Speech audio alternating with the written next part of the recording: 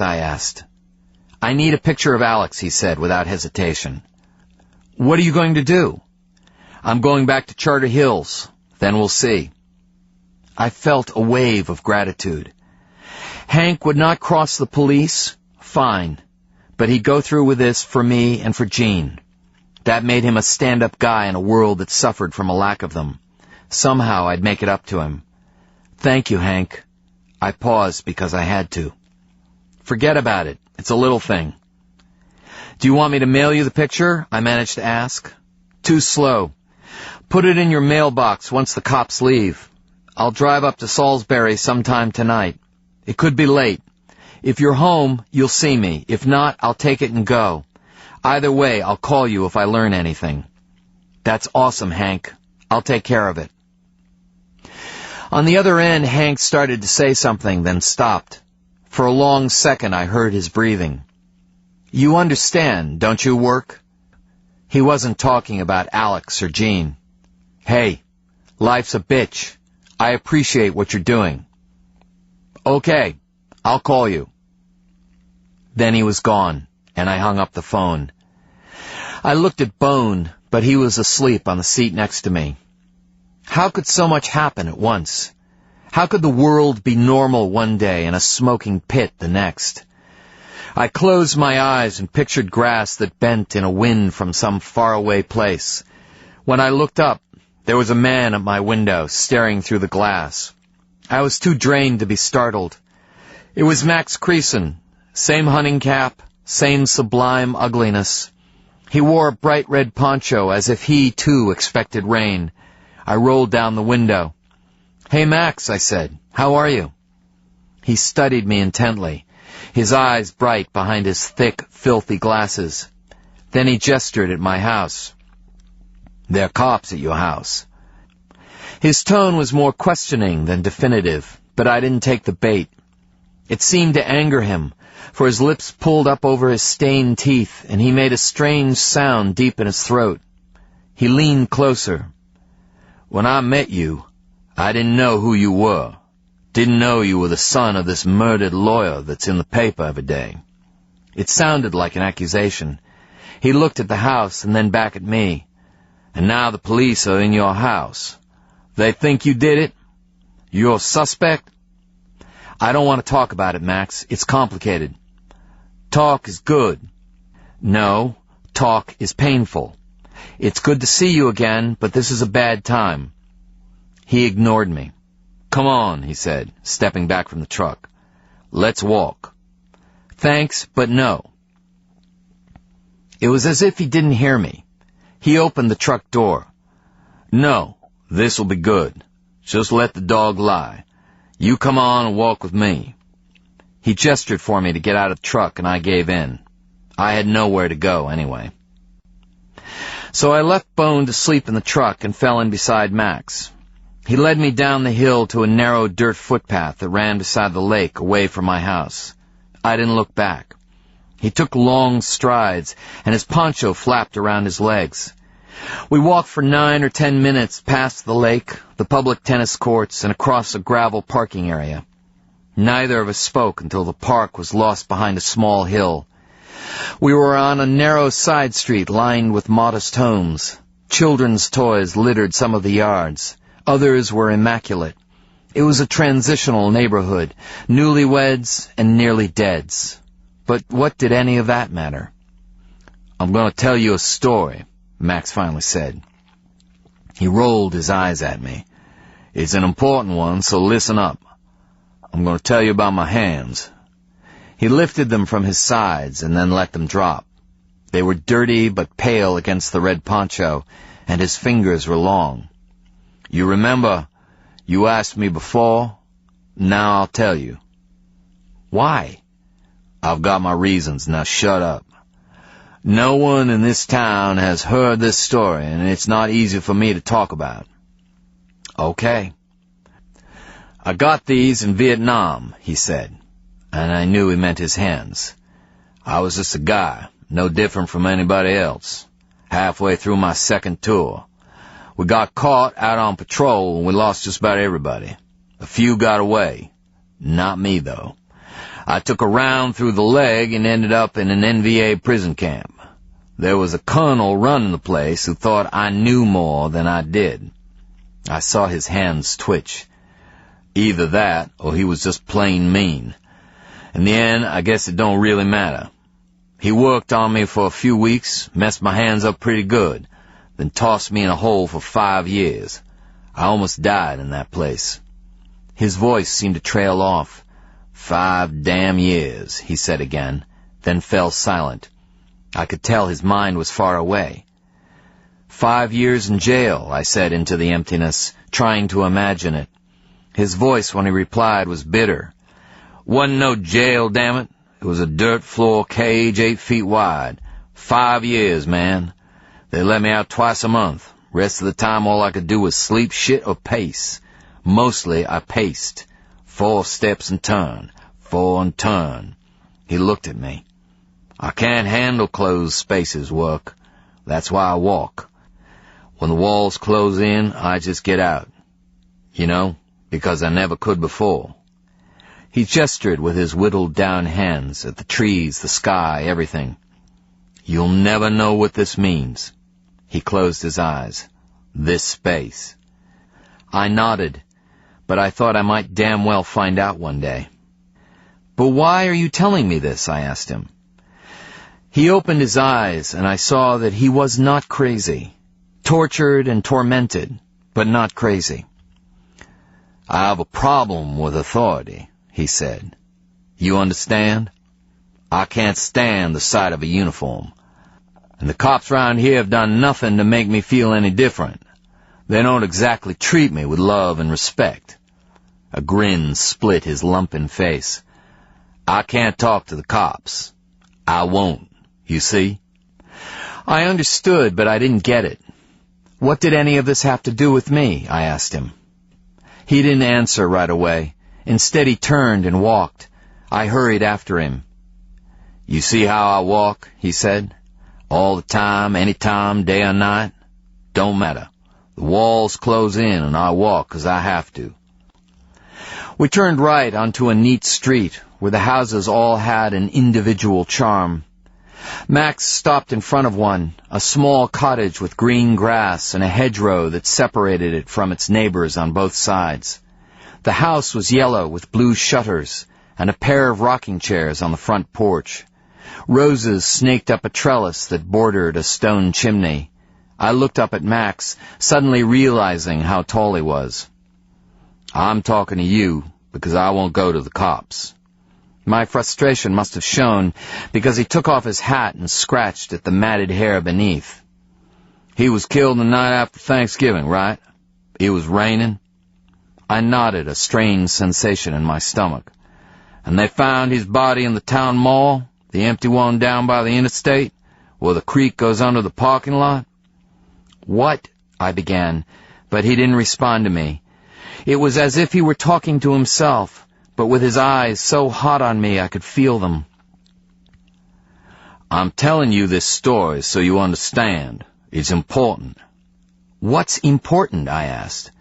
I'm telling you because I don't think you killed that man. The sensation in my stomach expanded, heat rushing out into my limbs, my fingers tingling. What are you saying? I walk all the time, he said. Sometimes by the tracks, sometimes the park. A pause. Sometimes by the interstate. I realized that I had seized his forearm.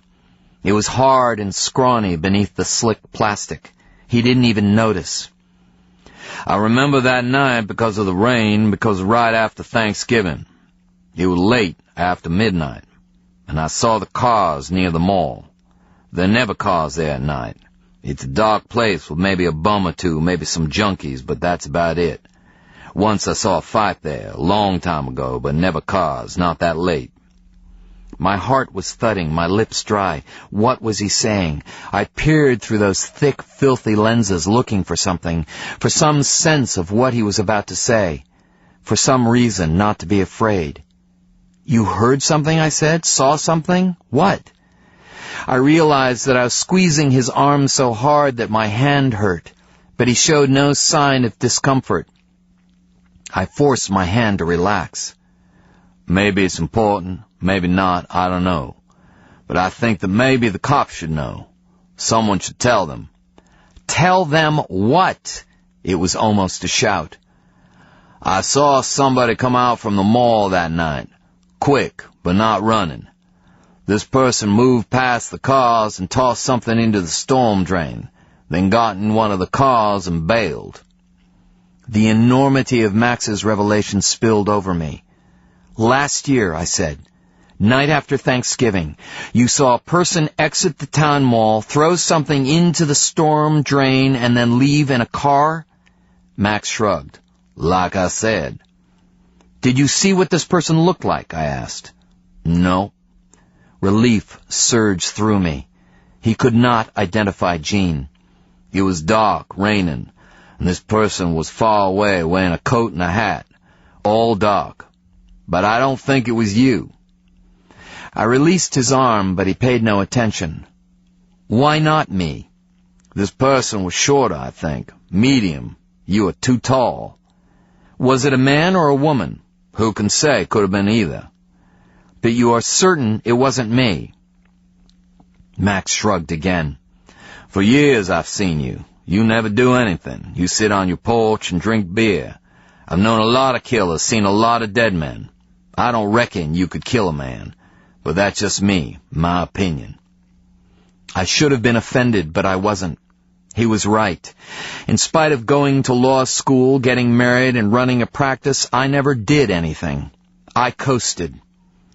What was this person wearing? I asked. Dark clothes, a hat. That's all I can say.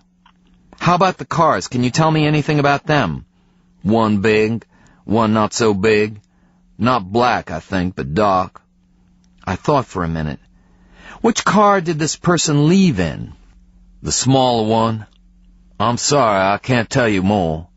They were ways off and I wasn't really paying attention. What happened to the bigger one? It was still there when I left. I was just walking by, I didn't stay. 2 days later I walked by the same place, but the car was not there. What did this person throw into the sewer, Max? Did you see it? Nope, but I have a theory, same as you. Tell me, I said. But I knew. When a person throws something into a hole in the ground, it's going to be something they don't want to be found. The papers say the cops are looking for the gun that killed your father. I think maybe you look in the storm drain and you'll find it. But that's just me talking, and I'm just a guy. I saw it through his eyes, like I'd been there. Of course it was the gun. And if the cops found it, game over. But the irony was like a fork in my guts. When they found Ezra in the town mall, it was bad enough. But the memories of that awful day so long ago were just that, memories. But this was the tunnel, the throat, and I had to go there to get the gun before the cops did. Before Max decided that he should tell someone else. Lord help me. You were right to tell me, Max. Thank you. You gonna tell the cops? I couldn't lie to his face, so I gave him the best truth I could. I'll do what has to be done. Thanks. I had to tell you, Max said. And there was something in his voice, something unsaid. I turned back to him just as a car passed us. His eyes were on that car, and he watched it until it was gone. Then he looked down upon me.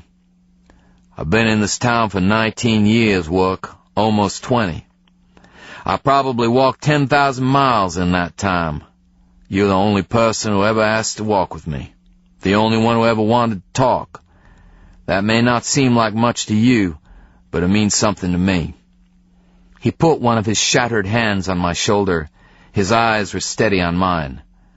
Now that's not easy for me to say, but it had to be said, too. I was moved by his sincerity, and realized that we'd traveled our own painful roads in this town. They were different, our roads, but maybe just as lonely. You're a good man, Max. I'm glad that we met. I held out my hand, and this time he shook it best as he could. So come on, I said, let's walk. I started to turn, but he didn't follow me. This is where I'll stop, he said. I looked around at the empty street. Why? He gestured at the yellow cottage. This is my house. But I thought...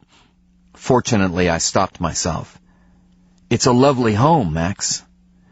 He studied the house as if looking for some imperfection, and then finding none, he looked back at me. My mother left it to me when she died. I've been here ever since. Come on inside, we'll grab a couple of beers and sit on the porch. I stood loose and still, embarrassed by all the years I'd seen him walk past my house and by all the assumptions I'd made. In some ways, I was as bad as Barbara, and that fact humbled me. Max? Yeah? His face twisted in a smile that no longer looked so gruesome to me. May I ask a favor? It's important. Ask away. I might even say yes. Another smile. If anything should happen to me, I'd like you to take my dog. Look after him. Take him walking with you. It would be a good life, I thought. Max studied me before he spoke. If something happens to you, he said with great solemnity, I'll take care of your dog. We're friends, right? Yes, I said, meaning it. Then good. But nothing's gonna happen. You'll tell the cops about the gun and take care of the dog yourself. Now come on. I bought beer just for you. So we sat on his front porch, looked across his tidy lawn, and sipped beer from the bottle.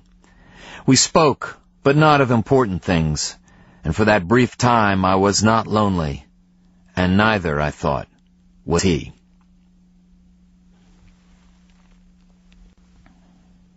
Chapter 19. I found Bone asleep in the truck, curled in the sun. One look up the hill and I could tell the house was empty, but I couldn't face it. That body was still warm. So I went to the office. It still felt like Ezra's building, and I thought it would be easier to start there. It was a little after 4 and the street was empty, sidewalks too. I wanted to be angry, but walked like a victim. I went in through the back door and saw my office first. Drawers were pulled out, filing cabinets stripped bare, case files, personal documents, all of it.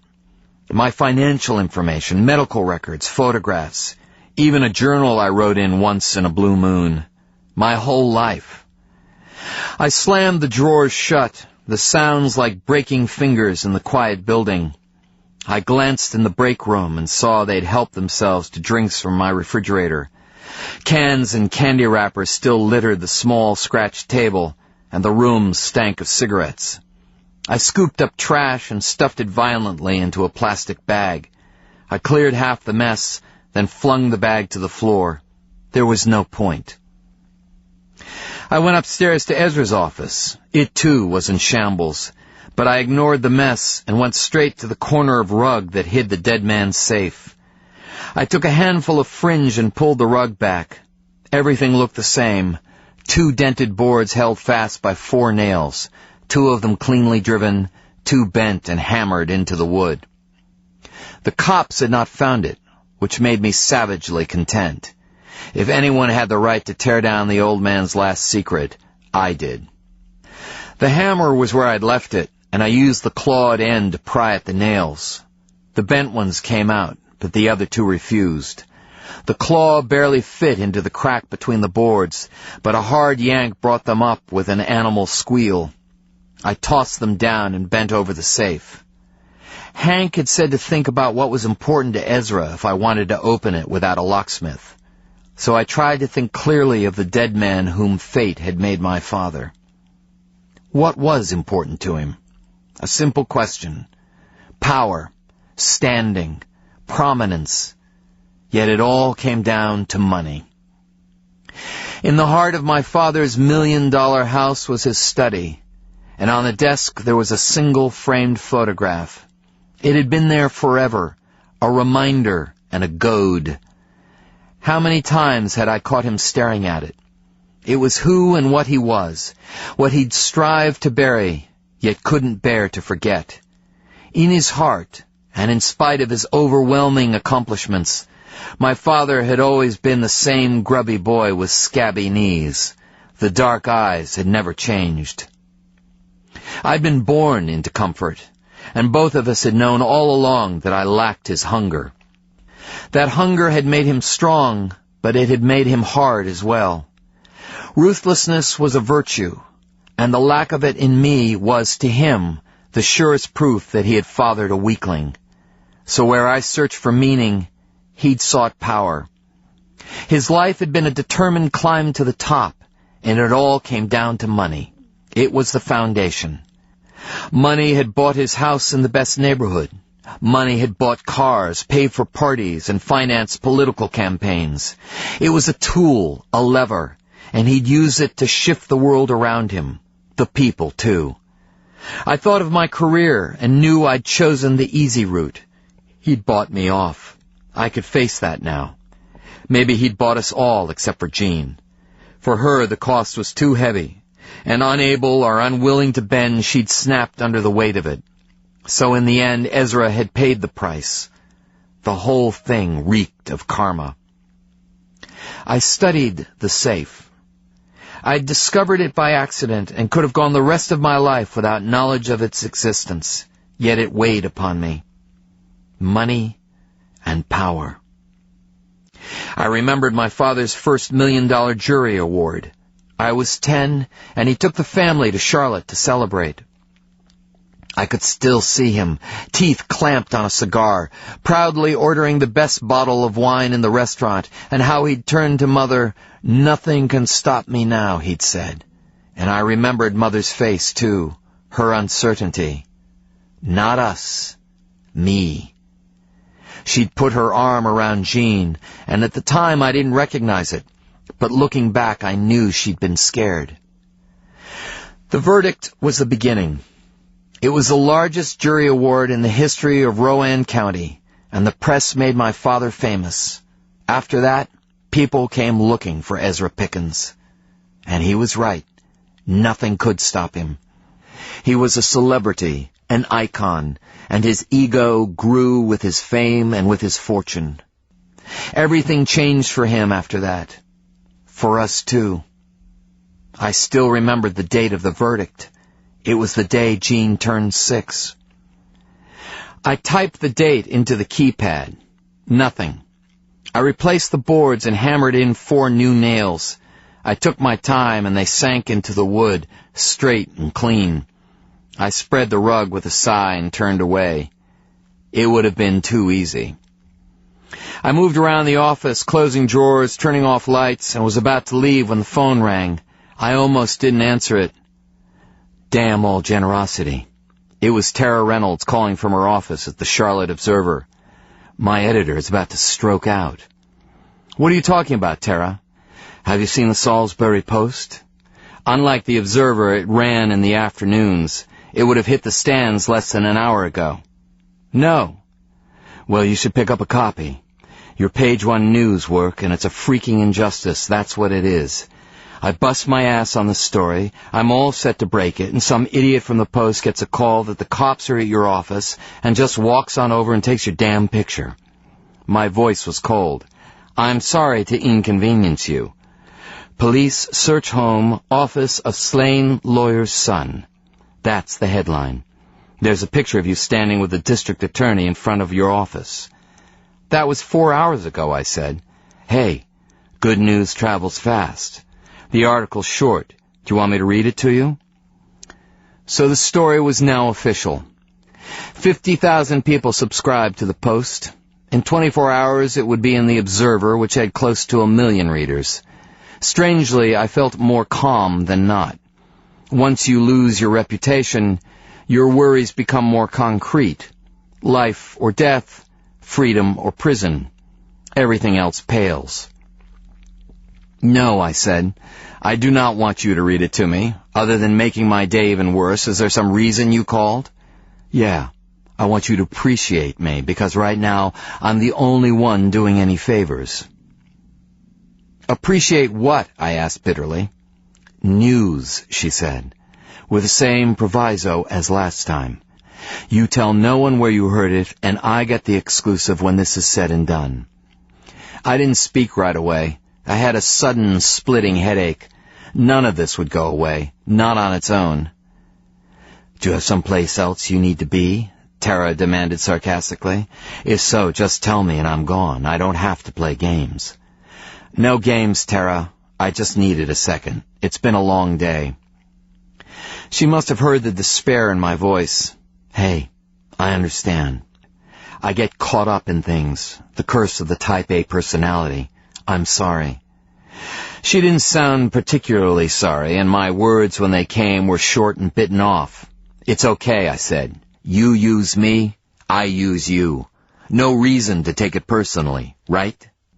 That's exactly right, she said, oblivious. So here's my news. The police have figured out why your father was in that old mall. What? Actually, it would be more accurate to say that they've figured out how he was in that mall. What do you mean? The property was going into foreclosure. Your father was retained to represent the bank. He would have had keys to the property. This surprised me.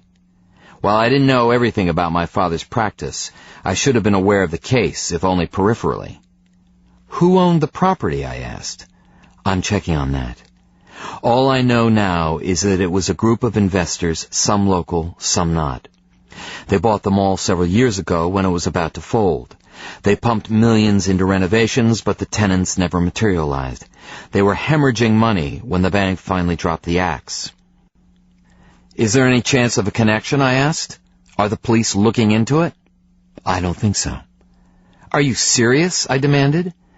Ezra was foreclosing on a multi-million-dollar operation, was killed on the property, and the cops don't see a connection? I heard Tara light up a cigarette, pausing before she spoke. Why would they work? They've got their man. She exhaled, and I pictured her wrinkled lips and the bright pink lipstick that bled into the cracks.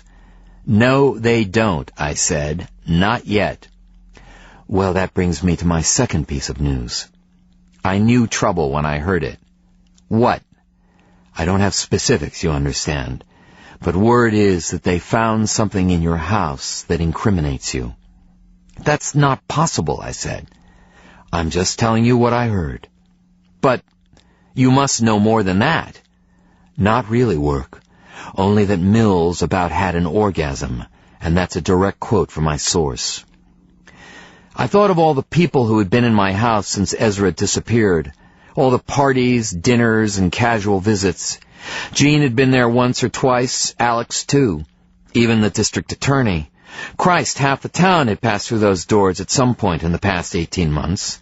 What in the hell was Tara talking about? You're not holding out on me, are you? I asked. This one is important. I've told you all I know. That's the deal. Another long exhale, and I knew she had something else to add. Have you told me everything? She finally asked. What do you want to know?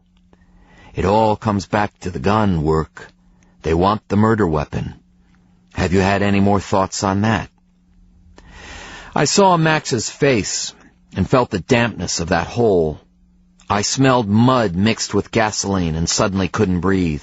For a moment, I'd forgotten. Still no sign, I finally told her. Would you like to make a statement? I'd be glad to put forth your side of the story. I thought of Douglas. That would be premature, I finally said. Call me if you change your mind. You'll be the first. You mean the only? Right. She paused, and I could almost smell the smoke. She liked menthols. Listen, she said. I'm not really such a cold bitch. It's just that 30 years of this has taught me a thing or two, like never get emotionally involved in the stories I cover. It's nothing personal. I just have to keep my distance. It's a matter of professionalism. Rest assured, you're very professional, I told her. That was uncalled for. Maybe, but I seem to be surrounded by professionals today. Things will work out, she said. But we both knew the truth. Innocent people went to jail all the time, and good guys bled as red as the rest. Take care, she said, and for an instant she sounded like she meant it. Yeah, you too.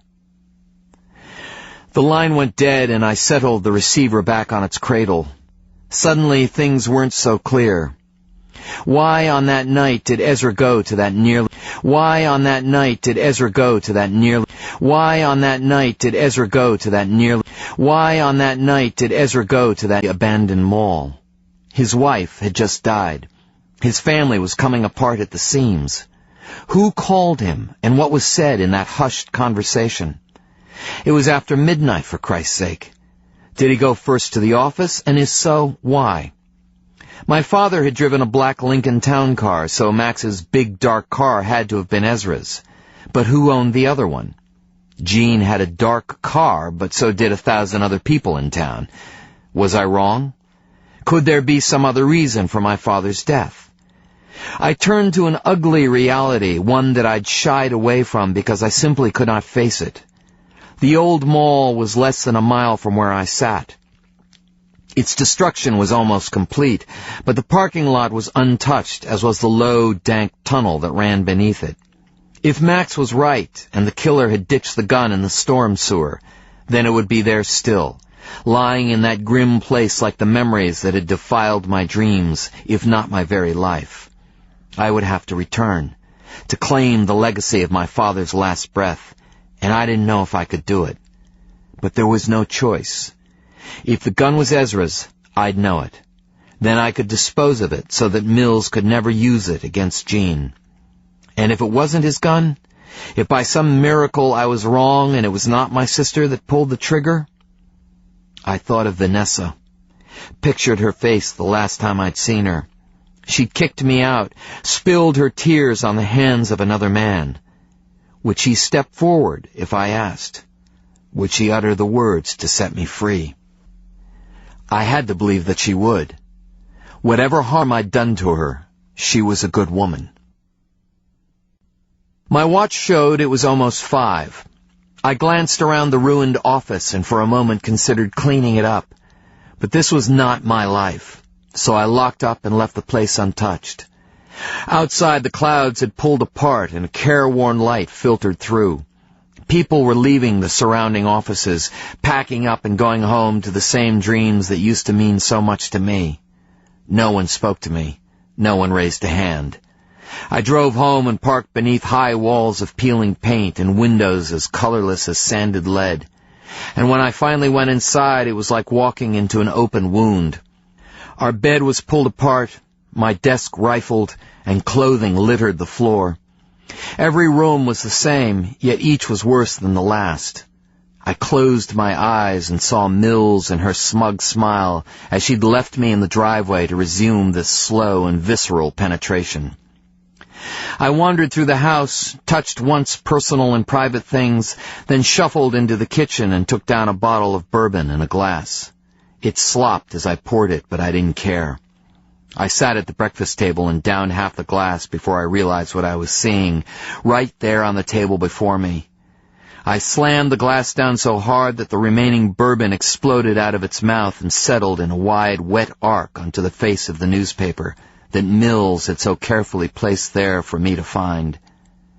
It was the Salisbury Post, and there I was on the front page. It was not the headline that enraged me, but the fact that Mills had put the paper there for me to find.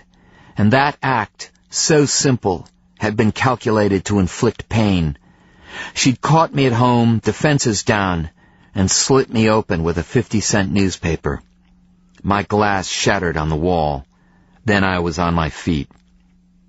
The writer didn't have many facts, but the implication was more than between the lines. The son of a wealthy dead lawyer was being investigated.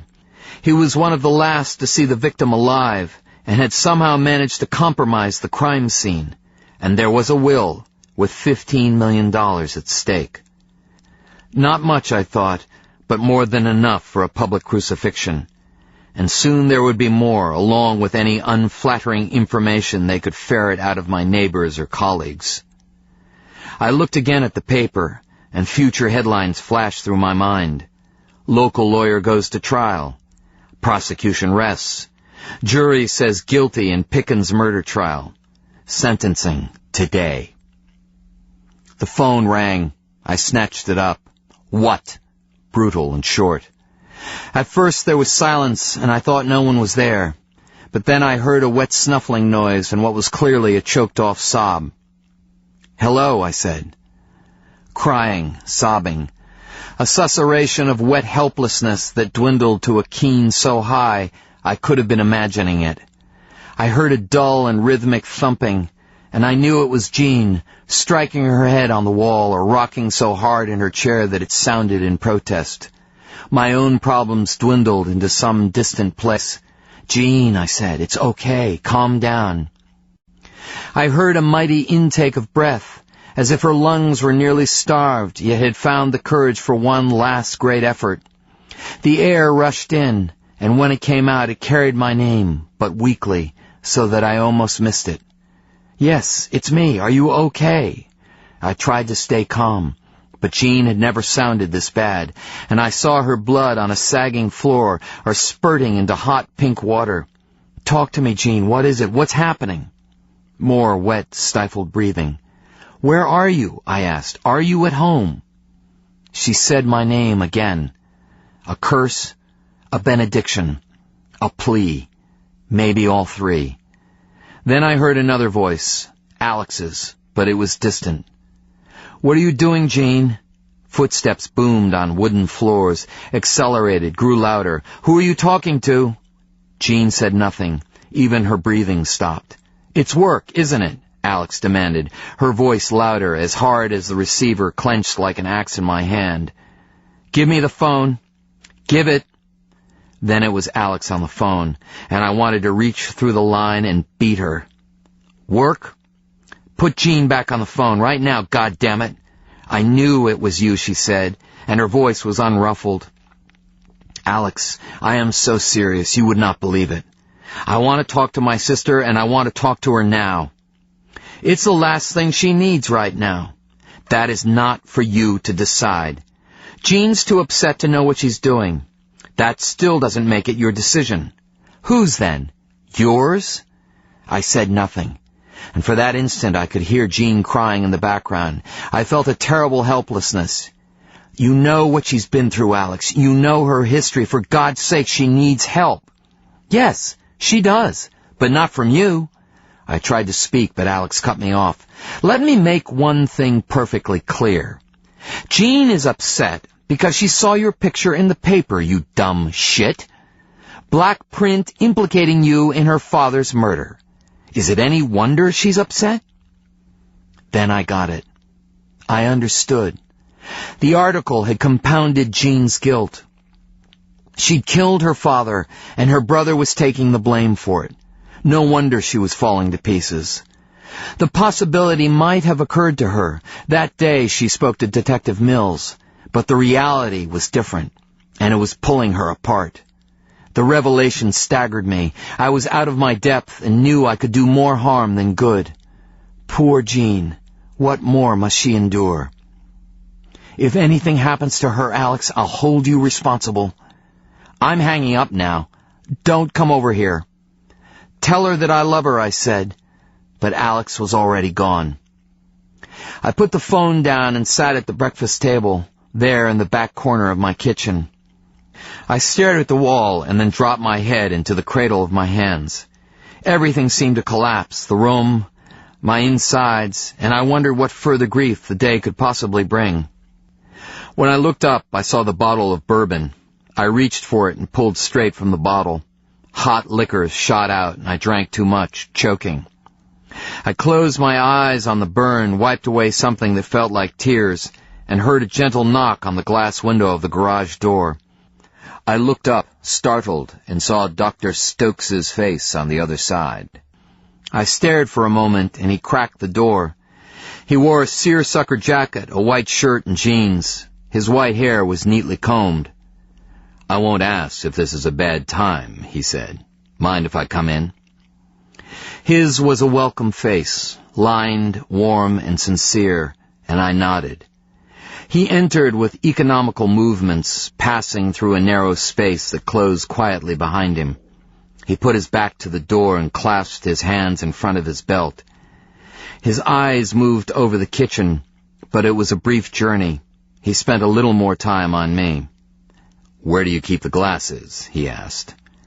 He was stately and elegant, perfectly composed. I pointed at the cabinet, still uncertain of my own voice. He moved farther into the kitchen and stopped next to me. I thought he would offer his hand or pat me on the back. Instead, he reached for the newspaper and folded it closed. Then he was past. He stepped over the shards of my broken glass and filled 2 fresh glasses with ice. "You don't have ginger ale by any chance?" he asked. "Under the wet bar," I replied, climbing to my feet. "Sit down, Work. You look whipped." He returned to the table and poured bourbon over ice. "You like ginger ale with bourbon?" he asked. "Sure. Yes." I remained standing. He was so matter-of-fact that nothing felt quite real. He studied me again as he finished making the drinks. "Gonna burn your insides out, drinking it straight from the bottle like that." He handed me a glass. "Why don't we try the study?" We walked through the long foyer and into the study, a small room with dark wood trim, green walls, and twin leather chairs flanking the cold fireplace. I turned on several lamps so that it would not appear so gloomy. Dr. Stokes sat opposite me and sipped his bourbon and ginger. "I wouldn't have come over had Barbara been here," he said. He turned one palm up. "But—" "She's gone," I said. "So it would seem." We drank in silence for a moment or two. "How's your wife?" I asked, knowing how absurd it sounded under the circumstances. "She's fine," he answered. "She's playing bridge down the street." I looked down into the depths of the cold brown liquid that filled my glass. "Was she home when the police were here?" "Oh, yes. She saw the whole thing. Hard to miss, actually. There being so many of them and here for so long." He sipped. "I saw you in your truck down by the lake. My heart went out to you, boy. I feel bad that I didn't come down, but at the time it seemed like the wrong thing to do." I smiled at the old gentleman and at his understatement. "I would have been bad company, yes." "I'm sorry that this is happening, Work. For what it's worth, I don't believe that you did it, not for a second. And I want you to know that if we can do anything to help, all you have to do is ask." "Thank you, sir." "We're your friends. We will always be your friends." I nodded, thankful for the words, and we were silent for a moment. "Have you ever met my son, William?" Dr. Stokes asked unexpectedly. "He's a cardiologist in Charlotte. I've met him, but it's been 4 or 5 years since I saw him last." Dr. Stokes looked at me and then down to his own glass. "I love that boy, Work, more than life itself. He is quite literally my pride and joy." "Okay." "Bear with me now. I haven't gone senile just yet. There's a story coming, and there's a message in it." "Okay," I said again, no less puzzled. "When Marion and I first moved to Salisbury, I was right out of residency at Johns Hopkins, younger than you are now. In many ways, I was a damn idiot, not that I knew it at the time. But I loved medicine. I loved everything about it. And I was eager, you understand, ready to build a practice. All Marion wanted was to start a family. She'd been patient through my residency, but she was as eager for that as I was for my career, and eventually we had our son." "William," I stated into a sudden silence. "No," Dr. Stokes finally said. "Not William." He took another sip, draining the glass down to a pale liquid, more melted ice than anything else. "Michael was born on a Friday at 4 a.m. He looked at me. "You never knew Michael. He was way before you were born. We loved that boy. He was a beautiful child." He laughed, a bitter laugh. "Of course, I only saw Michael in small increments of time. Dinner a few times a week, an occasional bedtime story, Saturday afternoons in the park down there." He gestured with his head, through the wall, down the hill to the park we both knew so well. "I was working hard, putting in the hours. I loved him, you know, but I was busy. I had a thriving surgery practice. Responsibilities." "I understand that," I said, "but he may not have heard me." He continued as if he'd not. Marion wanted other children, of course, but I said no. I was still paying off med school debt and barely had time enough for one child as it was. I was just too busy. That's a hard thing for me to say, but there it is. She didn't like it, mind you, but she accepted it. I watched shadows move on one side of the old man's face as he looked back down, and the way he tilted the glass in his seamed and heavy fingers. How he watched light move through the shifting ice. Michael was 3.5 years old when he died. It took the cancer 7 months to kill him. He looked up at me then, and I saw that his eyes were dry. That didn't prevent the pain from showing through. You don't need the details of those months' work. Suffice it to say, they were about as bad as a man could imagine. No one should live through times like that. He shook his head and paused. When he spoke again, his voice had waned. But if Michael had not died, we never would have had William. That's another hard thing to say, and most times I can't look at it straight on, not like it was a trade. Michael is a memory now, an unfulfilled promise. But William is real, and he's been that way for almost 50 years. I can't picture what my life would have been. Maybe it would have been better. I'll never know. What I do know is the son I have, and I can't separate that out. I don't understand why you're telling me this, Dr. Stokes. Don't you? I'm sorry, I'm not thinking very clearly right now. He leaned forward and placed a hand on my shoulder. I felt the heat of it and the pull of his weathered, knowing eyes. Hell is not eternal work, nor is it devoid of all hope. That's what his death taught me, that you never know what's waiting on the other side. For me, it was William. There'll be something for you, too. All you need is faith. I considered his words. I haven't been to church in a long time, I said, and felt the firm grip of his practiced hand as he climbed to his feet and leaned on my shoulder. The light was full on his face when he spoke. It doesn't have to be that kind of faith, son. I walked behind him as we moved back through the house, and I stopped him at the door. What kind of faith, then? I asked. He turned and patted me on the chest, above the heart. Whatever gets you through, he said.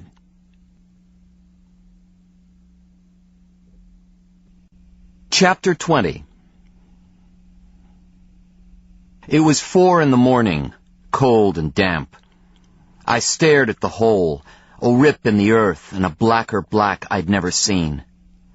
Around it the world paled to gray, and I felt naked in that pallid light.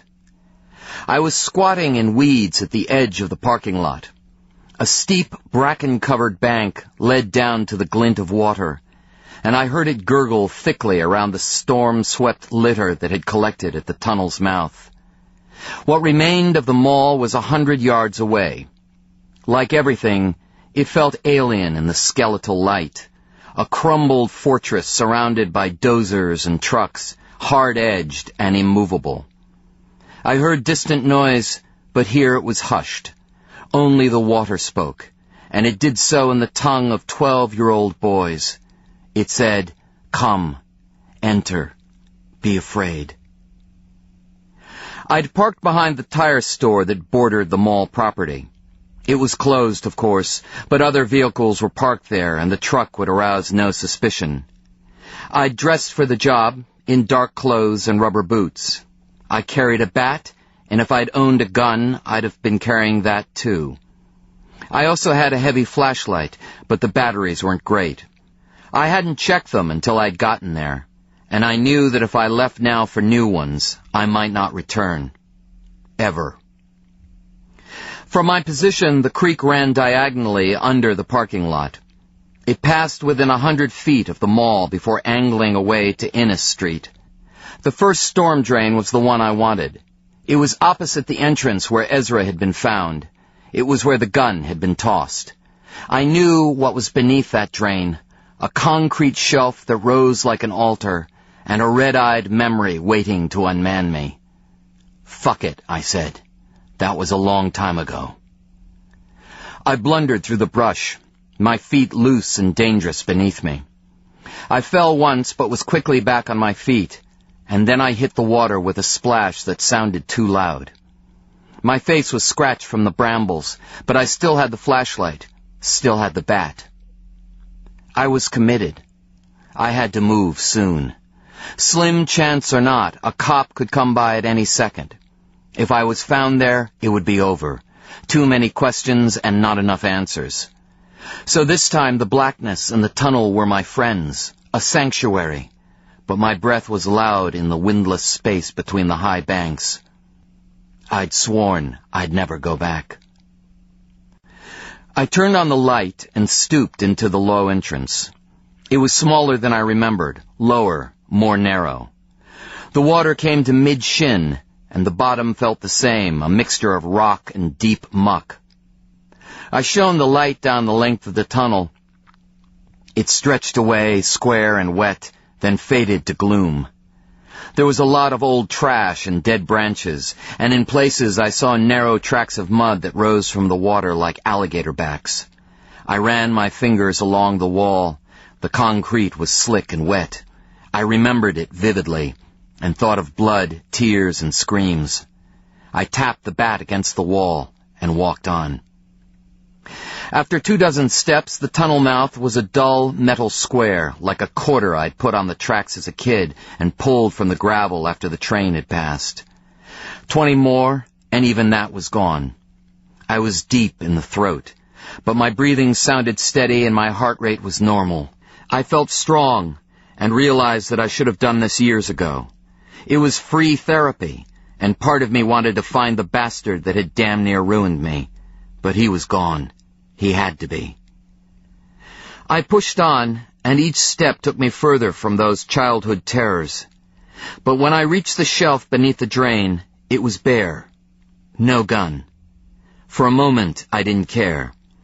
In the cone of weak yellow light, the shelf was stained as if by blood, and I stared, seeing a past that rose like an apparition, sudden, vicious, and so real I could touch it.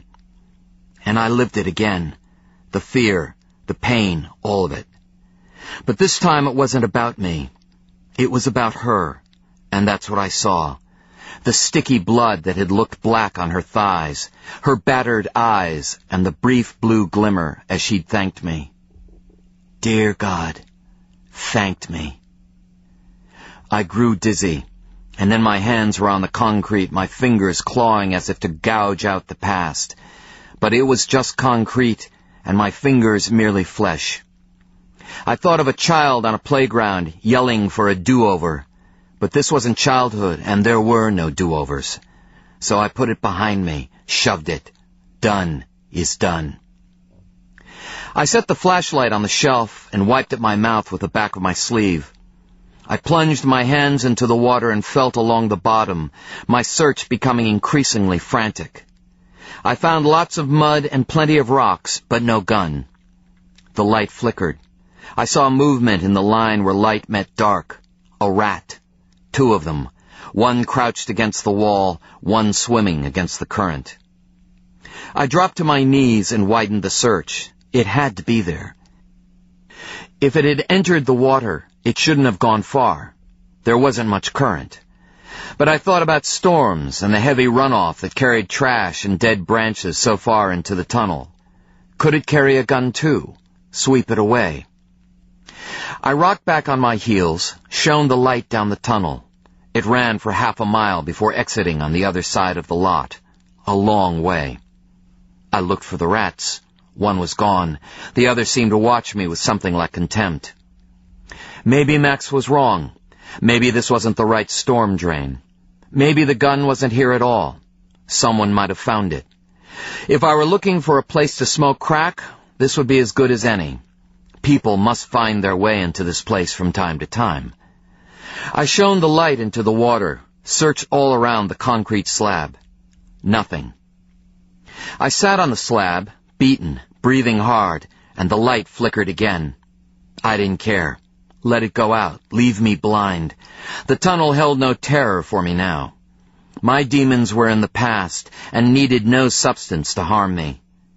I leaned against the cold, wet wall and splayed my fingers where Vanessa had lain. Did this place remember? I shone the light on the walls around me, doubting it. It was just a place and had no need for memory. Then I looked up. It took a second for it to register, but when it did, I felt new hope. The storm drain did not empty straight into the tunnel. There was another ledge, 3 feet wide and half again as high, near the roof of the tunnel. It looked deep. I clambered onto the slab, dirty, dripping, bent almost double. It was more than a ledge. It was another small tunnel.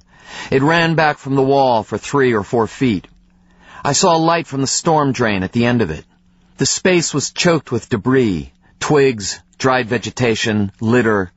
I reached in and began to pull it out. It rained around my legs, onto the slab and into the creek. I pulled out more and more, faster, frantically. I could not quite reach the very back. I strained harder, my face crushed into the concrete, tendons stretched. My mouth opened as I pushed. Then I felt something hard. My fingers scraped it, drew it closer. They seized it, knew it for what it was, and ripped it out. It was a gun. Max was right. I hunkered down onto the slab, a primitive man.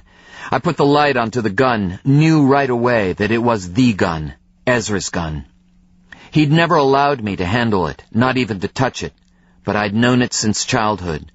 Having seen it shoved into my mother's face, how could I ever forget it? It was a stainless steel Smith & Wesson with a custom pearl grip.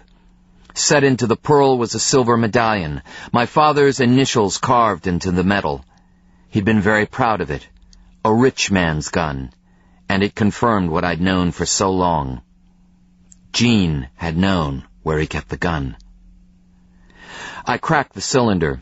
6 shells, 2 of them spent. I saw the tiny divots made by the firing pin. Such small marks, I thought, touching them, to make such an enormous hole in my universe. I turned the pistol over. It was heavy, dull, and dirty. I didn't doubt that it would fire if I pulled the trigger. For a moment I held the image in my mind, unable to deny the simple elegance of such an act, of my suicide, here of all places. I snapped the cylinder closed, and for an instant the reality of my discovery overwhelmed me. This was the instrument of my father's death, the last thing he'd seen on earth. My fingers ached around the hard metal as I tried to picture my father's eyes. Had they begged, held contempt, or had they finally shown some kind of love?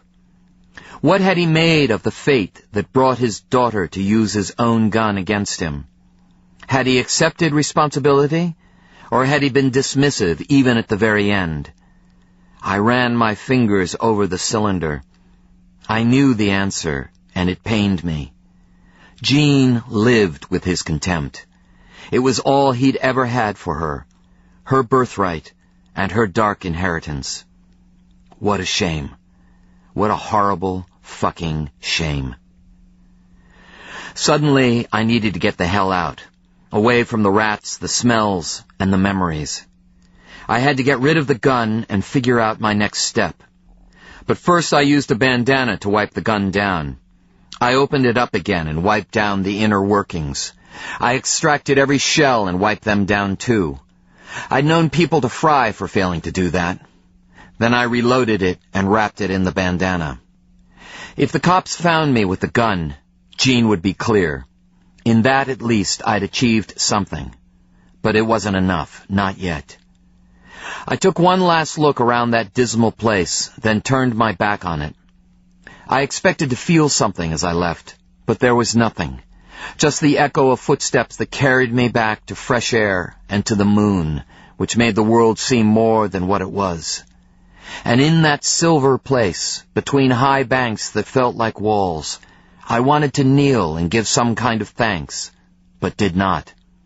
Instead, I climbed up through the thorns until I stood on top of the tunnel, above it, and the water's voice was a whisper I could barely hear.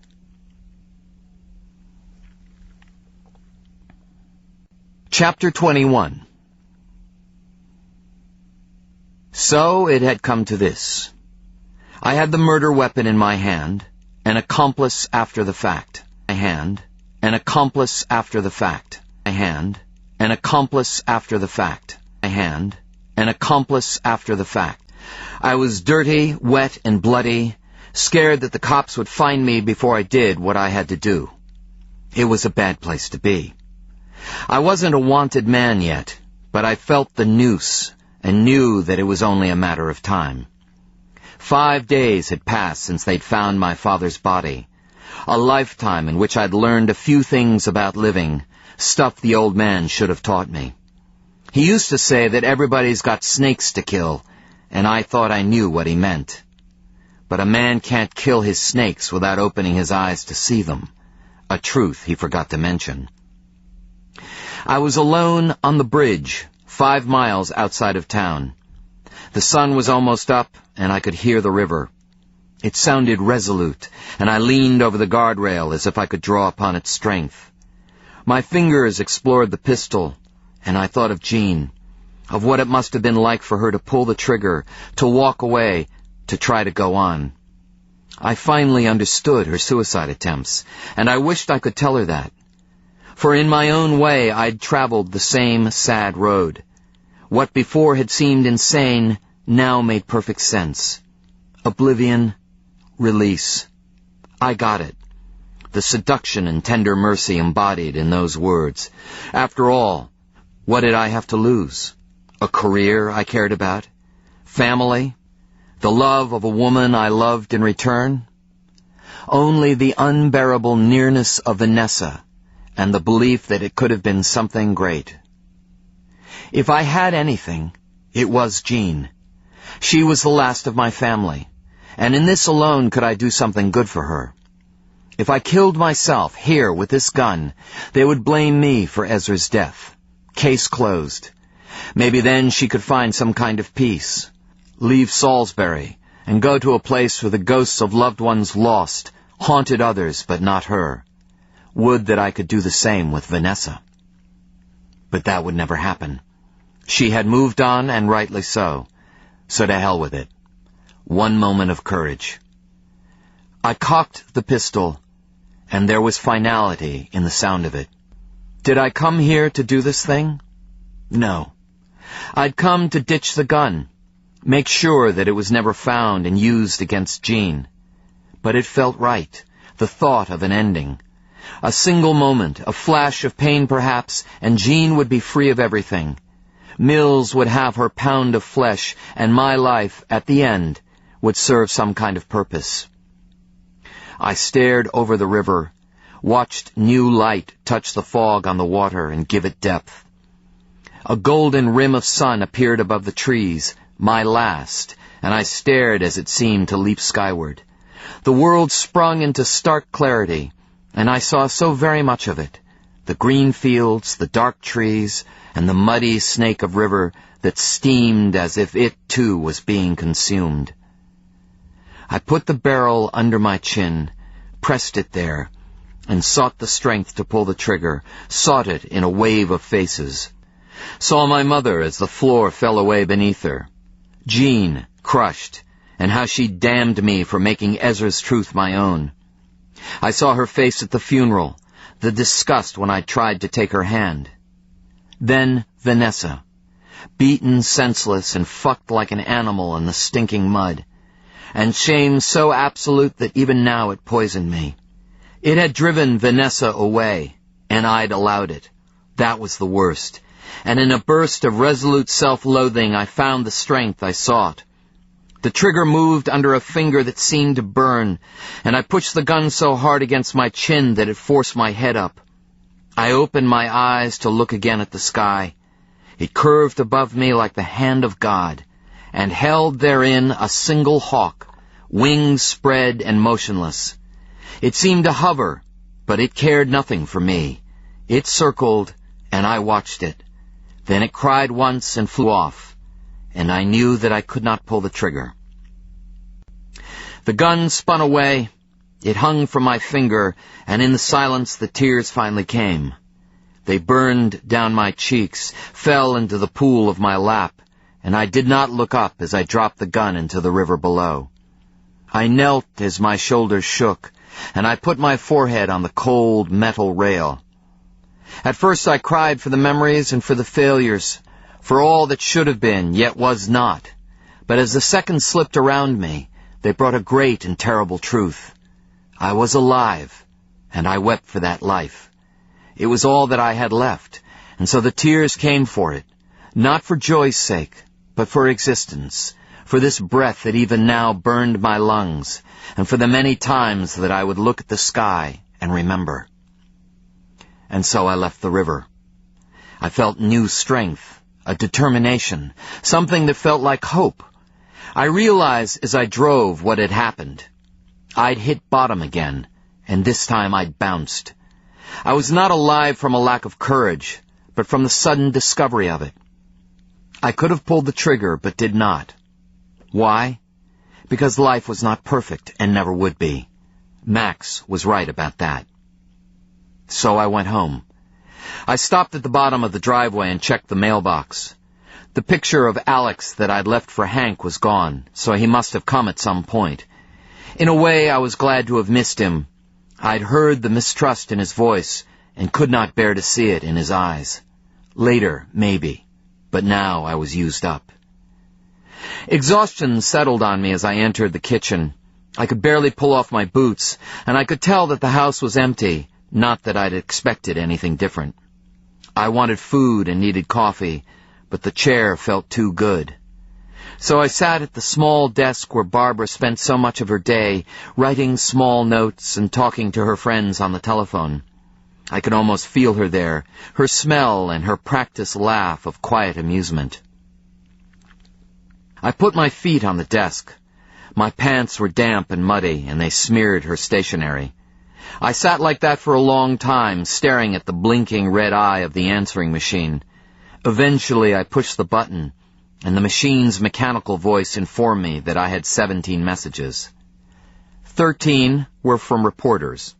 I erased them. 1 was from Hank, confirming that he'd picked up the photo, and 3 were from Barbara. In the first, she was pleasant. In the second, she was polite, but in her last message, she was angry. She didn't shout, but I recognized the controlled, clipped tones. Where was I? That was the question, and I knew what she imagined. I was at Vanessa's. I erased hers too and looked at my watch.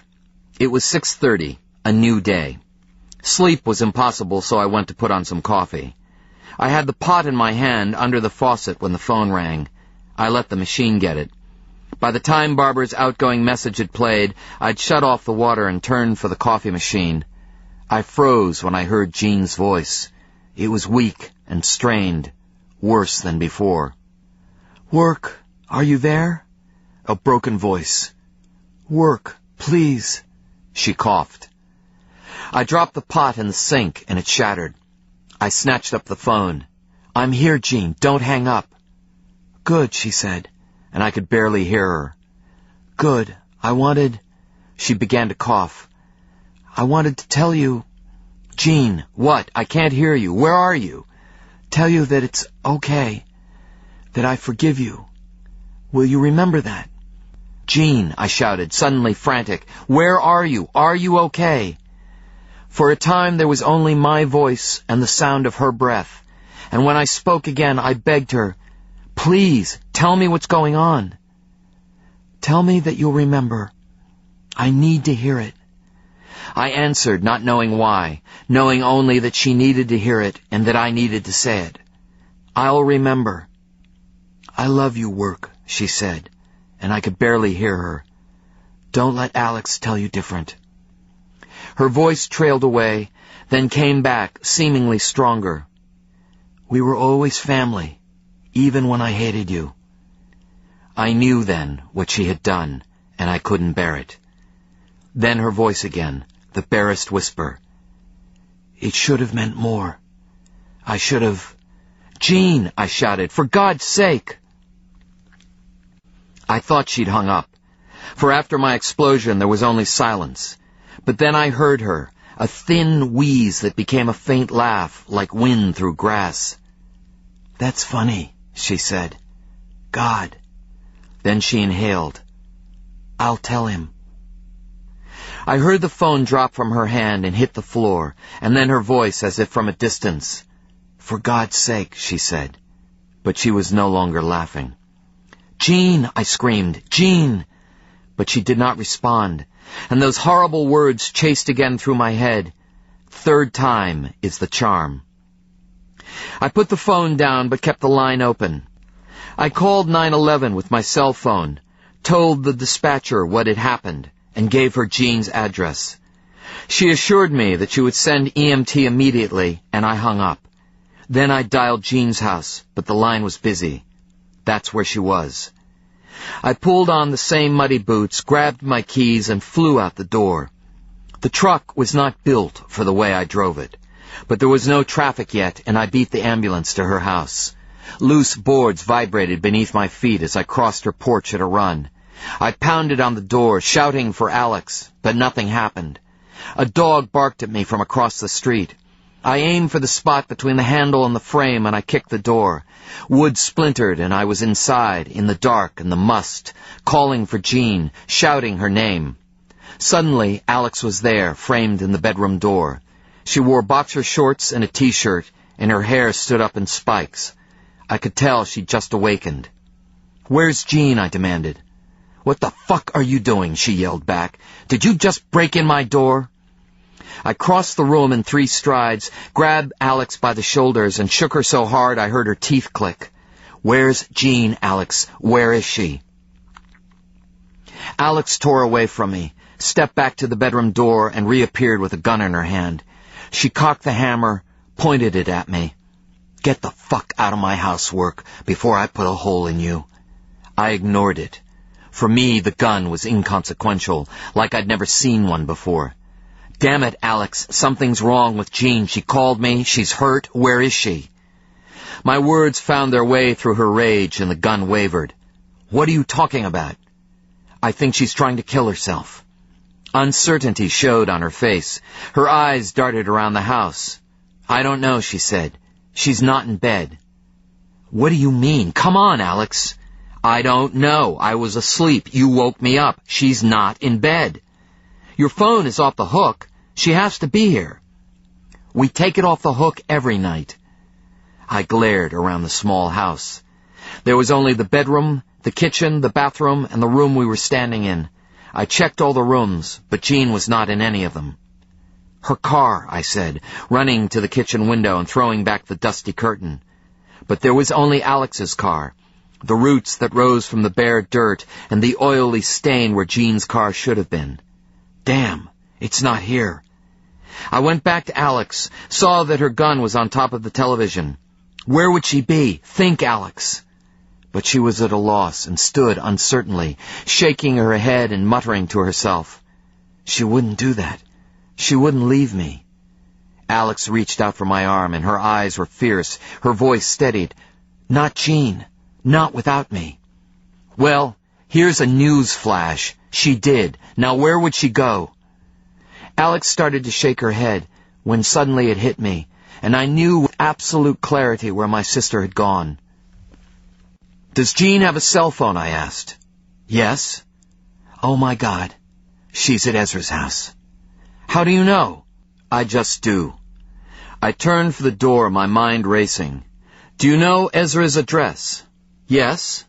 "Call 911. Give it to them." "Then what?" "Stay here in case the ambulance shows up. If they do, then lead them to Ezra's."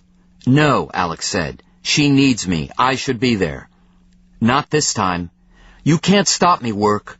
I turned at the door. "She called me, Alex, not you."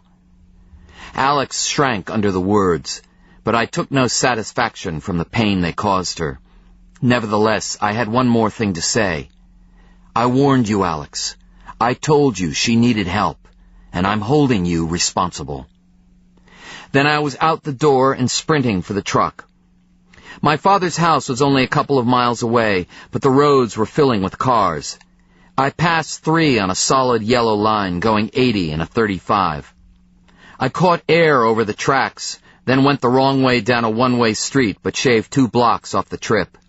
I fishtailed into the driveway, clipped one of the box bushes, and stopped behind Jean's car. I hit the back door at a run and bounced off it. It was locked. Damn. I fumbled for my keys, realized I'd left them in the truck and had to run back for them. But then I had the key in the door and it moved under my weight. I was inside, shouting, turning on lights.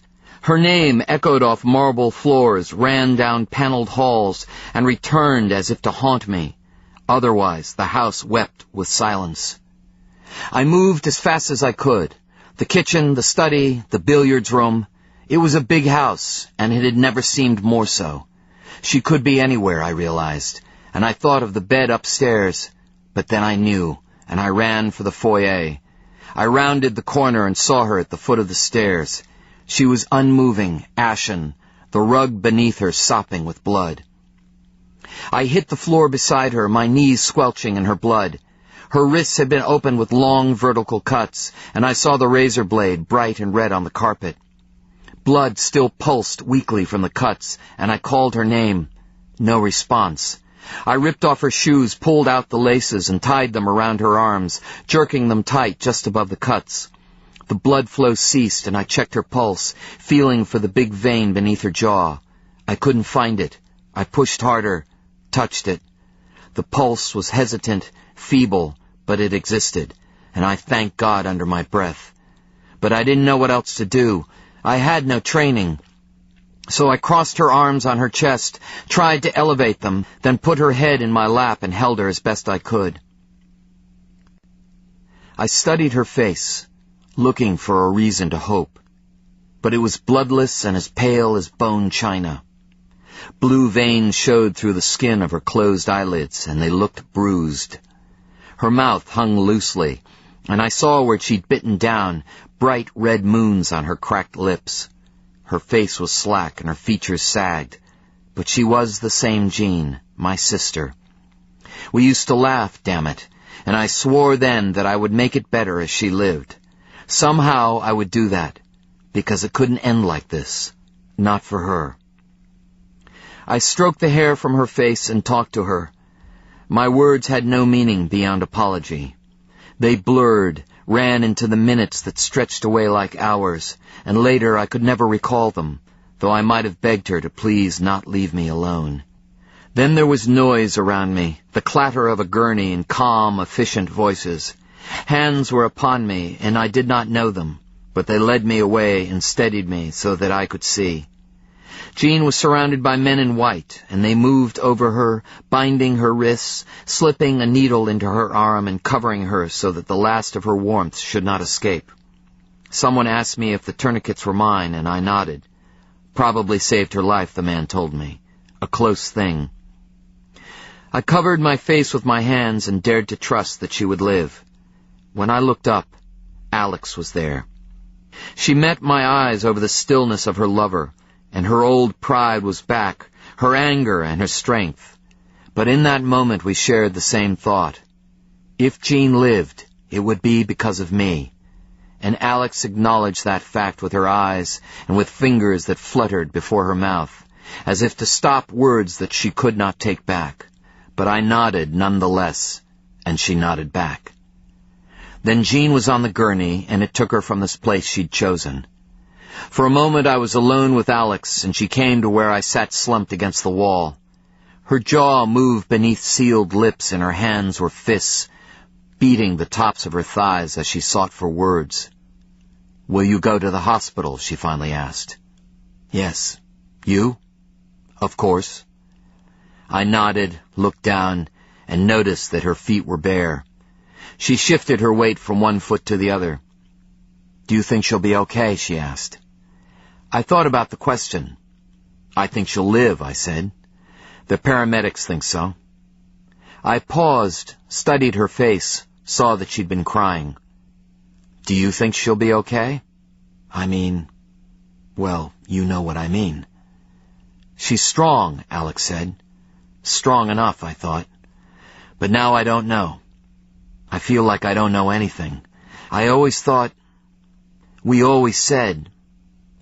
Her voice trailed away and she wiped at her nose. I thought of something she'd said back at Jean's house, and I understood, but the understanding left me chilled. You always said you'd go together. Is that it? Alex stepped back as if struck, and I saw that she'd left a bloody footprint on the hardwood floor, a perfect little foot. I could even see the lines. I told her what was on my mind. Not without me. That's what you said. What? Her voice was loud, and I knew that I was right. She wouldn't do that. Not without me. Those were your words. I want to know what they mean. I climbed to my feet, growing angry. Did you talk about this? Doing it together? Is that what you meant? No. Another step back. Is that the kind of help you've been giving her? Is it? A shout. Then it's a miracle she's alive at all. And no damn wonder that she called me instead of you. Alex stopped moving, and there was a sudden resoluteness in the way she stood and in the tone of her voice. She was no longer defensive, but upset herself, pissed off, the Alex I knew so well. It wasn't like that, she said. It was a call for help, Alex, and she called me. Why did she do that? Why not you? You couldn't possibly know how it was, and you could never understand. Don't flatter yourself. You're all the same. Who? I demanded. Men? Heterosexuals? Pickens men, Alex replied. All men. Take your pick. But mostly you and your damn father. Try me, I said. Explain it to me. You have no right to judge us. My voice rose and I let it. I was furious. I was scared. And I could not bear the comparison she'd made. I pointed at the empty door toward the hall through which they rolled my sister to the ambulance. I do have the right, I shouted. God damn you, Alex, I do. She just gave it to me, and you can't change that. If Jean lives, and you should pray that she does, then we'll see who has the right. Because if so, I'm going to have her committed, so that she can get the help she needs. If you're around, Alex said, and her eyes glittered with insect intensity. Are you threatening me? I asked. Alex shrugged, and her features dropped. I'm just saying it seems like you've got other worries, other things to occupy your mind. What are you implying? I'm not implying anything. I'm stating the obvious. Now, if you're finished with your tirade, I'm going to the hospital to be with Jean. But remember this. She stepped closer. You have never had power over me. Never. And as long as I'm around, you'll never have power over Jean either. I looked at Alex, at her bottled rage, and felt my own fall away. How had we come to this? She said that she loves me, Alex. In spite of everything, she still loves her big brother. So you see, I don't need power over her. I don't want it. She called me, and I saved her life, just like I did before she met you. Think on that. Then let's figure out what we can do to help this person we both love so much. If I'd expected Alex to back down, I should have known better. That's not what I meant, Work, and you know it. Stop being such a fucking lawyer. She turned and left, her bare feet soundless as she fled the truth. I heard the door slam, the muffled sound of her car, and then I was truly alone in the great house I'd known for so long. I looked at the rug spread beneath the stairs, the lake of blood that filled the space with its own peculiar scent. Footprints led away from it, and tracks from the gurney, growing lighter, transparent, and then disappearing altogether. I saw Jean's cell phone and picked it up. I held it, studied the dried blood on it, and then placed it on the small table by the door. I told myself I should go to the hospital, but I knew from bitter experience that Jean would live or die whether I was there or not, and I was so tired, so unable to deal with Alex again. I thought of the big bed upstairs, pictured myself on its snowy sheets. I wanted to roll into them, touch their cleanness, and pretend that I was a child again and had no worries, but I could not. I was not that person anymore, not a child and not a deceiver. So I lay down on the carpet, next to the drying wasteland of my sister's life.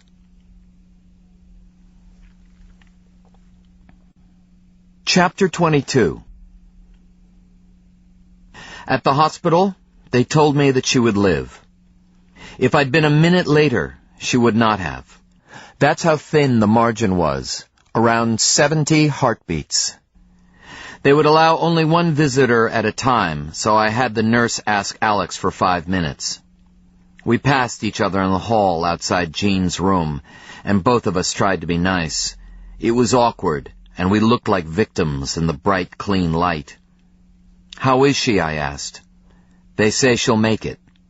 "Brain damage?" Alex shook her head, pushed her hands farther into the pockets of her grubby jeans. I saw where Jean's blood had dried between her toes. "They don't think so, but they won't swear to it."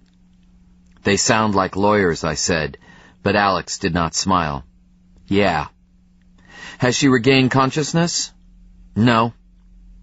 "Listen, Alex, when Jean wakes up, she'll need to see people who care about her, not people who hate each other. I'd like to give her that." "You mean fake it?" "Yes. I'll do it for Jean, but the line's been drawn for us. Don't let my act fool you. You're bad for her, even if she doesn't see it that way. All I care about is getting her better, and I want her to know that people love her." Alex looked down the hall, away from Jean and from me. "I'm going for coffee. I'll be 10 minutes. "Okay. Thanks." She took 2 steps and turned. "I wouldn't have shot you," she said. Her statement surprised me. Until then, I'd forgotten all about the gun in her hand and how steady it had seemed. "Thank you," I said. "I just wanted you to know that." Jean's hospital room was exactly like every other one in which she'd awakened after a failed suicide attempt. The bed was narrow and mean, with steel rails, stiff sheets, and a bright spread that somehow appeared colorless. Tubes snaked into her body, green in the light of her monitors, and the curtains were drawn. I walked around her bed and opened them. The morning light was warm, and in it Jean looked like a wax figure, pallid and incomplete. I wanted to mold her into something else, a survivor, but I lacked that qualification and could still feel the barrel under my own chin. Only then did it occur to me how close we both had come, and standing above her, I tried to make sense of it all. I knew only that we lived, an immense but lonely truth. I sat and took her hand. When I looked at her face, I found her eyes open and watching me. Her lips moved, and I leaned closer. "Am I alive?" she asked in a whisper. "Yes," I answered in a cracked voice. "You are." I bit down on my lip. She was so weak. "It was a close thing." She turned her head away from me, but not before I saw tears slip from beneath her tightly shut eyes. When Alex returned, she was asleep again, and I left without saying a word about it. Maybe I was selfish. I didn't care. I leaned against the wall in the corridor for what felt like a long time. Before I left, I looked into the room through the small window with wire in the glass. The curtains were pulled again, and Alex sat where I had, holding Jean's hand. Jean had not moved. She faced the wall, and I wondered if she was still asleep. Would she turn from Alex as she had from me? Or was Alex truly her life, whereas I was welcome only at the ending of it? I almost left, but I saw Jean move. She turned, saw Alex, and covered her face with her hands. Alex said something, and Jean began to tremble, the tubes dancing beneath her forearms. Then Alex was on her feet, leaning over her. She pressed her face to Jean's, and they both grew still. So I left, an unwelcome member of our sad little family. I had the elevator to myself, but when it opened into the lobby, I saw Detective Mills standing by the exit. She was looking out the window, but I knew she was waiting for me. I walked toward her and saw a marked patrol car idling at the curb. A uniformed officer leaned on the hood, his hand on the butt of his pistol. He was young and looked eager. "Are you here for me?" I asked. Mills turned at the sound of my voice and studied me. I was blood-stained and filthy. Next to me, she looked every inch the instrument of justice. Her shoes shone, and I could still see the crease in her pants. When she spoke, I smelled her mouthwash. When she spoke, I smelled her mouthwash. When she spoke, I smelled her mouthwash. When she spoke, I smelled her mouth. "I am," she said. "What about him?" I gestured at the young cop outside. Mills shrugged, but did not respond. "Cheap theatrics," I said. "There's no need." Outside, the cop got into his cruiser and left. He did not look at Mills or at me. Mills watched him drive away before she turned back to me. "A little jumpy, aren't you, Work?" "Whatever." She smiled. "I never said he was with me." "How did you find me?" I asked. "I heard about your sister," she said. "I figured you'd be here." "Thanks for your consideration." I couldn't keep the bitterness from my voice. "Your sarcasm isn't necessary. I'm not in the mood for you, Detective. Not this morning, not in this hospital, so if you'll excuse me." I stepped around her, walked through the exit and into the parking lot. The morning had warmed and the sky was clear and blue. Traffic was loud from the road beyond the manicured hedge, and people moved around me, but I felt Mills behind me. She wore heels, and her footsteps were loud and fast. I knew she wouldn't let me off the hook that easily, so I spun around to confront her. "What do you want, Detective?" She stopped a few feet away from me, a safe distance, and I saw the pistol butt hanging from beneath her jacket. She gave me the same cold smile. "I hoped we might have a chance to talk. There are some things I need to discuss. Maybe there are some things you'd like to say. Either way, I've got nothing better to do right now." "I do," I said, and turned. "What happened to your face?" Mills asked. "What?" I turned back. "Your face. It's cut." My fingers moved to my face as if guilty of some sin. "Scratches," I said. "Just scratches." "How'd you get 'em?" Mills asked lightly. "I went for a walk in the woods." She looked away and nodded. "Is that where you got so muddy?" she asked. "Is there some point to this?" "Why were you in the woods?" "I was burying bodies." More sarcasm, Mills noted disapprovingly. This time I shrugged. "Maybe we should have this discussion at the station." "The station," I repeated flatly. Mills looked around the parking lot and up at the scrub-blue sky as if she found it all slightly distasteful. When her eyes settled back on me, the expression remained. "It might be more productive," she said. "Do you have an arrest warrant?" I asked. Mills shook her head. "Then the answer is no." "So you claim you've never seen your father's will?" The sudden question threw me. It was unexpected, and a veil dropped over her face as she posed it. I sensed danger. "Why do you ask?" Mills shrugged. "It's what you told me before. I just want to make sure that all my facts are straight. You said that you'd never seen the will, knew nothing of its contents. Is that about right?" I knew what she wanted. Knowledge of the will meant motive. An alarm bell started ringing in the back of my head. Cops were like lawyers. The best questions were the ones to which they already knew the answer. "I'm not prepared to discuss this. My sister just tried to kill herself. I'm still covered in her blood. Does this make sense to you?" "I just want the truth, Work, like everybody else." "I know what you want, Detective." She ignored my hostility. "Is that right? If you want the truth, then why don't you look into the mall foreclosure? There were millions at stake there, too. Angry investors, and my father in the middle of it. For Christ's sake, he was killed in the damn mall. Or is that not relevant to you?" Mills frowned. "I didn't know that you were aware of that. There may be other things of which you're unaware. Are you looking into it or not? Do you even know who the investors are? I'll run this investigation as I see fit. Obviously. Don't get smart with me, Work. It's not worth it. Then take your blinders off and do your job. Her voice dropped. Your father was just the messenger. Killing him wouldn't stop the foreclosure. You're a lawyer. You know that. Murder is rarely cold-blooded. People kill in emotional states, hate, anger, revenge, lust. If you don't know the players, how can you rule it out? There could be 1,000 other reasons out there.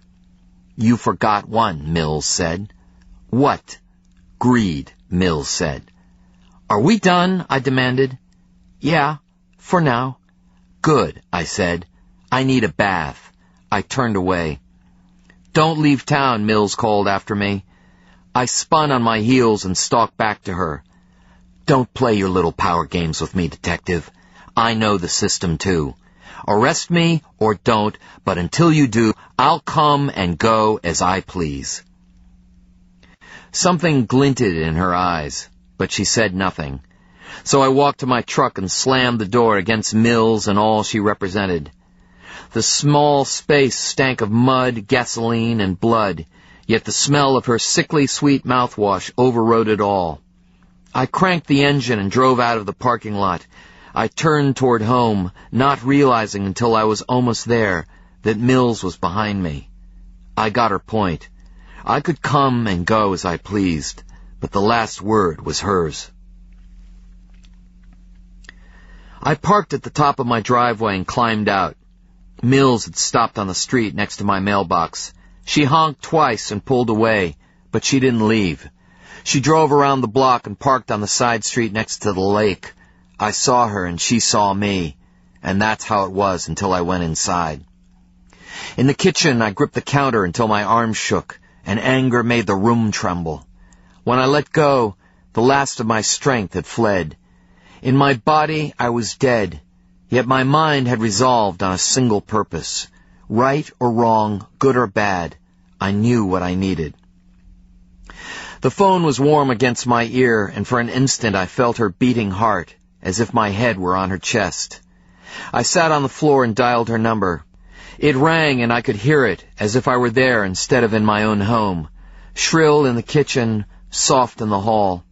I pictured her rushing to answer it, across the front porch, screen door banging, the smell of turned earth and the soap she used. I saw the curve of her lips as they crafted my name. But she never came. Just her voice on the machine, and it was not the same. Not even close. I could not bring myself to leave a message.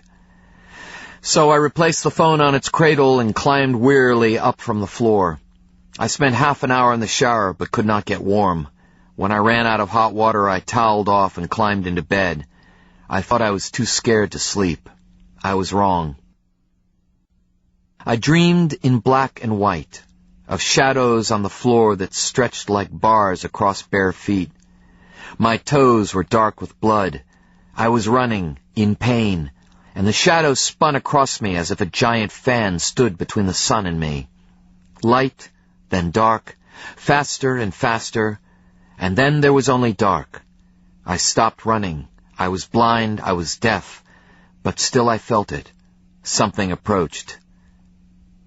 "Hello, Barbara," I said without turning over. "It's 3 o'clock, she said. "I didn't sleep much last night," I told her. "I know," Barbara said. Reluctantly, I turned. She was wearing a pink Chanel suit with a pillbox hat. Her face was perfect, but the diagonal light cut tiny shadows at the corners of her mouth. "How do you know?" I asked.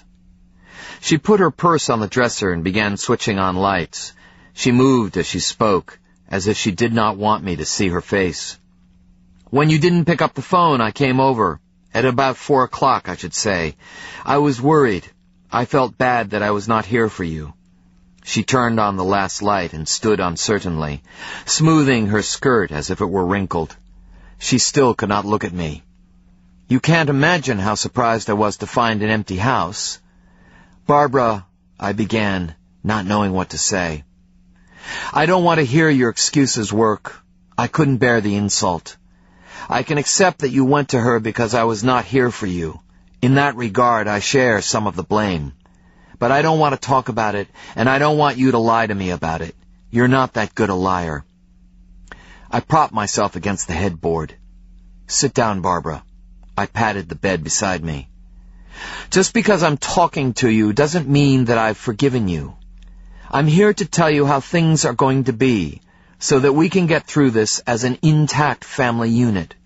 First, I don't think you killed your father. I interrupted. Well, thank you for that. I wasn't being sarcastic. Please let me finish. Okay, Barbara, go ahead. You will not see this Vanessa person again, and I will stay here and help you get through this. Whatever has to be faced, we will face together. I will swear with my dying breath that you were with me when they say Ezra was killed. She finally looked at me. A strange light burned in her eyes, and her voice when she continued was as brittle and hard as shale. We will smile at our neighbors. We will not hide as if in shame. When people ask how we are, we shall tell them, splendid. We are splendid. I will cook for you, and eventually I will sleep with you. All this will pass, and when it does, we will still have to live in this town. Her voice had not changed, an unshakable monotone, and I watched her in disbelief as she continued to outline the way it was going to be. We'll stay in for the most part, but occasionally we'll go out for appearance's sake. Everything will be as it always was. Glenna has made some calls. Things are bad, but they'll get better. Once this blows over, we'll be okay. Barbara, I said. No, she shouted. You do not interrupt me, not now, not after this. She pulled herself together, looked down on me, and painted a smile onto her face. I am offering you a chance, Work. Once this is over, we can go back. Back to what? I asked. To normalcy. She chose that moment to sit and place a hand upon my leg. I started to laugh, a shabby noise, devoid of even rudimentary joy. I sounded crazy, even to myself, and I watched as if from behind plate glass as Barbara recoiled in confusion. Normalcy, I parroted. Our old life. That's no gift, Barbara. Or are you too wired into the program to even see that? She stood. What are you saying? I climbed slowly from the bed, naked and not quite myself. I looked at this woman, this wife of mine. I thought of our past, felt the emptiness of our shallow joys and trivial dreams. I put my hands on her shoulders. There are few things that I know right now, and one of them is this. I'll never go back to the way things were. I thought of the shadow bars from my dream. It's just another kind of prison. I stepped back and my hands fell to my side. Barbara's mouth hung open, then snapped shut. I looked down at myself. I'm going to find some clothes, I said, and walked past her. She followed me into the bathroom. It's her, isn't it?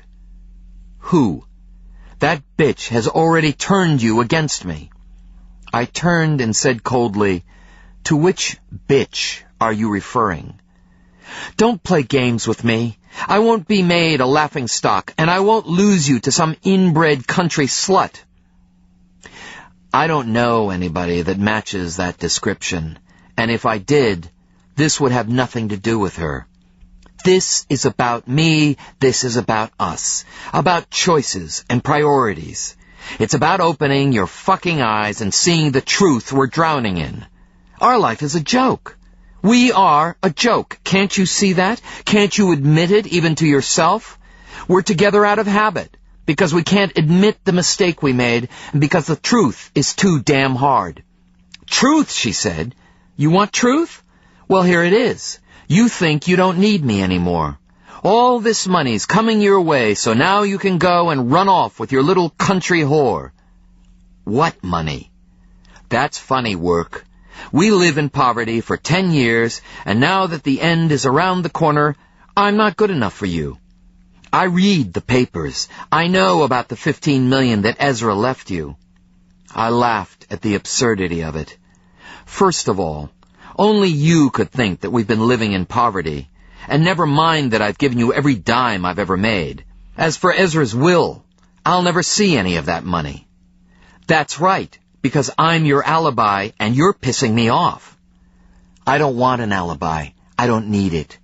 Go keep up your own fucking appearances. Leave me out of it. A crystalline silence fell between us, and I dressed behind her, turned back. I was pulling on socks when Barbara spoke again. I think maybe we both got a little carried away. I don't want to fight, and I know that you're very upset. I think maybe you're projecting that onto me. I don't know. Let's just step back a minute. Fine, I said. Whatever. I stuffed my feet into scuffed leather shoes and cinched up my belt. Let's just get through this trouble, and then we can look at our situation a little more calmly. We've been together a long time. There's got to be a reason for that. I think we're still in love. I feel it. When this is behind us and our money worries are gone, everything will look different. There's not going to be any money, Barbara. I'd have to sell my soul for it, sacrifice what's left of my life, and I can't do that. I can't let him have the last laugh. What last laugh? Who are you talking about? For Christ's sake, Work. It's $15 million. It could be $1 billion for all I care. I pushed past her. We can talk later, but I don't know what else there is to say. It's just the timing, Work. The situation. She followed me through the house. Everything fades. You'll see. It'll get better. I passed through the kitchen, grabbed my keys and my wallet. I don't think so, Barbara. Not this time. Then I was in the driveway and she filled the door behind me. You're my husband, Work. Don't walk away from me. I started the engine. God damn it, you're my fucking husband. I drove away, knowing that in one thing my wife was right. Everything fades.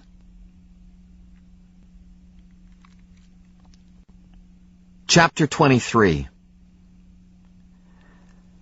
I went to the office because I had to do something. If I didn't do something, I would drink, and if I drank, I would get drunk. The thought appalled me because it was so tempting. But booze was just more rank escapism, like denial and self-deception. I sat at my desk, ignored the mess, and looked up the number for the medical examiner in Chapel Hill. He was an ex-football player, an ex-smoker, and an ex-husband. He was a good medical examiner and a decent witness on the stand. We'd consulted on several cases, and we got along. He wasn't scared of a drink. His secretary put me through. I don't know if I should be talking to you, he said without preamble. His tone surprised me. Why not? We don't exist on some pedestal, you know. We do read the papers. I knew where he was going. So, I asked, I can't discuss my findings with you. He's my father. For God's sake, Work, you're a suspect. Look, I know he was shot twice. I know the type of ammunition. I just want to know if there's anything else, anything unusual. We go back a ways, I'll admit that.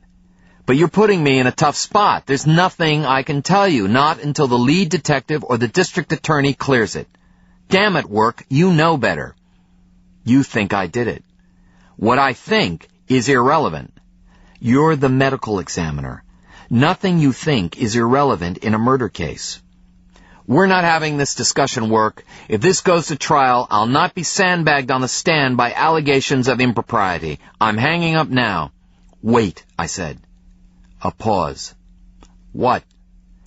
I need to make funeral arrangements. When can you release the body? There was an even longer pause before he finally spoke. I'll release the body when I get the paperwork from the DA's office. Same as always. He paused again, and I could tell that something bothered him. What is it? I asked. I'd rather release it to your sister, he said slowly, for the same reasons. She's in the hospital, I said. She tried to kill herself this morning. I didn't know that. Well, now you do. A silence stretched between us. He'd met Jean once or twice. I'll take it under advisement, Work, until the paperwork comes. Then we'll see. Thanks for a whole lot of nothing, I said. I'll make a note of this conversation for the file, and someone from this office will contact you when the paperwork is finalized. Until this is cleared up, I don't want you calling here again. What is your problem? Don't jerk me off, work. Don't play me. I heard about your trip to the crime scene. You played Mills, and now she's paying for it. It could cost her the case, maybe her job. I'll not be embarrassed like that, and I'll not be manipulated. Not me, and not this office. Now, goodbye. He hung up, and I stared at the phone in my hand. Eventually, I put it down. What had he seen when he closed his eyes, held the phone to his ear, and heard my voice? Not a professional, not a colleague, and not a friend. He'd heard what he'd never heard. There in his rarefied office with the gleaming tables and the rows of silent dead. He'd heard the voice of the violator, the killer who filled his days with chemical smells and cold, unmoving blood. I'd known him for 8 years, and he thought I did it. I had been judged and found capable. Douglas, Mills, my wife, the whole damn town. I closed my eyes and saw thin blue lips mouthing words I could not hear but recognized nonetheless. White trash, they said. They were a woman's lips, flanked by diamond earrings that sparkled like the sun itself. I saw the lips twist into a mirthless smile. Poor Barbara. She really should have known better. Before I knew what I was doing, I was on my feet.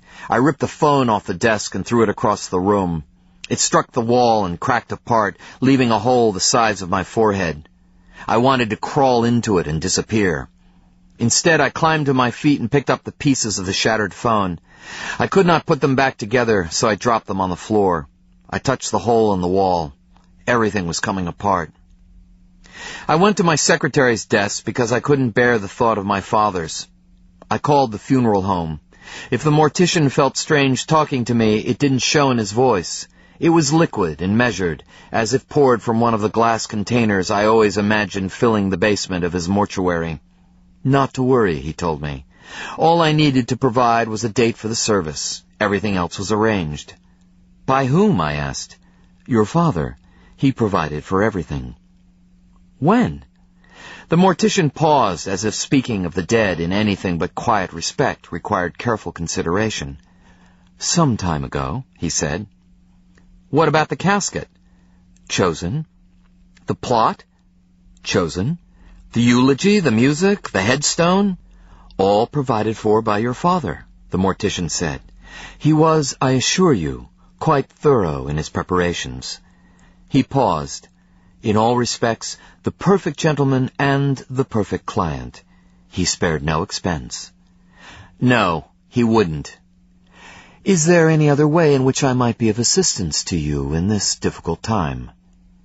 He had asked that question so many times, I felt the insincerity of it even through the phone.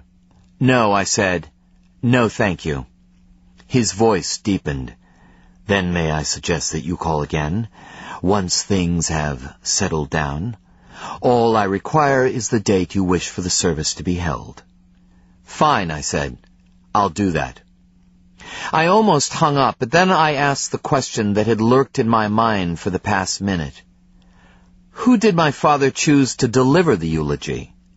The mortician seemed surprised. Why, you, of course. Of course, I said. He would. Will there be anything else? No, thank you. I put the phone down and sat in silence. Could I deliver his eulogy? Perhaps. But could I say what he would want me to say? When Ezra made his choice, I was a different man, his monkey boy and the repository of his truth. Through my words he would live one more time, and do it so that all present would remember and be humbled. This is why he'd chosen me, because he had made me, and because he was sure of his craft. Yet my words were merely that, and memories dim with time.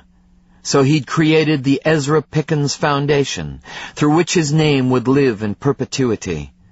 But still that was not enough. Thus the $15 million bribe, to ensure that I would continue his grand tradition. I wanted to throw my arms around him, tell him that in some small way I would always love him, and then beat him half to death. For what is the price of vanity, or the cost of immortality? A name is just a name, whether it's carved in flesh or in marble. It can be remembered in many ways, and not all are good. All we'd wanted was a father, someone who gave a damn. I rested my head on the desk, on wood that was cool and hard. I turned my cheek to it and spread out my hands. It made me think of high school. I closed my eyes, smelled erasers like singed rubber, and the room melted away.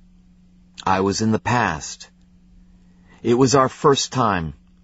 I was 15, Vanessa was a senior. Rain stuttered on the tin roof, but the barn at Stolen Farm was dry, and her skin shone palely in the premature twilight. When lightning flashed, it illuminated the world outside and sealed us in our private place. We were explorers, and when the thunder roared, it did so for us, louder each time, keeping pace with our bodies. Below us, in stalls that smelled of straw, horses stamped their hooves as if they knew and approved. I could still smell her. I could hear her voice. "Do you love me? You know I do. Say it. I love you. Say it again. Keep saying it." So I did. 3 syllables, a rhythm like our bodies had a rhythm. Then her voice was in my ear. It was soft. It said my name, Jackson, again and again, until it filled me, a spirit. And then it was louder. I opened my eyes and was back at my office. I looked up, and she was there, flesh and blood, in the doorway. I was scared to blink for fear that she might simply vanish. "Vanessa?" She wrapped her arms around herself and stepped into the room. She seemed to solidify as she moved, as if she carried some new reality into the one I'd come to loathe. I wiped at my eyes, still fearing the emptiness of vision. "I thought you might need a friendly face," she said, and her voice passed through me like the ghost of a loved one long dead. I thought of the things she needed to hear, of my wrongness, of my need, and of my sorrow. But my voice betrayed me and rang harsh in the pregnant stillness. "Where's your new man?" I asked, and her face melted into that of a stranger. "Don't lash out at me, Jackson. This is hard enough as it is. I almost didn't come." I found my feet. "I don't know why I said that. I'm sorry. It's none of my business anyway." I paused, looked at her as if she might still disappear. "I'm an idiot, Vanessa. I barely know myself anymore." I reached out with empty hands, and she stopped, safe on the other side of the room. I let my arms drop. I feel transparent. I can't hold on to my thoughts. I pictured the shattered phone, the hole in the wall. Everything's coming apart. I stopped speaking, but she finished my thought. "It's been hard." "Yes." "It's been hard for me too," she said, and I saw the truth of her words. The skin was stretched over the bones of her face, pulled tight by her own problems. Her eyes looked hollow and deep, and I saw new lines around her mouth. "I tried to call you," I said. No one answered. She lifted her chin. "I didn't want to talk to you, but then this happened. I thought you might need somebody.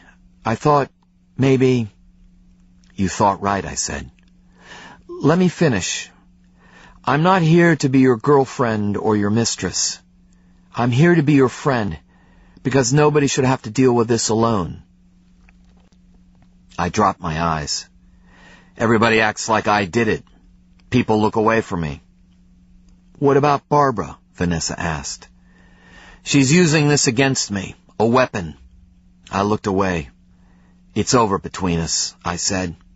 "I won't go back to her." "Does she know?" Vanessa asked.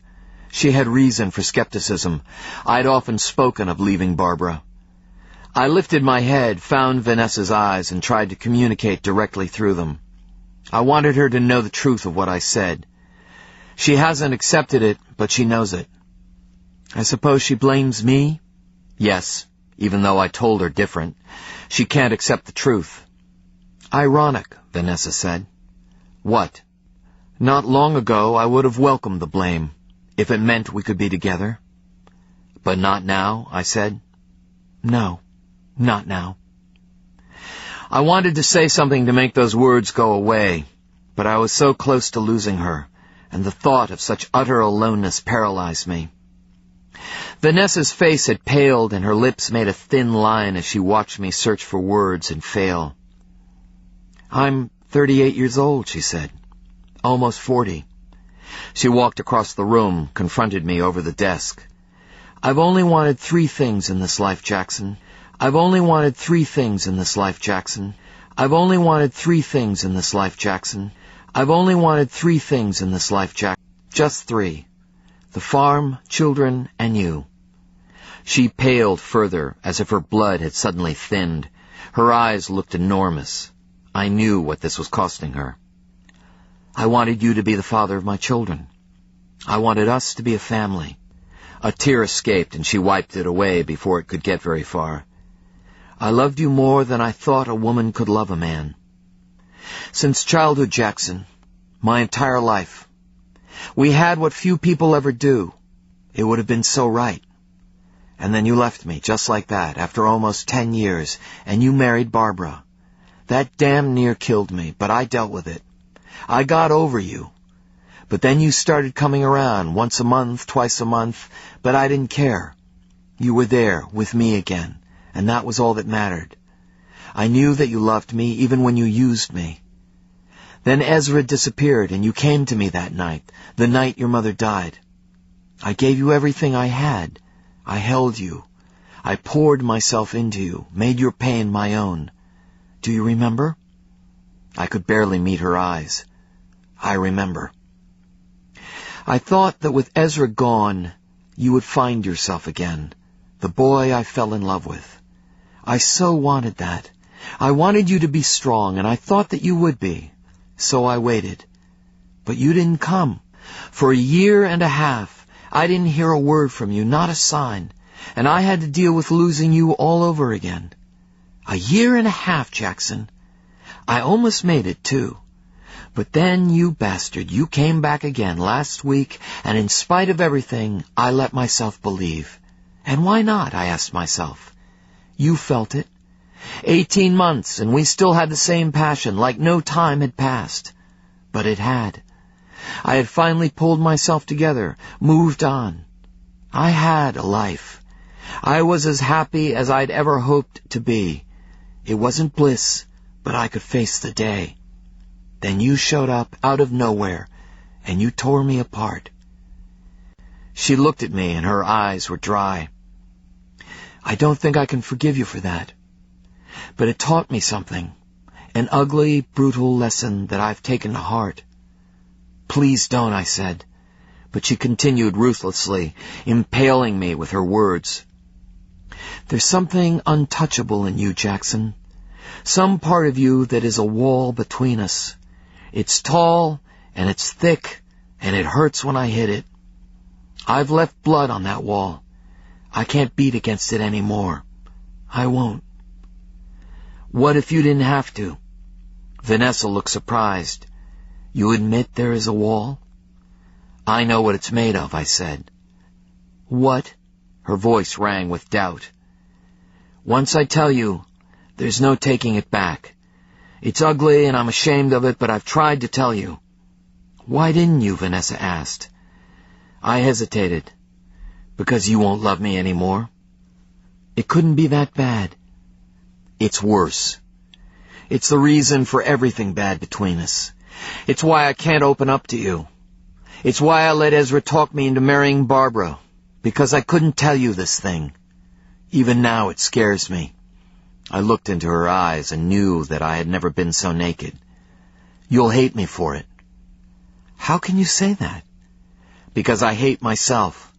Don't say that, but I do. For God's sake, Jackson, why? Because I failed you when you needed me most, and because the reason that you love me is a lie.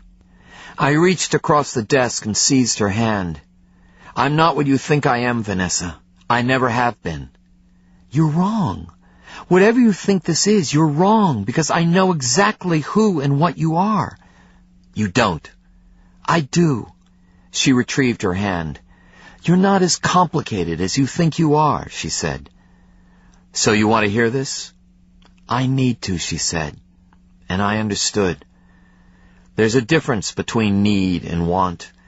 In spite of her brave words, she did not want to hear this. I walked around the desk and she stiffened.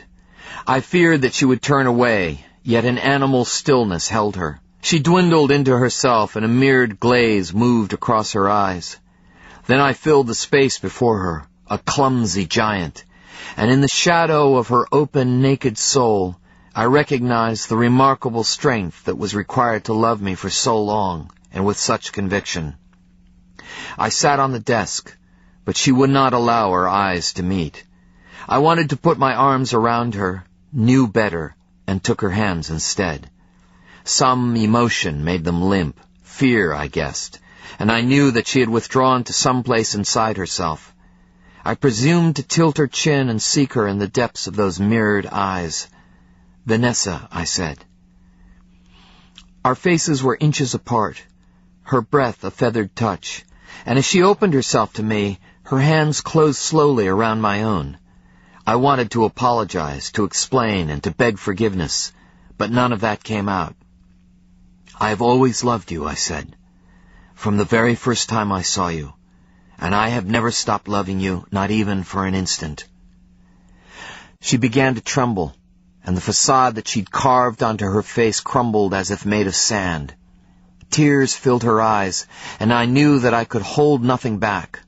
But emotion closed my throat, and in silence her tremors grew until she tilted forward and leaned into me. She shook, and I armored her with my body. Then the dam of her resolve burst, and she began to cry, so that when she spoke there was a distance between her words, as if they traveled from a deep place and required all the fuel of her breath to make themselves heard. I almost missed what she said. I told myself, she began, and then had to start over. I told myself that I would not cry. I held her tighter. I could not think clearly, so I murmured to her as I would to a child. It's okay, I told her. Everything will be okay. I wanted to believe the words, so I repeated them. I did so time and again, like that long-ago day in the barn at Stolen Farm, when words and body heat seared our souls into something resplendent. It could be like that again, and so I told her, everything will be okay. I did not hear the door open. I neither saw my wife nor heard her, not until she spoke. Well, she said, and her voice sundered the paper home I'd built with my words, isn't this cozy? It was not a question. Vanessa pulled away, turned to the door, and the voice that could not have sounded crueler. Barbara stood 10 feet away, flowers in one hand, a bottle of wine in the other. I must say, Work, I'm a little surprised. She tossed the flowers in a wastebasket and placed the wine on a side table. What are you doing here, Barbara? There was no mistaking the anger in my voice. Vanessa backed away, but Barbara went on as if she had not heard me. The way you talk about this little slut at home, I thought you'd used her up. Barbara's eyes moved over Vanessa as if they could focus heat and char flesh at will. I guess you wanted one more fling for the road. I saw Vanessa wilt and felt my heart break. For old time's sake. Barbara stepped closer, her eyes still hot on Vanessa. I guess I was wrong. That's not true, I said, none of it. But already Vanessa was heading for the door. Her name passed my lips, but my feet were slow. She passed Barbara before I could reach her, and my wife's words slipped through the thin armor of her exposed back. Did you really think you could compete with me? Vanessa turned, caught my eye one time, then slammed the door shut behind her. Barbara yelled at the silent door, Stay away from my husband, you white trash whore! Suddenly, I did not know myself. Rage carried me to Barbara's side and tightened my hand on her arm. Rage spun her around. Rage lifted my hand, but I brought it down. I slapped her so hard I knocked her to the floor. Then rage filled me again, threatened to kick her, to crush her into utter and silent submission. Rage wanted blood, rage wanted payback, and the rage was strong. I had to fight it down, crush it through sheer will. Otherwise, I might have killed her. Barbara must have seen it burn in my eyes, for she did not say a word until the killing light dimmed. In its absence, she saw what she expected to see. The man she'd been married to for 10 years. The empty man. The shell. If she'd seen the truth, she would have never opened her mouth to me again. "Are you finished?" she asked. "Finished acting like what you think a man should be?" "Is that supposed to hurt?" "Truth sometimes does. Listen, Barbara, I told you before, we're finished." She smoothed the back of her hand against her cheek. "We're through when I say we're through. I'll not be made a laughingstock, not by that woman and not by you." "You are so like my father," I said, and put my hand on the door. She smiled, and I stared, amazed that I'd not seen it sooner. She was like my father. Same values, same detachment. "I'll take that as a compliment," she said, climbing to her feet, straightening her clothing with a contemptuous air. It wasn't meant as one. She breathed deeply through her nose. Her face was flushed, her eyes as shiny and hard as new dimes. "One of us has to be strong," she said, "and we both know who that is." I paused halfway out of the office. "Don't kid yourself. You can call a lunatic a genius, but at the end of the day, he's still crazy." "What's that supposed to mean?" "It means that an obsession for control is not the same thing as strength. It's just obsession." I thought of Vanessa. "I know what strength looks like," I said. I don't know what she saw in my face. Disgust, maybe pity. And the truth was this. My wife has never been strong, just angry, and there's a huge difference. Deep down she knew this. You need me, work. Whether you know it or not, you will always need me. As I passed down the empty hall in pursuit of Vanessa, I heard Barbara's final words. They rang with her confidence, and I told myself that it was false. This time she was wrong. "You know where to find me," she screamed, and I walked faster. "You'll come back." I broke into a run. "You always do." I hit the exterior door with my shoulder. It flew open, and the afternoon light blinded me. I squinted, shaded my eyes, and saw Vanessa behind the wheel of her truck. She reversed out of her parking spot and sped toward the exit. She slowed at the street but didn't stop, then turned right and accelerated, blue smoke spewing from the exhaust. I ran behind her, called her name. I smelled burned oil, heard my breath and my beating heart. People stared, but I didn't care. I sprinted down the yellow line, and I called Vanessa's name. She didn't stop. But I wasn't going to let her go, not this time, so I ran back for my truck. I'd catch her on the road or at home, somewhere, and we'd finish what we'd begun. I was out of shape and breathing hard when I hit the grass strip that separated the parking lot from the road. I stumbled, caught myself before I went down, then fumbled for my keys. I found the right one, shoved it into the lock, and turned it. She couldn't be too far away, no more than a mile. I looked up as I opened the door and saw Barbara standing by the rear entrance of the building. Her face was expressionless as she watched me. I, for one, had nothing to say. My eyes probably said it all. Then I was inside the truck, the engine hot, my foot on the gas. I backed out of the spot, pointed the truck toward the exit. And just like that, my universe changed. Suddenly, there were cars everywhere, pouring into the parking lot. Flashing lights, uniforms. I was blocked in, surrounded by vehicles. Nobody drew weapons, but I saw the guns and my heart stuttered. I found it hard to breathe. I knew what was happening. Then Mills was at my door, and she knocked on my window, her face surprisingly empty. I'd created the scene in my mind on countless occasions, lying awake at night, feeling the wheels turn so grinding and relentless. Somehow I'd thought that it would never happen, but I'd pictured Mills, and always, without fail, I'd imagined a fierce glee. Somehow this nothingness was worse. I rolled down the window, not really feeling my arms. "Would you turn off the engine and step out of the car, please?" A stranger's voice. I did what she asked, and the ground felt rubbery beneath my feet. Mills closed the truck door behind me, and I was very conscious of the sound it made, a metal door slamming shut. Uniformed officers flanked me. I didn't recognize them, and I realized that Mills must have chosen them personally. Mills continued, and as she spoke, I felt hands turn me, bend me over the hood of my own vehicle. "Jackson Pickens, you are under arrest for the murder of Ezra Pickens. You have the right to remain silent." The metal was hard, unforgiving. I saw rust I'd never seen before. I smelled my own breath. I heard a grunt and realized it was mine. "Anything you say can and will be used against you in a court of law." I looked up and saw Barbara. She was still against the building, and I sought her face.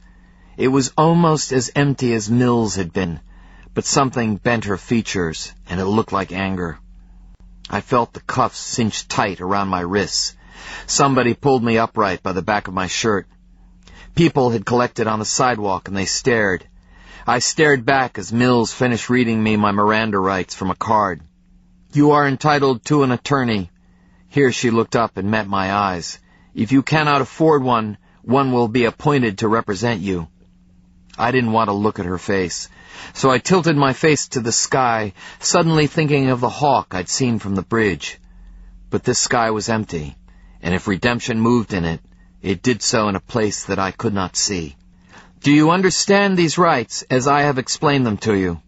Finally I looked at her. "Yes, I understand them." Another stranger's voice, this one from my own mouth. "Search him," Mills said, and again the hands were upon me. They patted me down, ran up my legs, groped my crotch and my armpits. They took my wallet and my pocket knife. Under the public eye, they took my belt. I was not a person anymore. I was part of the system. I knew how it worked. I was escorted to one of the patrol cars and placed in the back seat. Again my ears resonated with the metallic clang of a slammed door. The sound lasted a long time. When it was gone, I saw that the crowd had grown, and saw also that Barbara was gone. She would not want to be seen, but I imagined her in one of the windows, one eye on me and one on the crowd. She would need to know who had personally witnessed my public disgrace. Outside, Mills spoke to several of the uniformed officers. My truck would be impounded and searched. I would be taken to the Rowan County Jail and processed. I knew the drill. I would be stripped, subjected to a cavity search, and dressed in a loose orange jumpsuit. I would be given a blanket, a toothbrush, a roll of toilet paper, and a pair of used flip-flops. I would be given a number. Then I would be given a cell. Sooner rather than later, I would be questioned, and I knew that I had to prepare for that. But right now it didn't matter. I couldn't see it. Instead, I saw Vanessa and how she would hurt when I failed to come after her. How long would she wait before she closed the door on me forever? The answer was unavoidable.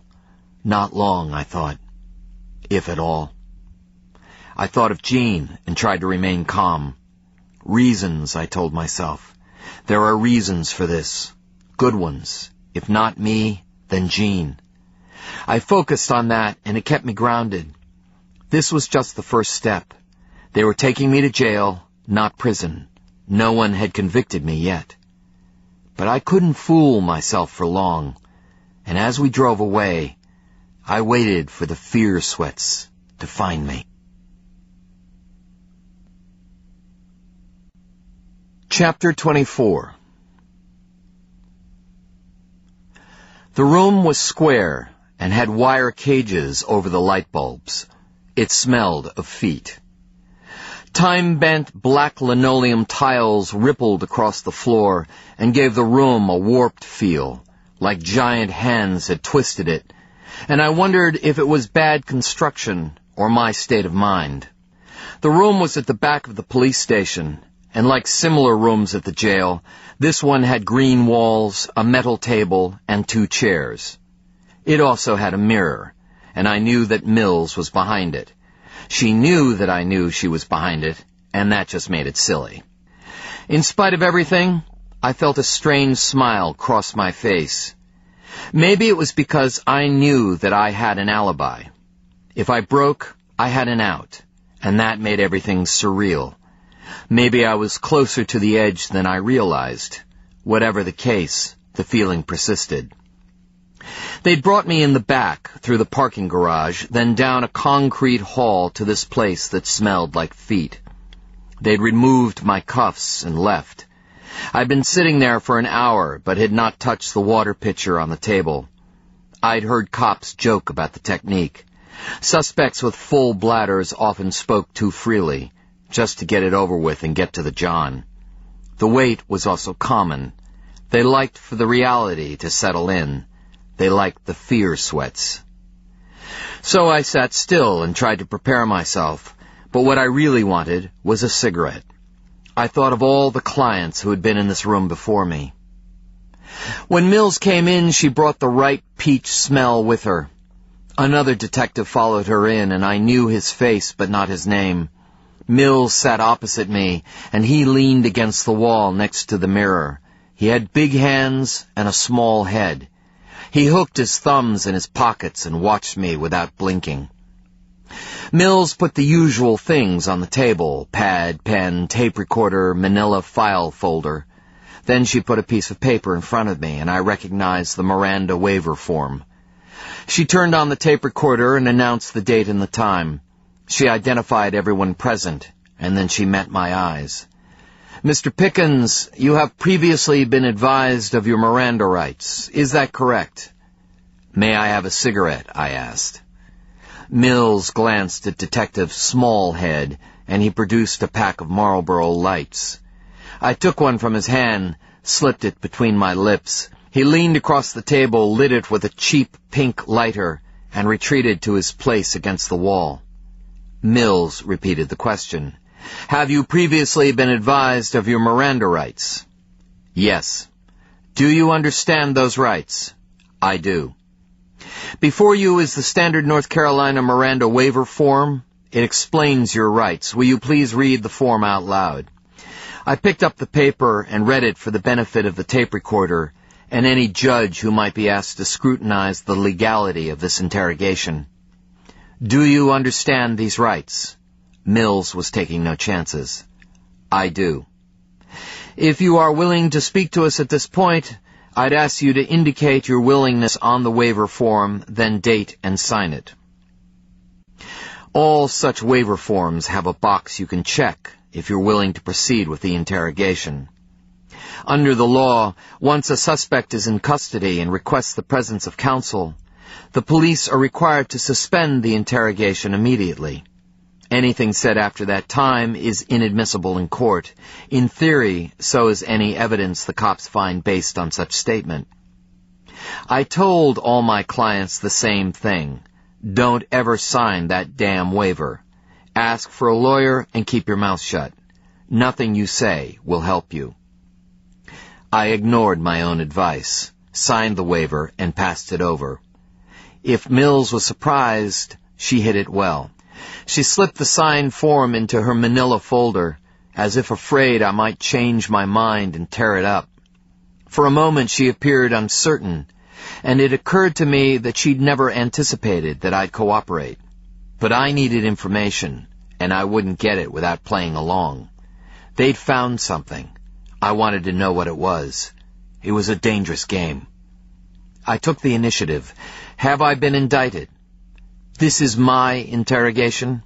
Her demeanor remained calm. She was still the detached professional, but it wouldn't last long. "I can always retract my waiver," I said. Few people realize this. You can sign a waiver in blood, answer questions all day, and then still change your mind. They then have to stop the interrogation, a thing that no cop wants to do until he's ready. I saw a muscle twitch in Mills' jaw. The deck is stacked in the cops' favor, and they often benefit from people's ignorance of the system. No, there's no indictment. But you have an arrest warrant. She hesitated again, but then answered, Yes. What time did you get it? Her mouth constricted into a narrow pucker, and I saw Detective Smallhead straighten against the wall. That's not important. I could see the struggle on her face. Her answer would piss me off, but so would her silence. And I knew Mills.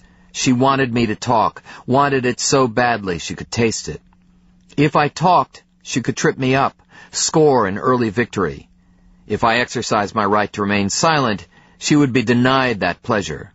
But she wanted the early hit. She wanted blood and had faith in her ability to get it. 1 o'clock, she finally said. Yet you waited until after 5 to arrest me. Mills looked down at her pad, embarrassed to have this conversation as part of the official interrogation tape. Cops have rules, too. Don't let suspects take control of an interrogation. I just want to make sure we understand each other, I continued. I know why you waited. And I did. By arresting me after 5, I had no chance to go before a judge on a bail motion. Not that day. That meant at least 1 night in jail, and that was personal, like the newspaper she'd left on my kitchen table. She wanted me to feel the noose, plain and simple. Are you finished? She asked. Just so we understand each other. Then let's get on with this. She began systematically, and I had to admit that she was good. She established my identity, my relationship to the deceased, and my occupation with minimum dialogue. She wanted a clean, crisp transcript. She questioned me about the night my father died, and she was thorough. She wanted every moment accounted for, and I gave her the same story I'd given before. Mother's accident, the hospital, Ezra's house, the phone call, his sudden departure. I played down the severity of his argument with Jean, and I confirmed once again that after I'd left Ezra's house, I was at home for the rest of the night. No, I told her. I never saw my father again. What about his gun, she asked. What about it? Did you know where he kept it? Lots of people did. That doesn't answer my question. I knew where he kept it. Do you know how to fire a gun? You point and you pull the trigger. It's not rocket science. Do you know where it is now? No, I told her. I have no idea. So she went back to the beginning. She went over every detail again and yet again. She approached my story from different angles, searching for inconsistencies, the tiny lies that every guilty person tells. What time did you go to bed? How about your wife? What did you talk about? Tell me about the argument. Tell me what happened at the hospital. What else did your father say before he left? How about the phone call? Let's go over that again. On and on for hours. How did you get along with your father? What was your financial arrangement in regards to the practice? Were you partners, or were you an employee? Did you have a key to his house? Did he lock his office at night? How about his desk? I asked for water, and Mills poured a glass from the pitcher. I took a small sip. When did you first learn about the will? I knew he was leaving me the house, but I knew nothing else about it until I met with Hambly. Your father never discussed it? He was a secretive man, especially about money. Hambly tells me you were angry about the terms of the will. He says you cursed your father's name. Jean was not included. And that bothered you? I think it's cruel. Let's talk about your mother, Mills said. I stiffened. What about her? Did you love her? What kind of question is that? Answer the question, please. Of course I loved her. What about your father? He loved her too. That's not what I meant. He was my father. That doesn't answer the question, she said. I think it does. She leaned back in her chair, enjoying this power she had over me. Were you friends? I thought about it and almost lied. I wasn't sure why the truth came out, but it did. He was my father and my business partner. We were not friends. Why not? He was a hard man. I don't think he had many friends. Mills flipped the pages of her pad, looking back over some previous notes. The night your mother died. That was an accident, I said, a little too loudly. Mills looked up, the pages still held between her fingers. So you've said. But questions were asked. There was an inquest. Haven't you read the report, I asked. I've read it. It raised some questions. I shrugged, as if this wasn't killing me. People die. Questions are asked. That's how it's done.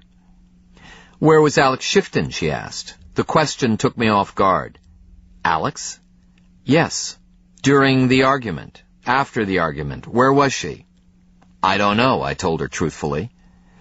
Mills made a note on her pad and then changed tack seamlessly. You've never seen your father's will. Is that right? She'd seen your father's will. Is that right? She'd seen your father's will. Is that right? She'd seen your father's will. Is that right? Asked this before. I've never seen his will, I told her. I never knew any details. Until I spoke with Clarence Hambley, I had no idea that his estate was so large. I sensed movement and looked at Detective Smallhead.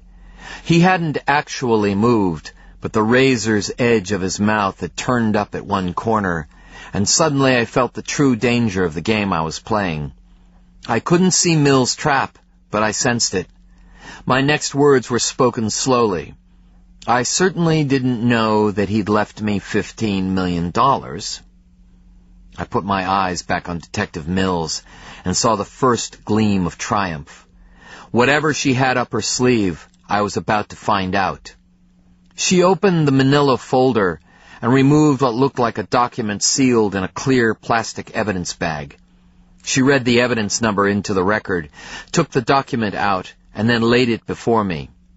I knew what it was before it hit the table. A glance confirmed my suspicions. The last will and testament of Ezra Pickens, it read. You've never seen this document? She asked. No, I said, a hollow place opening in my stomach. I've never seen it. But according to the title of this document, it is your father's will. Is that a fair statement? It purports to be the last will and testament of my father, yes. You need Clarence Hambley to confirm it. He has, Mills said, making her less than subtle point. Everything would be confirmed, every word I said. And you've never seen it before? No. No, you've not seen it. That's correct. Mills picked up the document. I am turning to page 5, Mills said. There is a sentence here that has been marked with a yellow highlighter. The last 3 words of that sentence have been underlined 3 times in red ink. I'm going to show this to you and ask you if you have ever seen this. She presented the document, placing it face up on the table. The feeling of surreal calm that had enveloped me started to crumble. I have never seen this before, I said. Will you please read the highlighted portion? I felt Detective Smallhead detach himself from the wall. He crossed the room and stood behind Mills. In a shallow voice I read my father's words. It was a voice from the grave, and it damned me. To my son, Jackson Workman Pickens, I leave in trust the sum of $15 million. Red ink underscored the dollar figure. Whoever did it had pressed down hard, as if in anger or expectation. I could not bring myself to look up. I knew what the next question would be. It came from Mills. Will you explain for us how this document, which you have never seen, came to be in your house? I could not answer them. I could barely breathe. My father's will had been found in my house. They had their motive. Suddenly a hand crashed down on the table before my eyes. I jumped in my chair, looked up at Mills. Damn it, Pickens, answer the question. What was this doing in your house? Mills continued, pounding me with words as she'd pounded the table with her open palm. You knew about the will, she said. You needed the money, and you killed him. No, I finally said. None of that is true. Hambley told us that your father planned to change the will. He was cutting you out, Pickens. $15 million was about to fly out the window, and you freaked. So you put 2 in his head, and you waited for the body to be found. That's how it happened, isn't it? Admit it. I was stunned. He was going to cut me out? Hambly had never mentioned that. I filed the issue away, concentrated on the present. This was a hard blow, a strategic nightmare, but I'd faced worse. I had to think. I had to be calm. I took a slow, deep breath, told myself to think about the transcript of this interview, think about a future jury. This was a deposition, I told myself. Nothing more. I almost believed it. "Are you through?" I asked, leaning against the back of my seat. My voice was quiet, and I knew that the sound of it made Mills' histrionics seem extreme. She was on her feet, leaning over the table. She studied my face and straightened. "May I pick this up?" I said, indicating my father's will. Mills nodded, took a step back, and sat down. Much of the color faded from her face. "As long as you're still planning to talk to me," she said. I declined to answer. I lifted the document from the table and slowly flipped through the pages. I needed something. Anything. I found what I was looking for on the signature page. "This is a copy," I said, laying the document back down and squaring the edges. "So?" I saw brief concern tighten her eyes. It showed in her voice, too. "So there are only a few originals of any will. Usually the client keeps one, as does the drafting attorney. 2 originals then, maybe 3, but copies, by their very nature, can be limitless in their number." "That's irrelevant. All that matters is that you knew the terms of the will." Arguing with me was her first real mistake. She'd opened the door, given me license to speculate, and it was my turn to lean forward. I wanted my next words on the transcript. I spoke clearly. "You acquired a copy of the will from Clarence Hambly. You did so prior to the search of my home. That's one person that we know of who had a copy. You. I can also assume that you gave a copy to the district attorney. That's 2. Clarence Hambly, of course, had one of the originals, so he could also have made a copy. That makes 3 people with copies of the will who have also been inside my home within the past few days. I counted on my fingers, bending each one back as I spoke. Hambly was at Ezra's wake the night after his body was discovered. That's 1. The district attorney stopped by the other day to speak with my wife. He made a special trip to visit her at the house. Nowhere else. The house. That's 2. And you were there during the search. That makes 3. Any one of you could have planted that copy. "Are you challenging my integrity?" Mills demanded. "Or that of the district attorney?" I saw that the color was back in her cheeks. My words had hit the mark. She was getting angry. "You're challenging mine, so why not? 3 people, all of whom had a copy of the will, all of whom have been in my house within the past several days. That's a compelling problem for you, Detective Mills. People love a good conspiracy theory. And let's not forget Hambly's office staff. He has 15 support people working there, plus another 5 lawyers. Any one of them could have copied that document. Have you checked them out? I bet $100 could buy a copy of a dead man's will if you found the right person. What's the harm in that, right? Barbara and I have had countless people in our house over the past year and a half. One of them buys a copy of the will and plants it in our house. That's a simple picture. You should check them out as well." Mills was furious, which is how I wanted her. Her voice rose as she spoke. "You can twist this all you want, but no jury will buy it. Juries trust cops, trust the district attorney. The will was in your house. You knew about the $15 million. I wouldn't be so quick to insult the juries of this county. They're smarter than you think. They may surprise you." Mills saw the danger of letting me take control just as I smiled. I was calm. She was not. She had called the jury stupid. I had paid them a sincere compliment. It was on the record. "This line of questioning is over," Mills said. Her eyes burned with conviction, and I saw real hatred there. I wasn't ready to let it go, not yet. I wanted one more theory on the record. Then there's the person that broke into Ezra's office, I said. The one who tried to kill me with a chair. I wonder what he was after. Maybe he stole a copy of the will. That is enough. Mills was back on her feet, her hands clamped on the table's edge. I would get nothing further from her. That was plain. So I said the only thing left to say.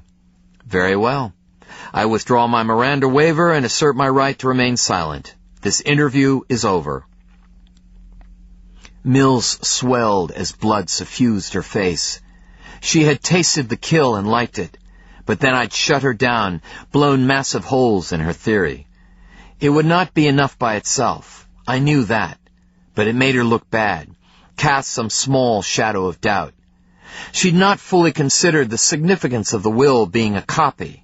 An original would have been much more damning, but it was all smoke and mirrors in the end. She had what she wanted. I was on record. I'd never seen the will, yet it was found in my house. And $15 million. That would sway most juries. Yet as Mills stormed out and left me alone with these thoughts, I had to deal with two more questions that in their own way were even more troubling. Why did my father want to cut me out of the will? And why hadn't Hambly told me about it? I rubbed my hands across a face that felt as if it belonged to another man. Razor stubble, deep lines. I ground my palms into raw eyes, opened them when I heard Detective Smallhead approach the table. He dropped the telephone onto the surface. One phone call, Counselor. Better make it a good one. How about some privacy, I asked. No chance, he replied, and moved back to lean against the wall. Already the interview was moving behind me. I looked at the telephone and remembered Vanessa's face as she'd fled the sound of Barbara's voice. I had one phone call, so I thought of all the lawyers I knew, then dialed the only number that made any sense whatsoever. I heard the phone ring at Stolen Farm and squeezed the receiver so tightly that my hand ached. Was I looking for my alibi? Maybe, for a moment. But most of all, I wanted her to know that I had not abandoned her. Please, I begged silently, please pick up. But she didn't. Just her voice, indifferent, asking that the caller leave a message. But I couldn't. What could I say? So I lowered the phone back to its cradle, dimly aware of the detective's curious stare and the fact that far from here, an unfeeling machine carried the sound of my anguished breath.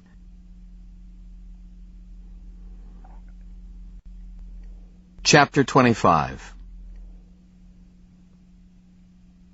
In my imagination, the cells were always cold, but the cell they took me to was hot.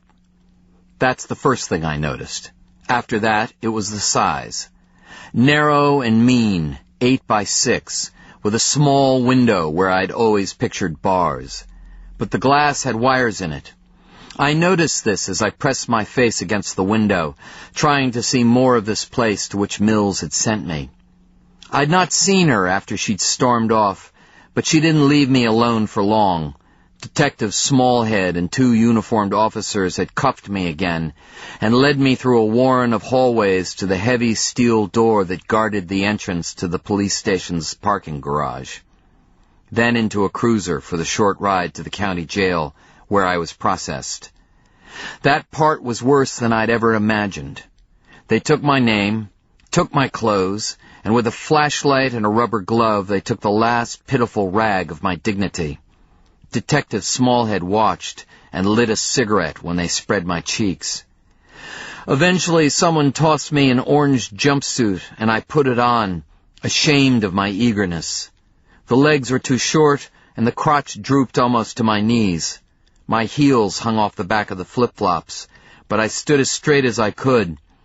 Detective Smallhead smiled as he said, "Sleep well, Counselor." Then he was gone, and I was alone with the guards, who contrived to act as if they'd never seen me before, instead of 2 or 3 times a week for the past 10 years. I stood there for another 10 minutes while the senior guard finished his paperwork, and the younger one ignored me. No one else entered, and no one else left. 10 minutes, the three of us, and not a word spoken. The pen rasped across paper in triplicate, and his meaty forearm left a damp spot on the desk as he moved down the form. Even the top of his head looked bored. I wanted to sit, but the only other chairs had leather straps, and I couldn't go there. They were thick, stained with sweat and blood, and one had teeth marks in it. I stepped away from it. "Going somewhere?" the older guard asked wryly. I shook my head. "Just relax, counselor. Time is the one thing you've got plenty of." Then he went back to work, and the younger one sat on the edge of the desk, picking at his fingernails. I studied the walls, the floor, and tried not to look at the door that led to the interview rooms. I'd walked through it 1,000 times, but that was not my destination. This time they would take me through another door, into the general population, and as I stood there I felt the truth of the guard's words. Time was the one thing I had, and in that time I felt it, the reality. Not the concept or the possibility, but the bones of it, the flesh and hair of it. I was in jail, accused, and in that blink of time the fear sweats descended upon me. They warped the room, soured my stomach, and I fought a sudden surge of nausea. I was in jail. I would go to trial.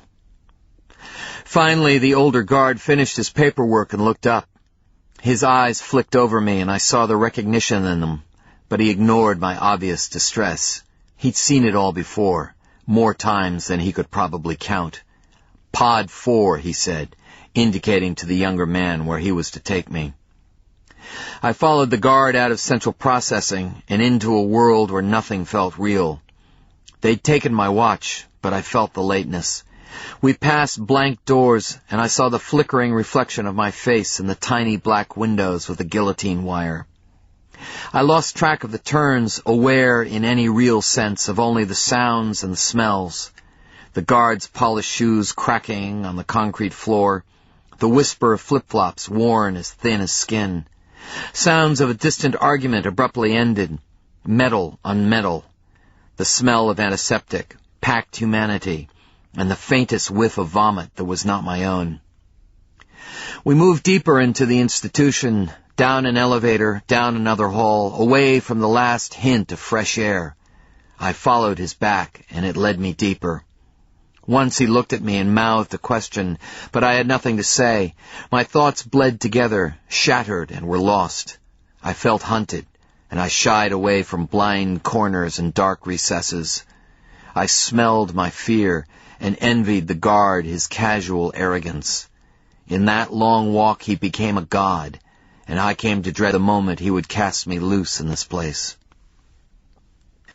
And so I followed him as far as he would lead me, into the hard-cornered space that was Pod 4, an octagonal area with doors on its perimeter. There were 8 of them, and I saw more than one face pressed against the small glass panes. One door stood open, and the guard gestured toward it.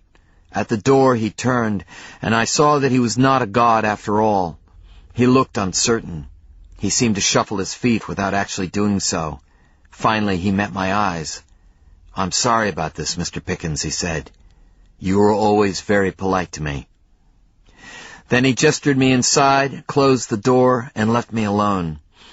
I heard the door to the pod slam shut and thought about the guard. I could not recall ever having seen him before, but I must have. And his kind words in this unkind place, they almost broke me.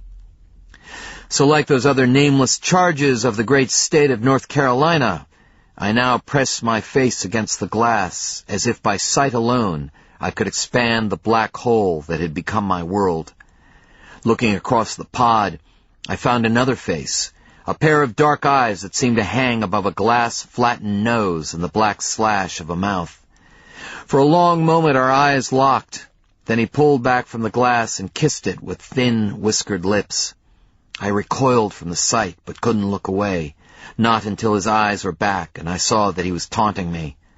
So I flipped him off and dropped onto the narrow, rigid mattress of my bunk. My heart hammered, my hurried breath a fog around me. I lay for a minute, then a harsh buzzer resounded through the tight metal confines of my new world.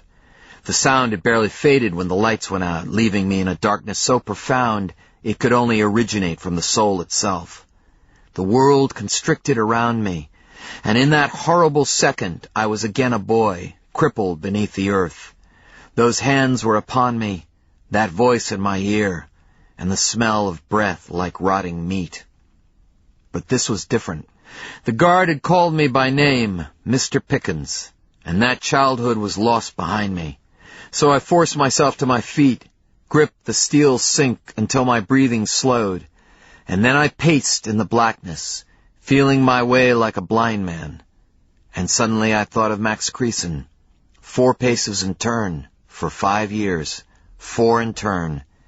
He gave me strength, and I made the cell my own, and the darkness with it. I walked it, and while I knew that I could survive this interlude, I knew as well that I could never do life behind bars. Better I'd pulled the trigger on the bridge. So I paced, and I thought, and as the night wore on, one thing became very clear. If I managed to get out of this, I would never take freedom of choice for granted. I'd spent most of my life in a prison of my own making, trapped behind bars of fear, expectations, and the opinions of others, and none of that mattered, not a whit. That it took the murder of my father and my own arrest to see this almost made me laugh, but this was not a laughing place, and never would be. So I searched for a way out. The next day I would be taken to court for my first appearance. With any luck, I would be arraigned and given an expedited bail hearing.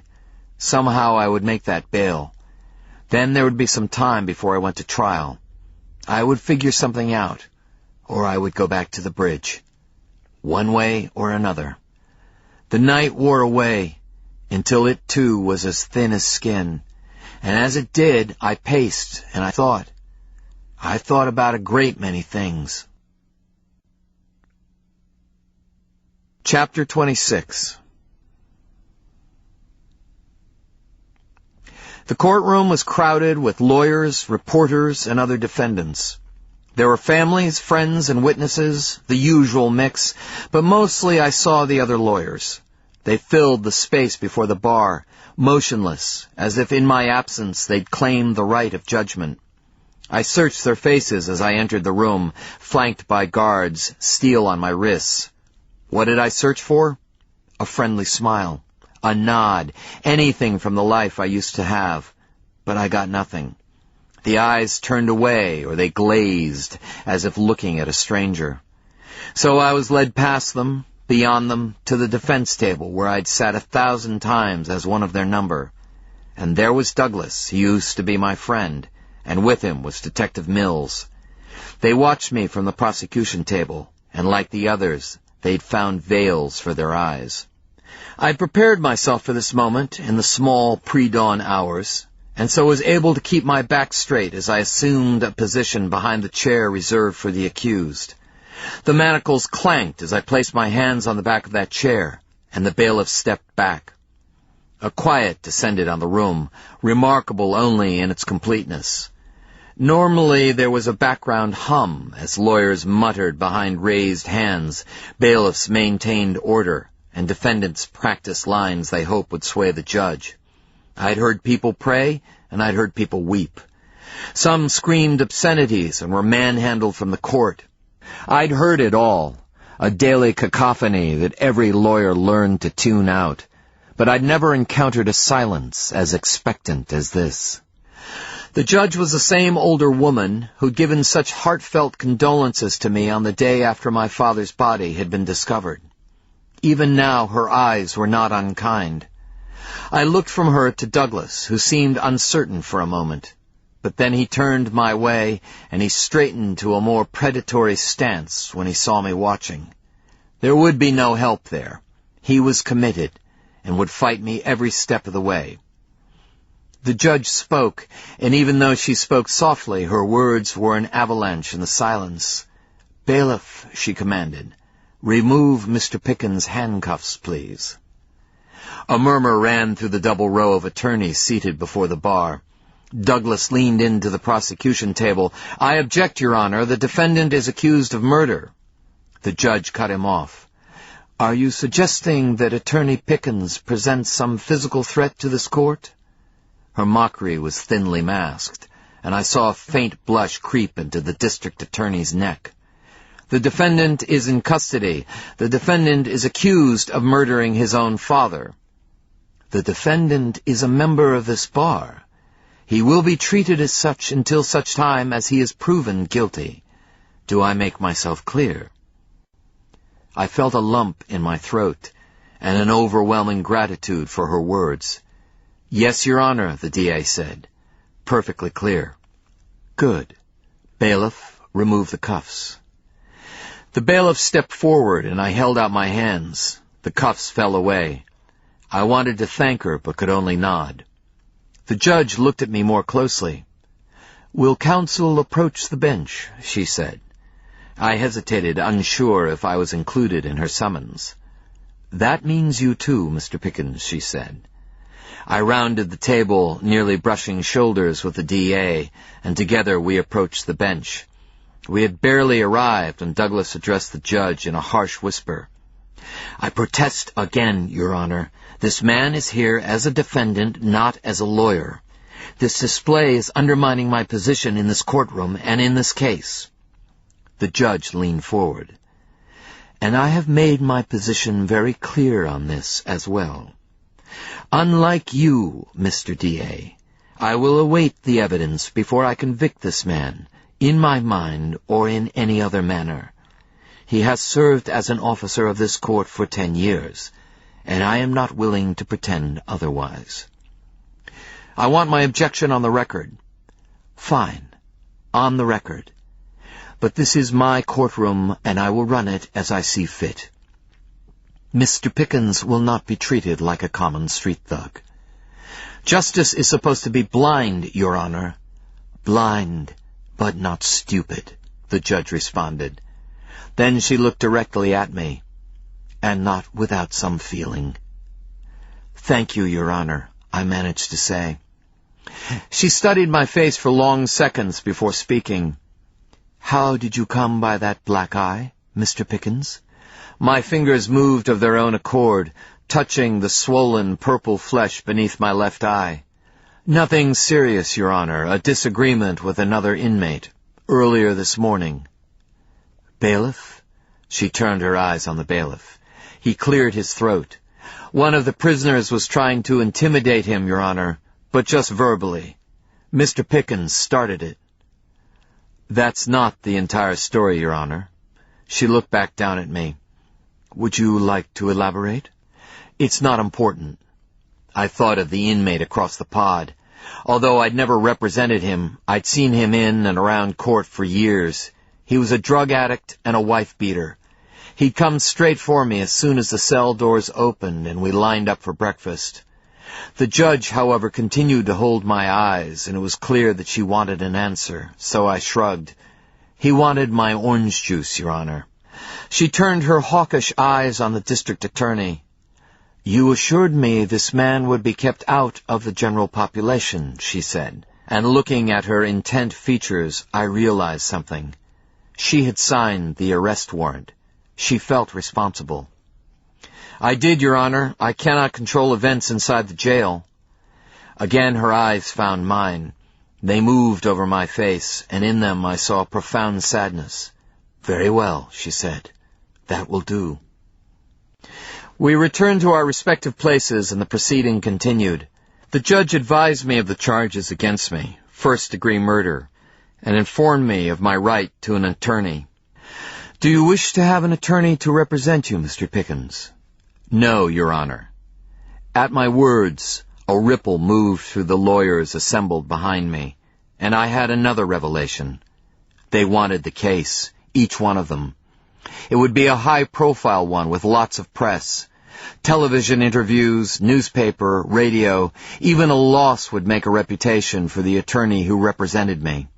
A victory, and the attorney might succeed Ezra himself. "I intend to represent myself," I said. The last thing I wanted was another person prying for a truth better left uncovered. "Sign the waiver," I was told. A bailiff handed me the form wherein I waived my right to court-appointed counsel. This was a mere formality. Only the indigent qualified for state-sponsored lawyers. I signed the form and the bailiff passed it up. Now we came to the crux of the matter. Normally, this would have concluded a defendant's first appearance. Later, he would face a probable cause hearing, wherein the state carried the burden of convincing a judge that sufficient probable cause existed to bind the defendant over to superior court, there to stand trial for whatever felony charge he faced. Once past probable cause, a person could request bail, but all of this took time, and there was one significant problem, and I knew of only one way around it. "Your Honor," I said, "I move for an expedited bail hearing." Douglas surged to his feet. "I object, Your Honor. I most strenuously object." "Sit down," the judge said, exasperation clear on her withered features. "Of course you object." She turned her attention to me, laced her fingers, and leaned into her words. "This is very unusual words. This is very unusual words. This is very unusual words. This is very unusual, Mr. Pickens. You know that as well as I. There are procedures to be followed. Steps. We'll need to have the probable cause hearing. Your case will have to be bound over to Superior Court." She paused, as if embarrassed by her lecture. Clearly she was puzzled. "I waive probable cause," I said, and my words generated a windstorm of conversation among the lawyers seated behind me. The judge leaned back, as surprised as the rest. No defense attorney going to trial waives probable cause. The state has to show its case at the probable cause hearing. Not all of it, necessarily, but the broad strokes. It's a perfect opportunity to probe for strengths and weaknesses. Beyond that, there is also the possibility that the judge will find insufficient probable cause and dismiss the charges. I knew this, of course, but I knew something else as well. Douglas would object to any local judge hearing the matter. Too much bias, he'd claim. The judge would have to recuse. Another judge would be brought in, someone from out of county. And that would take time. Time in jail. Time behind bars. It could be days. Gradually, the buzz of conversation faded and the courtroom settled again into near-perfect silence. "Are you aware of the ramifications of your request?" the judge asked, rustling beneath her robes. "The probable cause hearing is one of the cornerstones of procedural due process. I am loath to proceed at this point, Mr. Pickens. I fear that your judgment may be clouded." I focused on a point beyond the judge and looked neither right nor left as I spoke. "Shall I renew my motion, Your Honor?"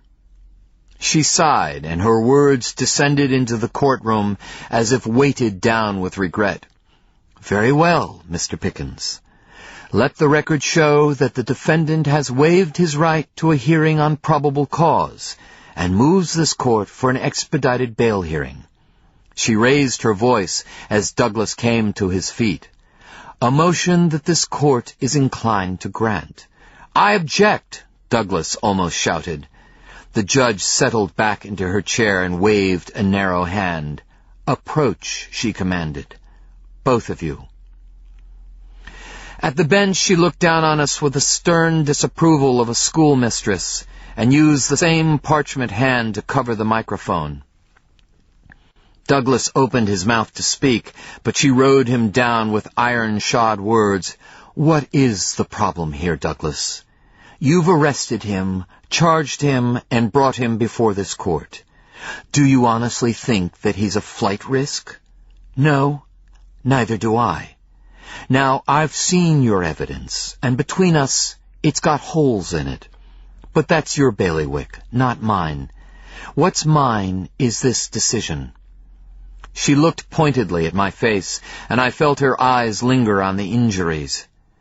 "You intend to rebut these charges, do you not, Mr. Pickens?" "I do."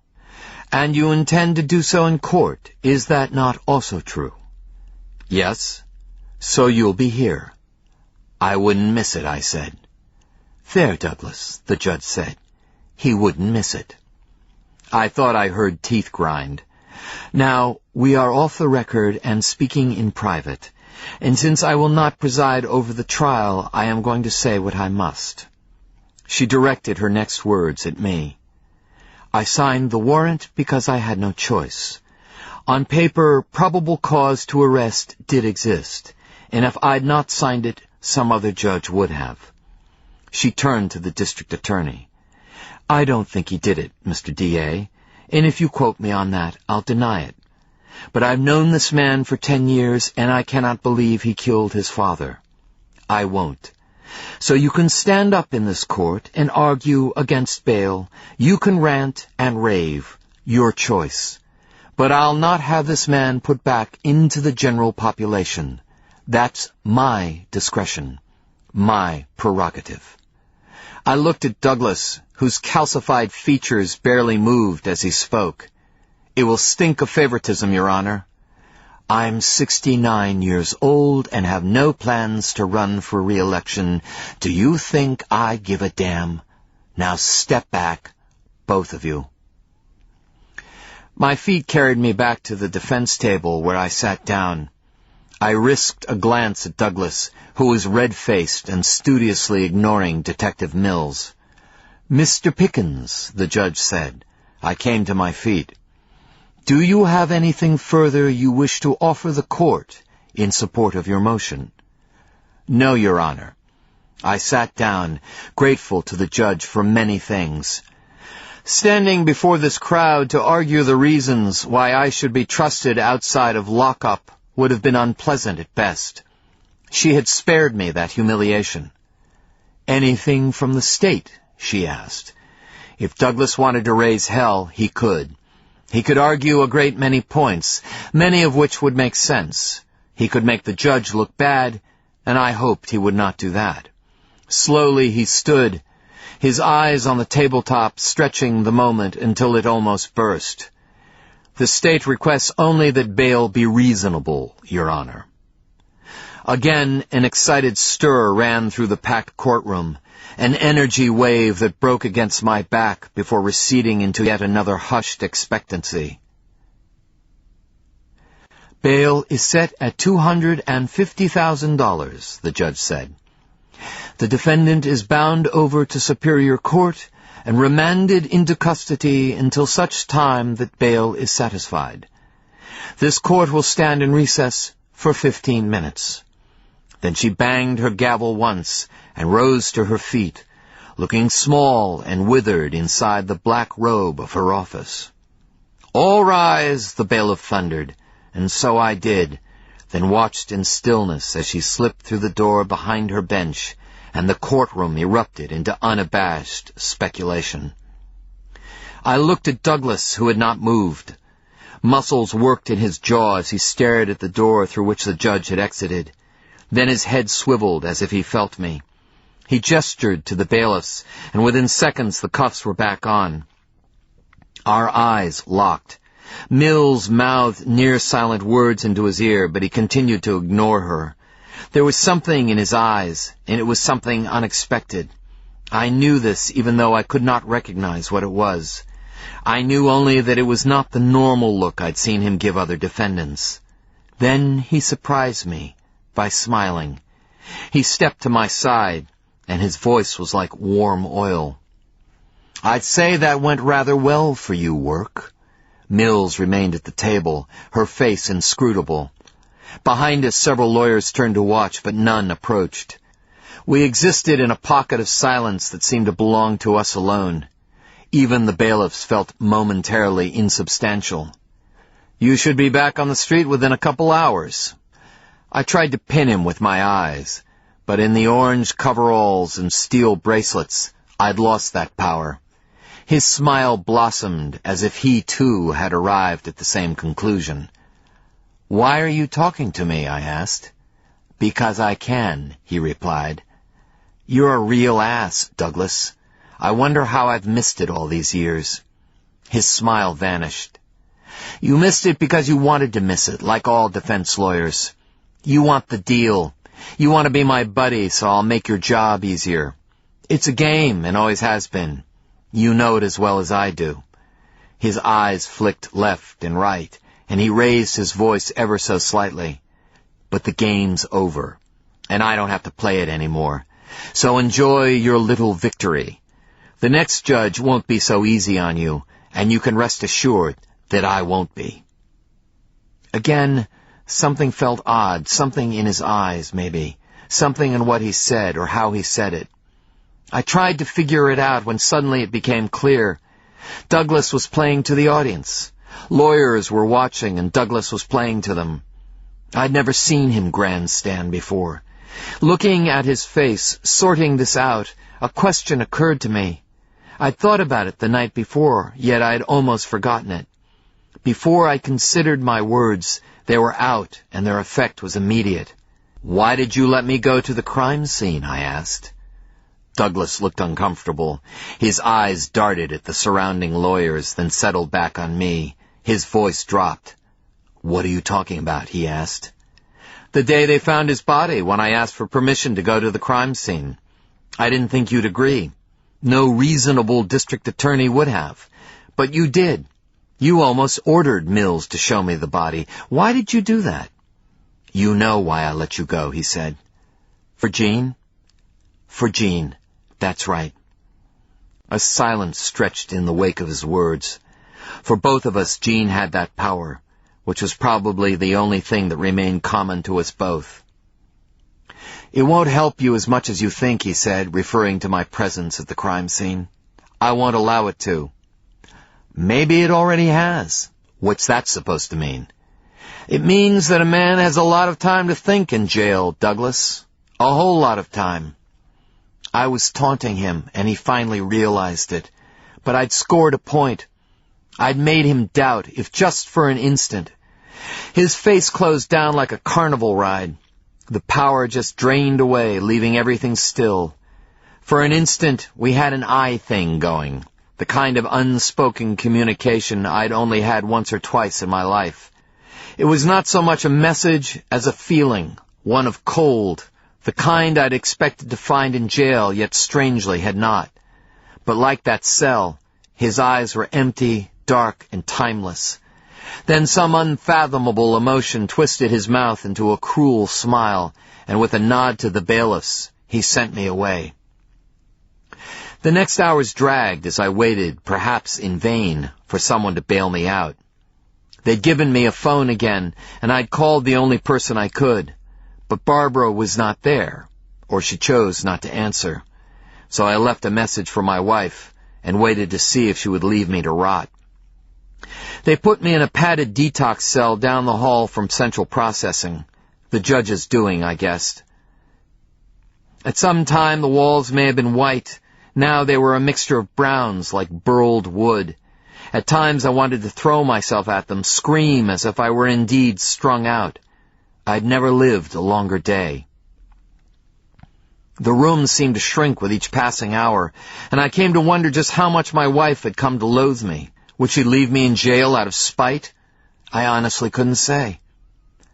Eventually they came for me, processed me in reverse. I tipped the stained manila envelope onto the counter. My watch spilled out, followed by my wallet, which contained money, credit cards, identification, all present and accounted for. I signed the little piece of paper that said so. They gave me back my clothes, wrinkled, my belt, my shoes, and as I put them on, I felt the change come upon me. I became a human being again, and again I passed through the jailhouse doors, this time walking into the musty lobby where normal people waited for people like me. What did I expect? Barbara? A faceless bail bondsman? Truthfully, I had not thought about it, not since I'd first felt underwear against my skin. In the mounting excitement of my rebirth into the human race, I expected to walk beneath blue skies, breathe fresh air, and eat a decent meal. My future was so uncertain, that was all I could expect. I did not expect Hank Robbins. I did not expect what he would eventually tell me. "What are you doing here?" I asked him. He gave me a crooked smile, one that showed his chipped front tooth. "I should ask you." "Yeah, I guess so." There were two other people in the room. One was a washed-out woman who could have been 30 or could have been 50. She sat on the hard plastic chair, head tilted against the wall, mouth open. She reeked of tobacco and hard living, all wrinkle and no laugh line.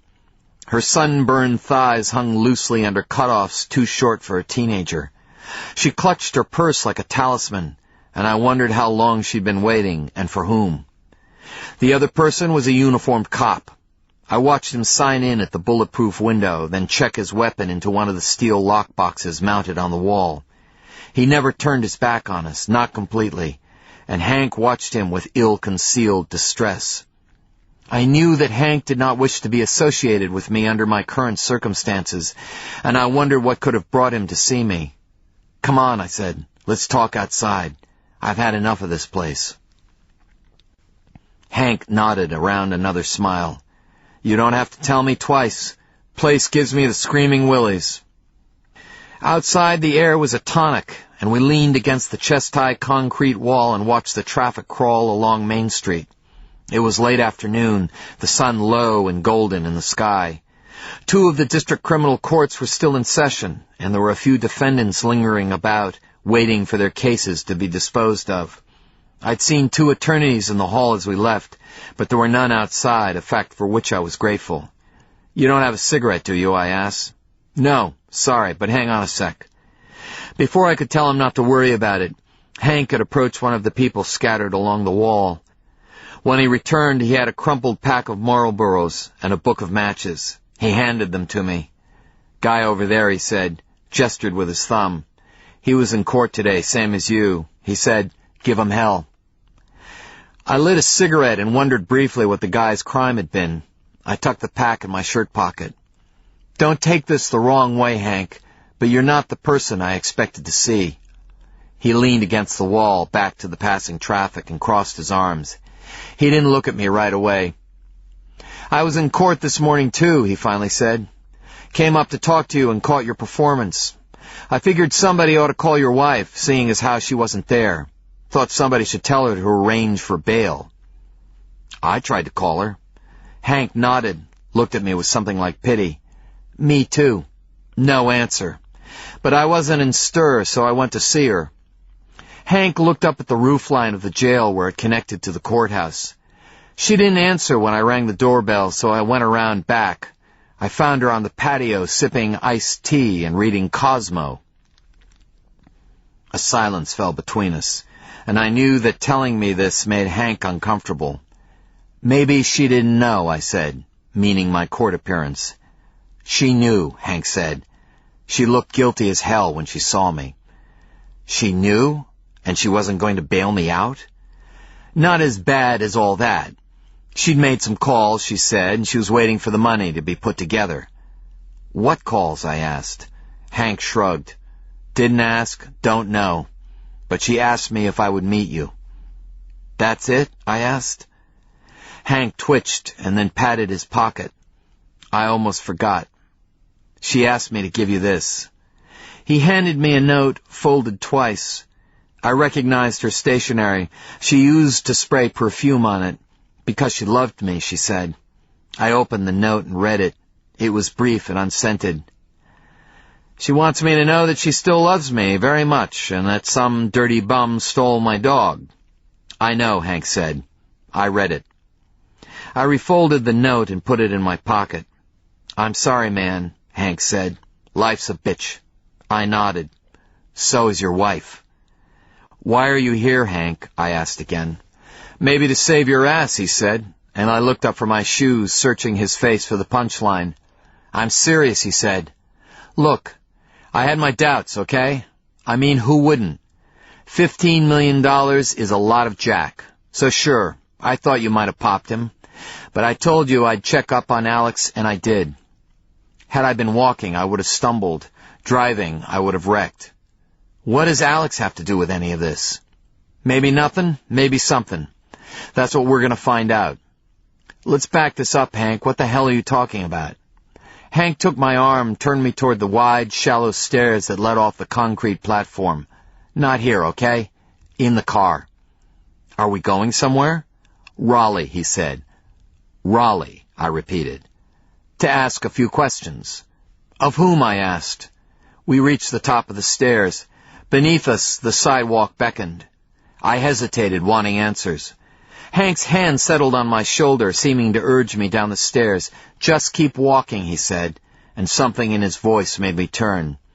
He was looking back over his shoulder, and I followed his gaze to the courthouse door. Sunlight gilded the glass, and I did not understand. I almost missed it. Then a thin tissue of cloud blotted the sun's face, and I saw him there behind the glass, Douglas, watching us, a frown of concentration on his heavy features. "Forget about him," Hank told me. "He's tomorrow's problem." I turned away, let the private investigator lead me down the stairs. "I'm parked over here," Hank told me.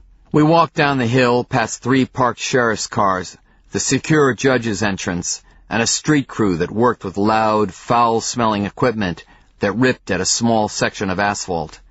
Hank gestured down the narrow side street that ran along the unmarked cemetery where free blacks had been buried almost 200 years earlier. We turned left, and the noise dwindled behind us. I started to feel like myself again, less like a punch-drunk fighter. We separated at his car, a dark green Buick sedan, and I stepped off the curb and walked to the passenger door. He unlocked the doors, but I caught his eye over the roof before I got in. "Alex?" I asked, but he ignored me, and I felt his door slam shut. The car rocked as if agitated, so I got in and took my question with me. "It's not her real name," Hank told me 5 seconds later. "That's why I couldn't find a record of her at the hospital in Charlotte. Jean was in the system plain as day, but no Alex Shifton. To me, that stank of something, but I couldn't tell what. Not until I went back with that picture you gave me." "So you got the picture?" I asked numbly, dealing with the little detail because I could not focus on the great big one that sat like an elephant on my lap. "Early," Hank responded, "a little after 5, and then I drove back to Charlotte in time for the shift change at the hospital. I flashed the photo, asked my questions, and eventually found the right guy, an orderly with a deep appreciation for Benjamin Franklin." "What did he tell you?" "He knew Alex all right, but not by that name. According to him, her name is Virginia Temple. She'd been at Charter Hills for 3 months before Jean showed up. Apparently they hit it off pretty quick. For a couple of months there, your sister spoke to no one but her." "Virginia," I repeated. The name felt made up. Alex Shifton was too hard to be a Virginia, too sharp, like calling a razor blade a butter knife. "It gets worse," Hank said. "She transferred in from Dorothea Dix." "The hospital in Raleigh?" "The state hospital in Raleigh. The place where they keep the criminally insane." "Not everybody there is a criminal," I said. "Just some." "That's right. Just some. But some of those eventually get out, and usually they're transferred to a place like Charter Hills, a stepping stone to normal living, like a halfway house." "And you think that may be the case with Alex?" Hank shrugged. "Well, shit," I said. "Exactly," Hank replied, and started the car. That's exactly what I thought. He dropped the transmission into drive. "I'm not supposed to leave the county," I said. "It's part of the standard bail arrangement." He put the car back into park and turned to face me. "Your call, Work. I can drive you home if you want and check it out myself. No sweat at all." I didn't want the judge to regret her kindness, but this was too important to play by the rules, and rules, I had recently decided, weren't necessarily good. I'd played my whole life by the book, and that life wasn't looking very pretty right now. "Screw it. Let's go." "That's my boy. But we have to make a couple of stops on the way out of town." "It's your life," Hank said, accelerating away from the curb. "I'm just driving."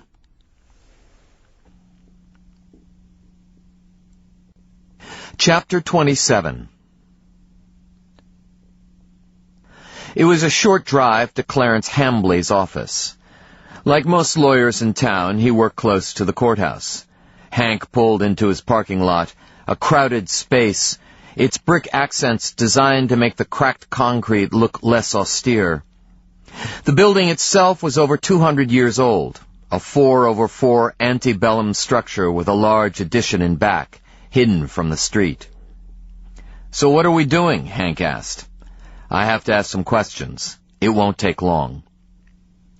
The lobby was crowded with criminal defendants whom Hambly would shuck off on some junior associate for $1.25 an hour or a flat fee, based on the charge and the likelihood of their taking a plea. He had a rear entrance and private stairwell for his more august clients. They'd go straight up, to the personal assistant who guarded his office. I knew that I'd never get past her unannounced, so I didn't even bother. Instead, I cut through the crowd in the main lobby and put my hands on the gleaming cherrywood counter. One of Hambly's assistants, an older woman, asked if she could be of some assistance, then stepped back once she looked up and recognized me. "I'd like to see Clarence," I said. "That's not possible," she replied. "I'd like to see him now, and I'm very willing to raise my voice, so please just let him know that I am here." She looked me up and down, thinking about it. I knew for a fact that she'd handled hundreds of frustrated, angry clients, so she had to size me up. After a few seconds, she picked up the phone and told Hambly's assistant that I was there to see him. It took a good minute. "You can go up," she said. Hambly met me at his office door and stepped aside to let me in. The office was long and elegant, with views of the courthouse on the other side of Main Street. He did not ask me to sit, just studied me from above his paisley bow tie. "Most people make an appointment," he said. "This won't take long," I replied, closing the door. I took a step closer to him and planted my feet widely. "I want to know how a copy of my father's will came to be in my house." I didn't realize that one had. "Who had a copy?" "This conversation is highly inappropriate," Hambly said. "It's a simple question." "Very well. I gave 2 originals to your father and kept 1 here. If he made copies, that was his own business. I have no idea how one ended up in your house." "You've seen the one that the police have in their custody?" "I have, but I cannot say for certain that it is the one found in your house. They asked me to identify it, and I did." I pushed. "Yet it is an accurate copy. You verified that for them?" "Yes," he conceded. "Why didn't you tell me that Ezra was going to cut me out of his will?" "Whatever gave you that idea?" "Mills," I said. Hambly smiled tightly, a gleam in his eyes. "If Mills told you that, she did so for her own reasons. Yes, your father contemplated some minor changes, but he never intended to remove you as a beneficiary. He was quite firm on that. I suspect that Mills was trying to trick you into some indiscretion." "What changes?" "Nothing significant and nothing that was ever put into place, ergo nothing that concerns you as the beneficiary of his estate." "Is your copy of the original accounted for?" I asked. "Filed with the probate court. I'm certain that they would show it to you if you asked." "Yet you made copies." "Of course I made copies. This is a law office. I represent the estate." "Who else did you give copies to? Mills? Douglas? Who else?" "Don't raise your voice to me, young man. I won't tolerate it." "Try this on, then, Clarence. If I am convicted of Ezra's murder, can I inherit under the laws of North Carolina?" "You know that the state will not allow a killer to profit from his crime in that way." "Then who retains control of Ezra's assets?" "What are you implying?" Hambly demanded. "Who?" "All of your father's assets pass to the foundation." "And who controls that foundation?" "I do not appreciate your insinuation. You would have control of the entire $40 million. Isn't that correct?" Hambly stared at me, his face tight with barely contained fury. "I find you and your petty machinations insufferable, Work. Get out of my office." "You were in my house. For the first time ever since I bought it, you were in my house, Why? I was there because Barbara invited me to be there, and because it was the respectful thing to do. I should not have to explain that to you. Now, get out, he said, and took me by the arm. Outside of his office, before the pretty young assistant who had suddenly come to her feet, I jerked my arm free. Somebody planted that document in my house, Clarence. It had to come from somewhere. Hambly straightened to his full height and looked down the length of his nose. I saw color in his face and the pulse of blood in the big veins that ran down his neck. Earlier today I had some pity for you, Work, but that's gone. I will look forward to your trial date. He pointed a thin arm toward the stairwell, and I saw that it trembled. Now please leave. Very well, Clarence. Thank you for your time. I walked down Hambly's private stairs and did not look back. I heard his office door slam. I found Hank in the car, his arm out the open window. How'd it go? He asked. I don't know, I said. Really? I looked at Hank. Really? So where to now? Highway 601 toward Moxville. I'll show you where to turn. We rolled out of town, and as we rolled out of town,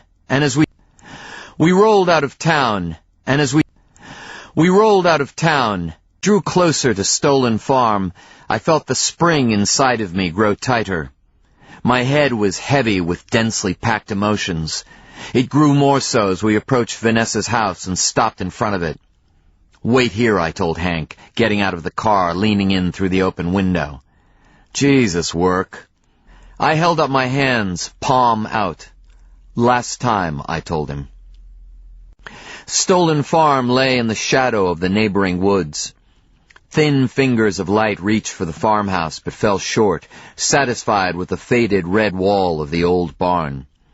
We'd parked in the rutted drive, house to the left, barn to the right. I didn't see Vanessa's car, but her nameless man was there. He watched me from the gaping, moat-filled cavern that bisected the barn. If I'd looked up, I would have seen the door to the loft where Vanessa and I found what we thought would last forever. I didn't look up. I looked at her man. He'd been working on the tractor. Grease covered his hands and the heavy wrench he held. He leaned against the tall, molded tire with a proprietary air and studied me as I crossed the dry dirt toward him. He looked bigger than I remembered. He was heavily muscled and depressingly young, but definitely the same guy.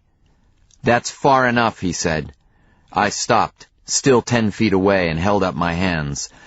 I'm not looking for any trouble, I told him. I just want to talk to Vanessa.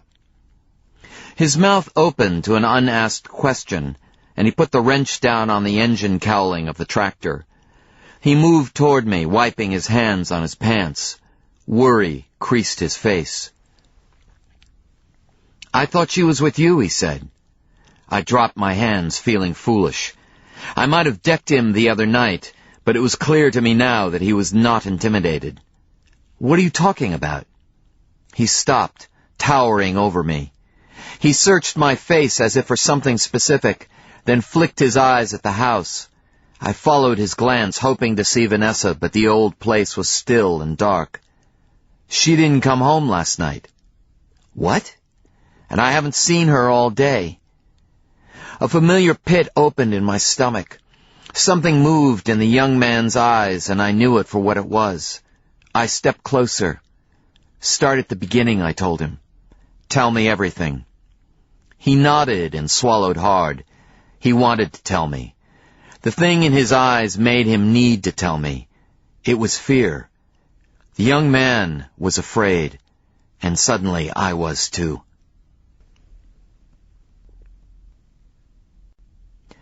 Chapter 28.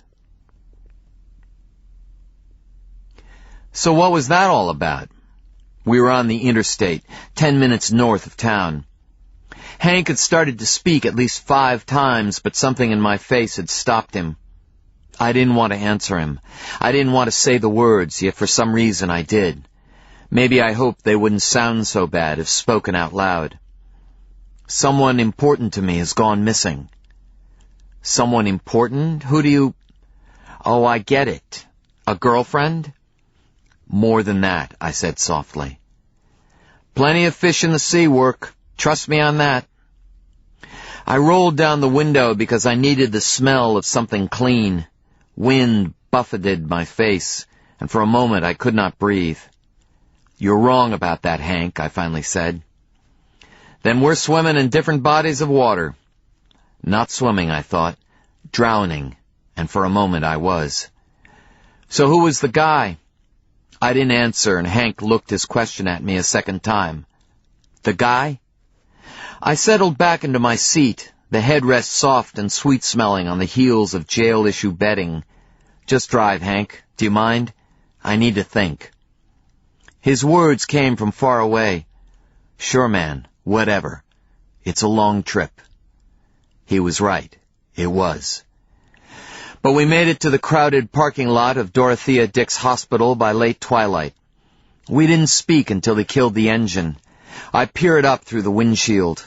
Of all the miserable places in this world, I thought, this one must hold the darkest secrets. I thought of Bedlam and screams choked with vomit. Talk about the screaming willies, I said. It's not as bad as you might think, Hank said. You've been here before? Once or twice. He did not elaborate. And I've never been on the secure floors, but the rest of it is just like any other hospital. I studied the grounds again. Except for the razor wire, I said. There is that. What now, I asked. How much money do you have? I checked my wallet instinctively, forgetting that I'd already counted the money when it was returned to me. $370. Give it to me. He separated out the $300 bills and gave me back the rest. This should do it. I watched him fold the bills together and tuck them into the front pocket of his jeans. Ready, he asked. As I'll ever be, I said, meaning it. He punched me lightly on the shoulder. Relax, he told me. This will be fun. When we got out of the car, he donned a windbreaker and checked something in the inside pocket. I couldn't tell what it was, but he grunted lightly, as if satisfied. I looked up at the hospital, black and sharp-edged against the dark purple sky. Light seemed to jump from the windows and die on the way down. Come on, Hank said. Try to relax. We started toward the main entrance to the hospital. Hang on, Hank said. I watched him trot back to the car, unlock it, and reach inside. He came back with the picture of Alex that I'd left in the mailbox. Might need this, he said. The picture flashed in the weak light, but I saw Alex's face perfectly. Like the building, it had sharp edges, and I wondered, not for the first time, what had brought her to this place. What had brought her here, and what had she carried away? What had she taken home to my sister, and was it as evil as my troubled mind made it out to be? I needed an answer, and looking at Hank, I thought we had a good shot at finding one. We walked into the lobby. Halls shot off in multiple directions. An elevator bank faced us. The hospital smell was overwhelming. Hank approached a row of newspaper machines and dug some change from his pockets. Have you read the Charlotte paper today? I shook my head. No. He dropped his change into the machine that vended the Charlotte Observer. He retrieved a paper and handed it to me. You'll need this, he said. I didn't understand. What for? I asked, holding the paper as if I'd never seen one before. Are you serious? He asked, and turned away. Oh. I tucked the paper under my arm. Hank looked up at the bewildering proliferation of signs and seemed to find what he wanted. I didn't have a clue what that was, but when he told me to follow him, I did. Soon we were lost in the maze, and the ever-present signs beckoned us deeper into the hospital. Hank kept his eyes down, like he knew exactly where he was going. He looked at no one, and no one looked at him. I tried to follow suit. Eventually we turned onto a hall that ended at a small waiting room. In the corner, on the wall, a television showed us its blank screen. A sticky note informed passers-by that it was out of order. A row of vinyl seats lined one wall. 2 more halls ran away in opposite directions, their polished floors agleam with the reflection of fluorescent lighting from above. Voices echoed around us. Passing nurses, medical students, a box on the wall paging doctors. Across from us was a blue swinging door beneath a sign that said, "Employees Only." "This is the place," Hank said. I looked around again. Sure, I must have missed something. Hank fished a plastic identification badge from his jacket pocket and clipped it onto his shirt. It had his picture on it, a name I'd never heard before, and the name of the hospital. It looked just like every other employee identification badge I'd seen since we entered. "Where did you get that?" I whispered. "It's forged," he replied curtly. "But—" He flashed his crooked grin. "I told you I'd been here before." I nodded. "Okay, what do you want me to do?" "Wait here," he said. I followed his gaze to the row of uncomfortable red vinyl seats. "Read the paper. This might take a while." "I want to come," I said. "I know you do, and I don't blame you, but people will talk to one person when they might not talk to 2. 1 is a friendly chat, 2 is an interrogation." He read the emotion on my face, but knew how important this was to me. "Relax, Work. Read the paper. If there is an answer to be found here, I'll find it, okay? This is what I do. Trust me." "I don't like this." "Don't think about it." Hank turned away, then just as quickly turned back.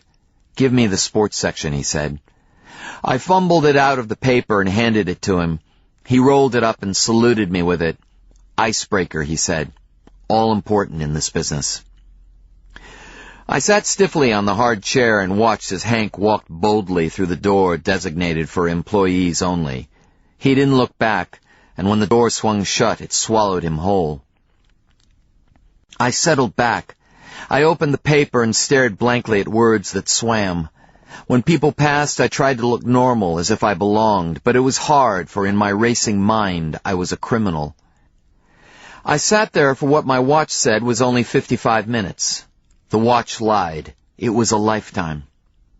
Time and again, that blue door swung open. A black man came out the first time, then a white woman and a fat man who could never be mistaken for Hank Robbins. Another woman, 2 men, an endless stream, and they all wore the same badge of identification. Again and again the door swung wide, and each time it did, the spring of my body wound a little tighter. Hank had been found out. He wasn't coming. Then I saw him, in the brief flash as the door swung shut behind an old man pushing a bucket. He was coming out, and the next time the door opened, it was for him. He did not smile, but in his eyes I saw fierce satisfaction. He took me by the arm before I could say a word. Then we were walking, our footsteps loud in the hard-tiled and resonant halls that were the arteries of this place. "That wasn't so bad, was it?" he asked in a voice so normal it surprised me. I'd expected a whisper. "Did you get it?" I asked, meaning the answer to our question. The fierceness moved from his eyes to his mouth, and he smiled. "Oh, yes, I got it." I wanted to shake it out of him.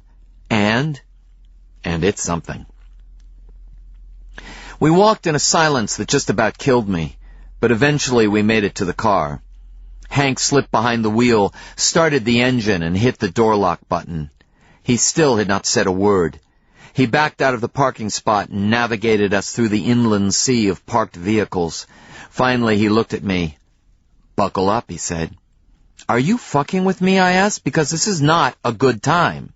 He did not respond, and his eyes remained steady on the road. "I'm just getting my thoughts together, Work. There's a lot to say, and I'm trying to figure out the best way to do it. I don't want to freak you out." "You're freaking me out right now."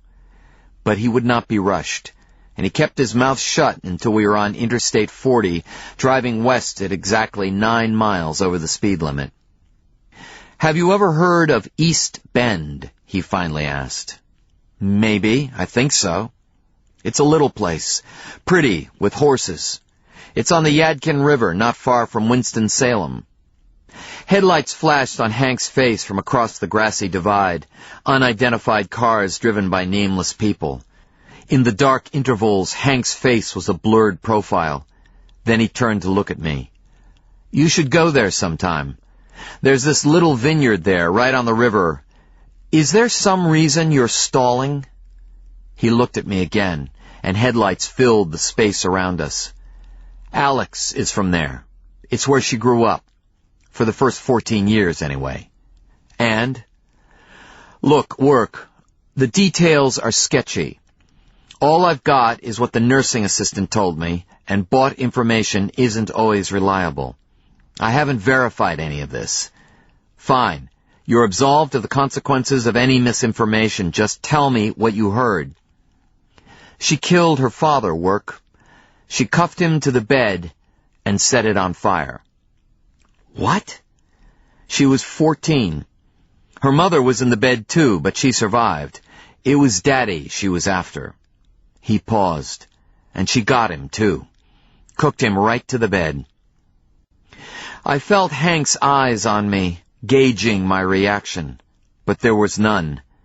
Then Hank continued, his voice a flat line. "She waited for him to stop screaming, and then she called 911 and walked out of the house. She watched it burn. When the fire truck arrived, she met them at the curb, said her mother might still be alive. They found her under the bedroom window, burned over 70% of her body. She was cut up pretty bad, too, from diving through the glass. When the police showed up, the girl told them what she'd done. She didn't lie about it, but she didn't gloat either. Rumor is she didn't shed a single tear.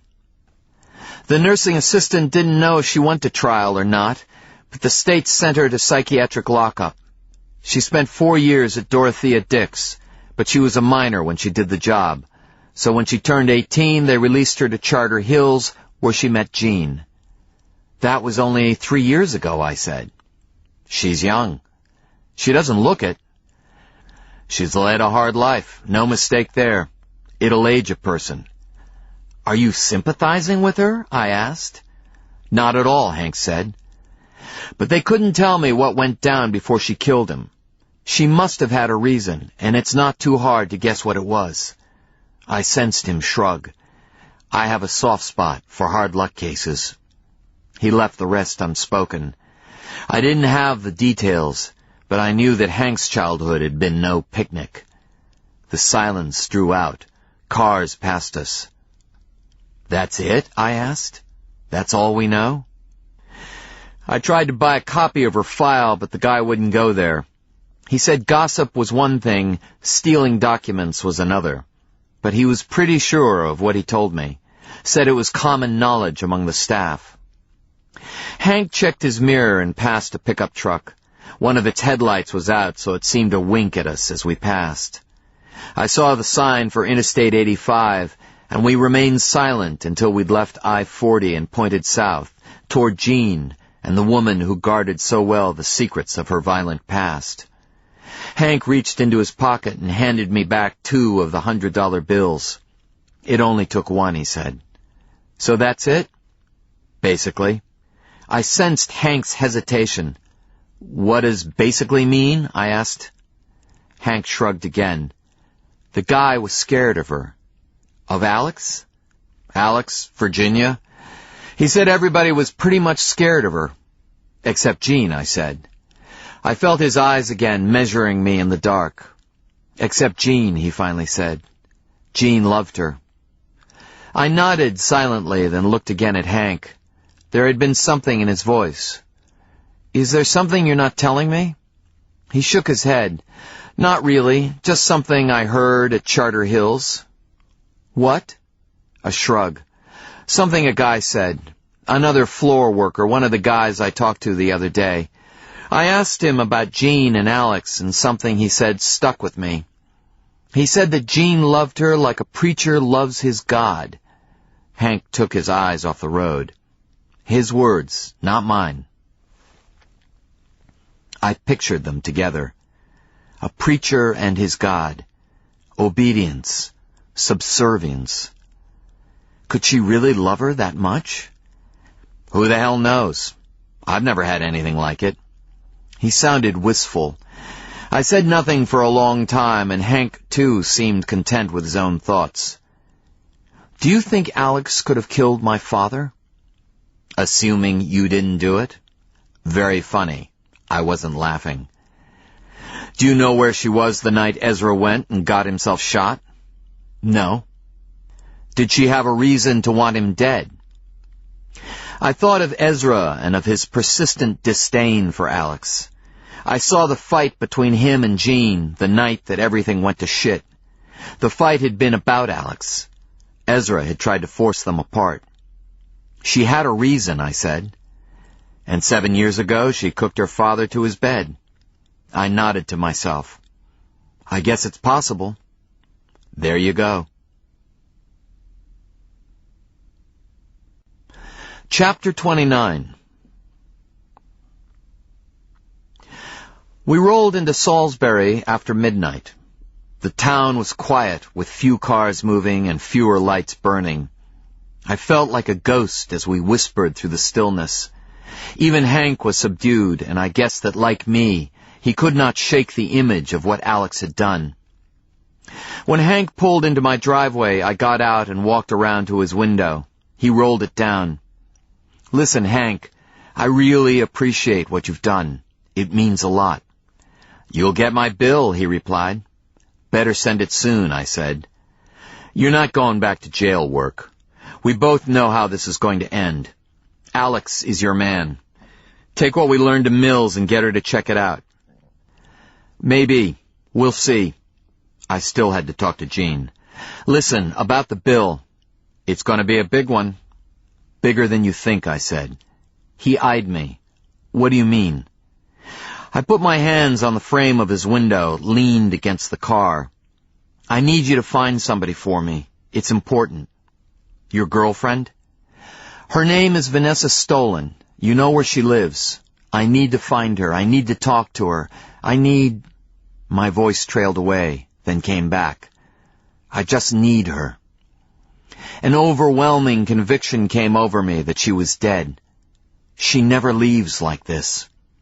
That's the last thing the big farmhand told me, there by the tractor at Stolen Farm. Not without making provision for her animals. She'd never leave them unattended. What about you? I'd asked. I just work here, mister. If she needs me to take care of things while she's gone, she always calls. I've got my own place to look after, too. She knows that. In my mind, I'd seen them together, her body alive under his heavy, calloused hands. I thought she'd given herself to him, and that her gift had killed the last best part of me. Just find her for me, Hank. There are things that need to be said. What else can you tell me about her? Anything that might help me find her.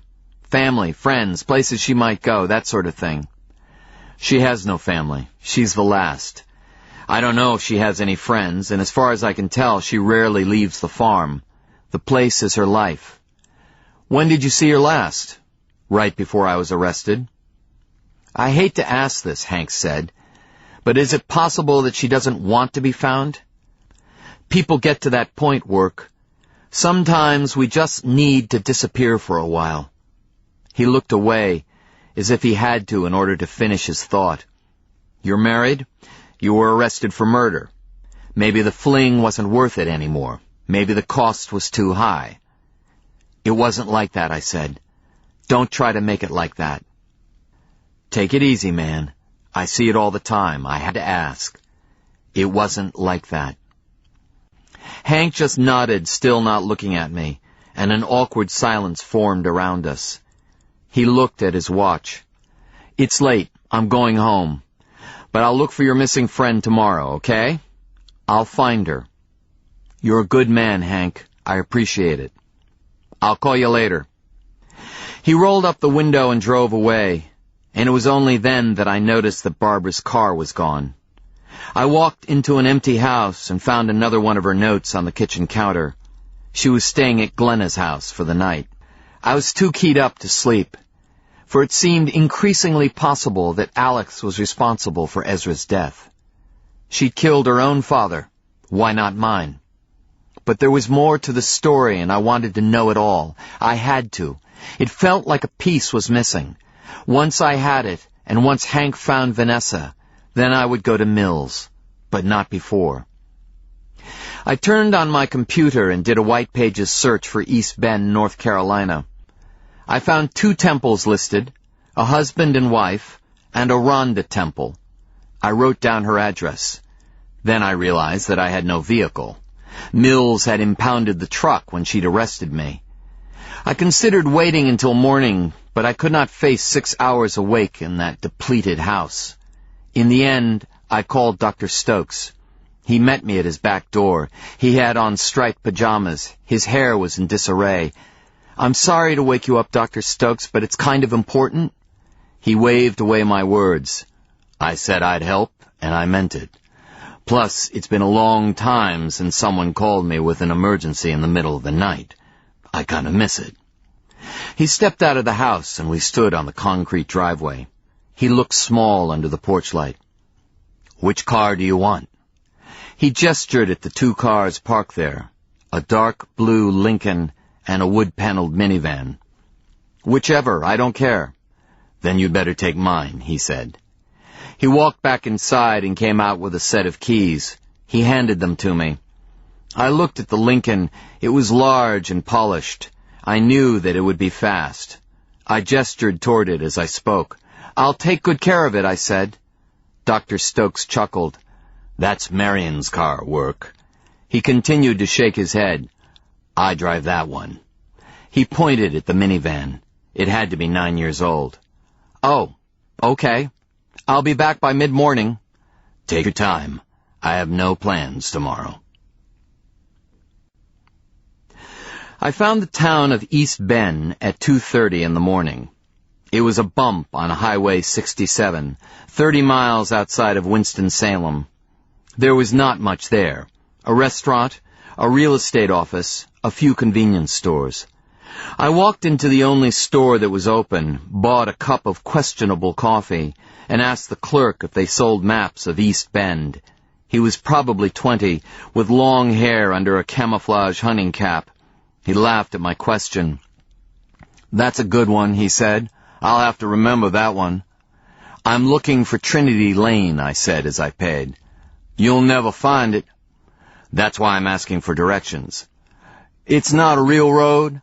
That's why you won't find it. It's just a dirt road, the kind where they let you make up a name for it. But the sign is blue instead of green. That's how you can always tell if it's a real road or not. Green means real. There's an E in both of them, green and real. That's the best way to remember."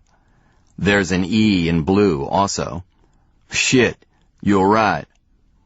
"I'm looking for a woman named Rhonda Temple." He didn't answer me. He stood behind the counter, patted his belly, and stared back. "I don't mean her any harm, if that's what you're worried about." He laughed again and showed his stained teeth. "You can kill her for all I care. That woman is without doubt the meanest bitch I ever did meet. What do you want to talk to her for?" "Was she in a fire 7 or 8 years ago?" "That's her." "That's what I want to talk to her about." "Hell, everybody around here can tell you about that. That crazy kid of hers set the place on fire, cuffed her old man to the bed and left him to burn." "Alex?" "No, not Alex.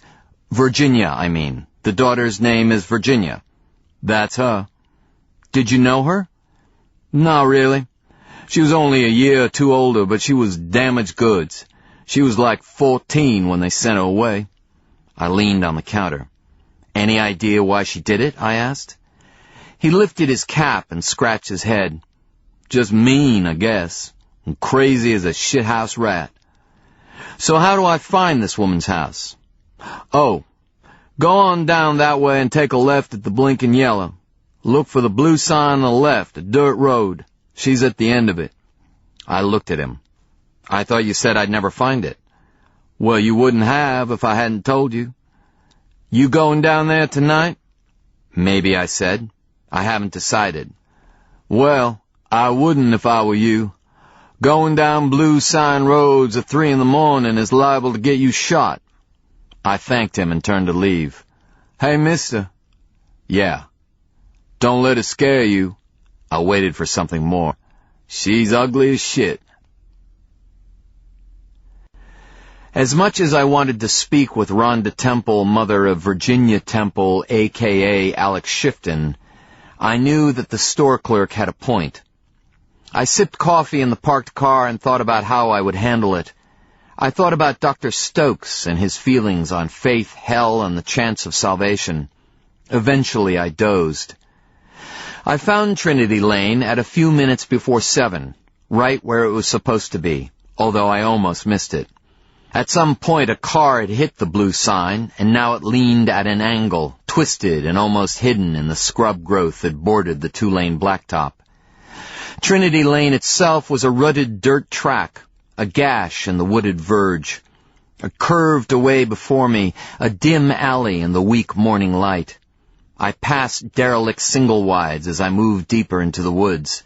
Some were burned out, others simply worn down and abandoned. Fiberglass insulation hung from places where siding had been stripped away, and rusted appliances bled slowly into the weed-choked red clay. It was a dismal place. The road ended 500 yards in, at the rear bumper of a 20-year-old Dodge Omni. It was parked in the bare dirt yard of the last trailer, a single-wide with a satellite dish beside it. I climbed warily from the car. There was a refuse pile behind the trailer at the point where the land fell away to the river. A few lifeless items hung from a clothesline. A light burned behind one of the windows. I knocked on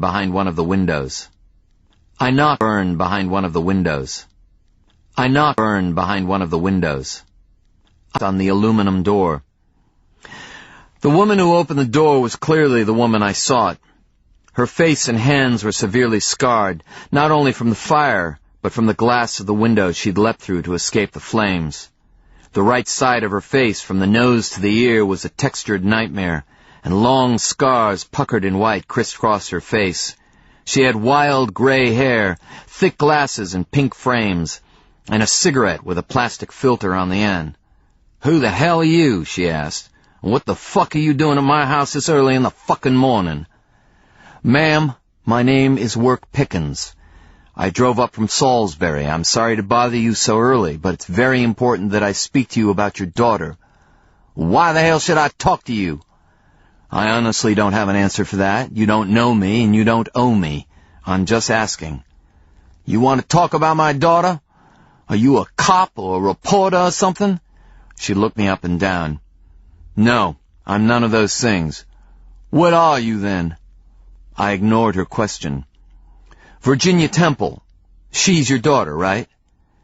She took a drag on the plastic filter, studied me with reptile eyes. "She came out of me, if that's what you mean. But she's no daughter of mine." "I don't understand," I said.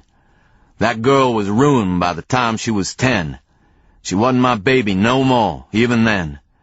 But when she did this to me, when she set the fire and killed my Alex, well, I decided then and there that she weren't no child of mine. Not then, and not ever again." I couldn't help but look at the scars, and I thought of what it must have been like to wake up engulfed in flame. "I'm sorry about your husband." "Are you stupid?" she asked. "I don't care about that worthless shit. He got what he deserved, and I'm better off with him dead. I'm talking about my Alex." Her eyes misted, and she swiped at one of them. "Alex, I don't understand." "Alex was the only thing good in my life." I stood there confused. "Ma'am, God damn it, Alex was my other daughter, my baby. She was 7 when it happened. That bitch Virginia killed her too. Or didn't you know that?" Chapter 30. Rhonda Temple pretty much shut down after her outburst. She wouldn't talk much at all, not about Virginia, not about why she'd done what she did. But she did tell me how Alex, her youngest daughter, had come to die. The story stayed with me on the drive back to Salisbury, and I knew that the time had come to confront Jean. I had to ask the question. I had to know. I parked Dr. Stokes's car and walked to the entrance of the emergency room. I nodded at a doctor who stood smoking outside, then entered the brightly lit hospital. It was quiet, and for a moment it felt more like a mausoleum than a hospital. The triage nurse's desk was empty. No one sat on the long benches or chairs in the waiting room. I could hear the hum of fluorescent lighting and the pneumatic hiss of the door as it slid shut behind me. I saw movement behind a glass partition, a flash of white coat, but that was it. The place was dead. So feeling more like a ghost than ever, I passed through the reception area and into the long hall. It led me past vending machines, telephones, and the closed doors of the small hutch-like offices where low-grade administrators worked from 9 to 5. I found the bank of elevators and stepped inside. I pushed the button for the 3rd floor. The nurse's station on Jean's wing was empty, and I walked quickly past it. As I reached my sister's room, a nurse turned the corner, moving toward me, but her head was down. She didn't see me, so I went inside and closed the door. The room was dark after the hallway, but not entirely without light. Some filtered in from outside, and the monitors cast their eerie glow. I half expected to find Alex there, and honestly didn't know what I'd do if I did. Fortunately, she wasn't there. I needed Jean's attention, not another pissing contest. When I took Jean's hand, it felt desiccated, as if she had bled out after all. But it was warm, and I looked down at her as I held it. Her eyes moved beneath her lids, and I wondered what she was dreaming about. Something bad. Her life was a nightmare. There would be no reprieve behind closed eyes. I wanted to wake her, but did not. I sat in the chair by her side and held her fevered hand. Eventually I put my head on the narrow margin of bed and leaning forward, perched on that unyielding chair, I finally fell asleep. At some point I too must have dreamed. I felt her hand on my head and heard her voice. How could you work? How could you do it? Her hand fell away along with her words, but in the clairvoyance of dreams, I knew that she was weeping. When I woke, it was with a start. Jean's skin was washed charcoal, her eyes twin slits of darkness. But then she blinked, and I knew that she was awake and had been watching me. "When did you get here?" Her voice was as arid as her hands. I rubbed my eyes. "Do you want some water?" I asked her. "Yes, please." I poured some into the plastic cup on her bedside table. "There's no ice." "It doesn't matter." She drank the water, and I refilled her cup. I looked at the saline bag suspended above her, followed the tube to where its needle entered her arm beneath a white X of tape. It was easy to recall the red sea of her blood on the floor of our parents' house. She'd probably be dehydrated for a week. I looked at her face, saw the slackness around her mouth, and wondered what she was on. Antidepressants, maybe? Sedatives? She saw me looking and turned away. I did not want to ask her the things that had to be asked. She was transparent, and I knew that I had never seen a more fragile person. "How are you, Jean? Are you holding up okay?" She blinked at me, and for an instant I thought she wouldn't answer. She drew up her knees, puddled into herself, and I thought she was going to turn away from me as she'd done the last time. "They say you saved my life." The statement was utterly devoid of emotional context. "They say your car is blue." Like that. I almost lied. I didn't want her to hate me for doing what I'd done. "I might have," I said. "Even Alex says it. She says you found me and put tourniquets on my arms. She says 1 minute later and I would have died." I looked at my fingers, remembering the slipperiness of her blood, how hard I'd jammed those fingers into her neck, looking for a pulse. "You called me," I said. "I came." "That's the 3rd time," she continued. I felt her movement and looked up in time to see her turn her face away. "You must hate me," she said. "No." I put my hand on her arm, turned her back so that I could see her face. "Never, Jean. Don't you ever think that. I could never hate you. I squeezed her shoulder and said the words that should have come easily but never had. "You're my sister, and I love you." It was her turn to nod. She did so in fitful jerks as folds closed over her eyes like curtains, and tears pooled on the shelf of her wasted cheeks before spilling down her face in 2 long, hot arcs. She swiped at the tears with one arm, scrubbing them away with the heavy bandage that covered her wrist. She opened her mouth to speak, but then closed it, the words unsaid. Instead, she continued to nod, but I understood. The words were hard. That's how we were raised. "Do you need anything?" I wanted to ask. More water, another pillow. I meant to ask these things, but that's not what I said. There was a larger question, a dangerous one, but it couldn't wait any longer. I needed to know. I couldn't go to Mills until I heard it from Jean herself. "Did you do it?" I asked. Jean looked horrified. "What?" Almost a moan, and the tears came faster. But I couldn't stop. Every action of the past week had been based around my assumptions that Jean had pulled the trigger. I'd gone to jail for those assumptions. I now faced life in prison for them. "Did you kill him?" I asked again. "Did you kill Ezra?" Jean's mouth gaped and then collapsed. "I thought you did it," she said. It was her child's voice, so vulnerable that I saw the truth of her words. She really believed that I'd done it. "Is that what Alex told you, Jean? Is that why you think I did it? Because she told you I did it?" Jean shook her head, hair moving over her eyes, coming to rest on her forehead. I saw that she'd pulled the sheet to her throat. Her eyes spilled confusion. "You did it, Work. You had to have done it." "I thought you did it," I said. And Jean rocked as if my words were bullets. Her eyes widened, and she pushed deeper into the pillows that mounded behind her. "No," she shook her head again. "It had to be you. It had to be." "Why?" I asked, leaning closer. "Why me?" "Because—" Her voice trailed off. She tried again. "Because—" I finished her thought. "Because if you didn't do it, and I didn't do it, then Alex did. Is that what you were going to say?"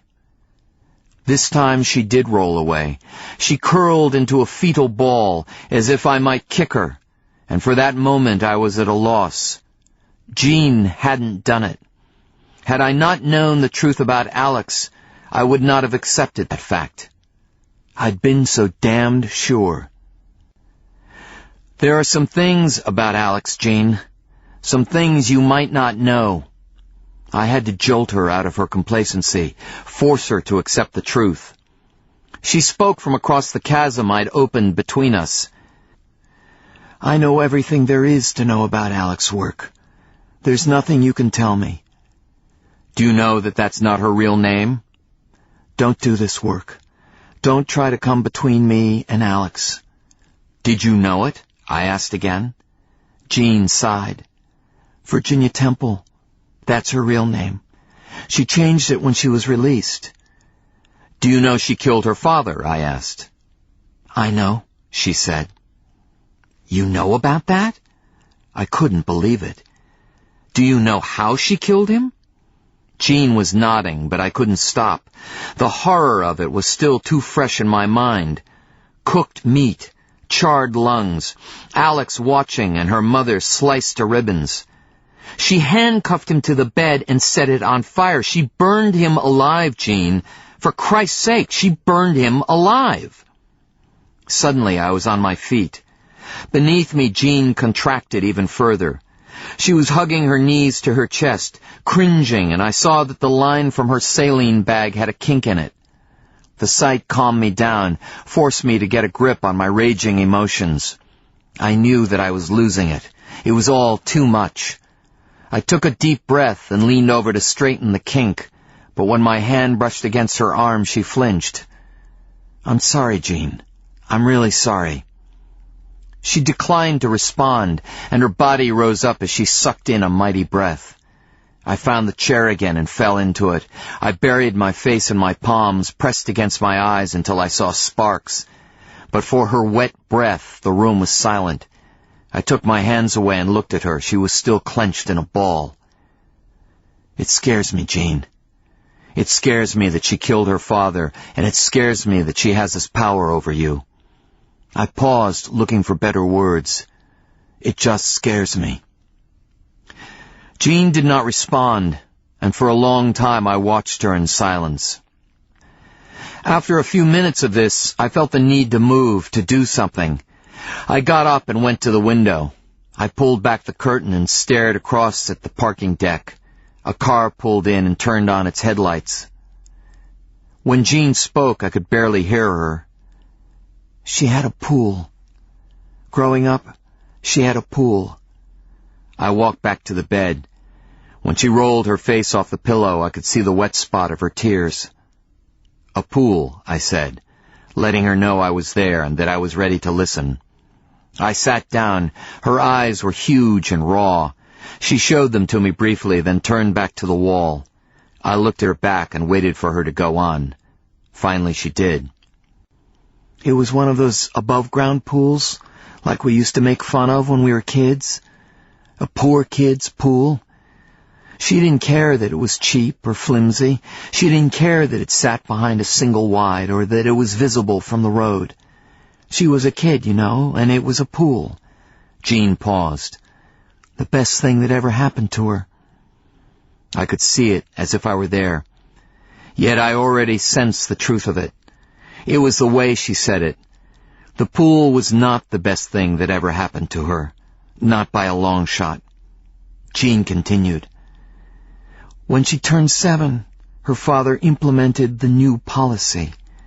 That's exactly how he said it. We're implementing a new pool policy. He tried to make a joke out of it. She didn't care one way or another. But if she wanted to hang out around the pool, she had to be wearing high heels and makeup. That was the policy. She paused, and I heard a sharp intake of breath. That's how it started. I knew where this was going, and I felt my insides clench in disgust. Hank had been right.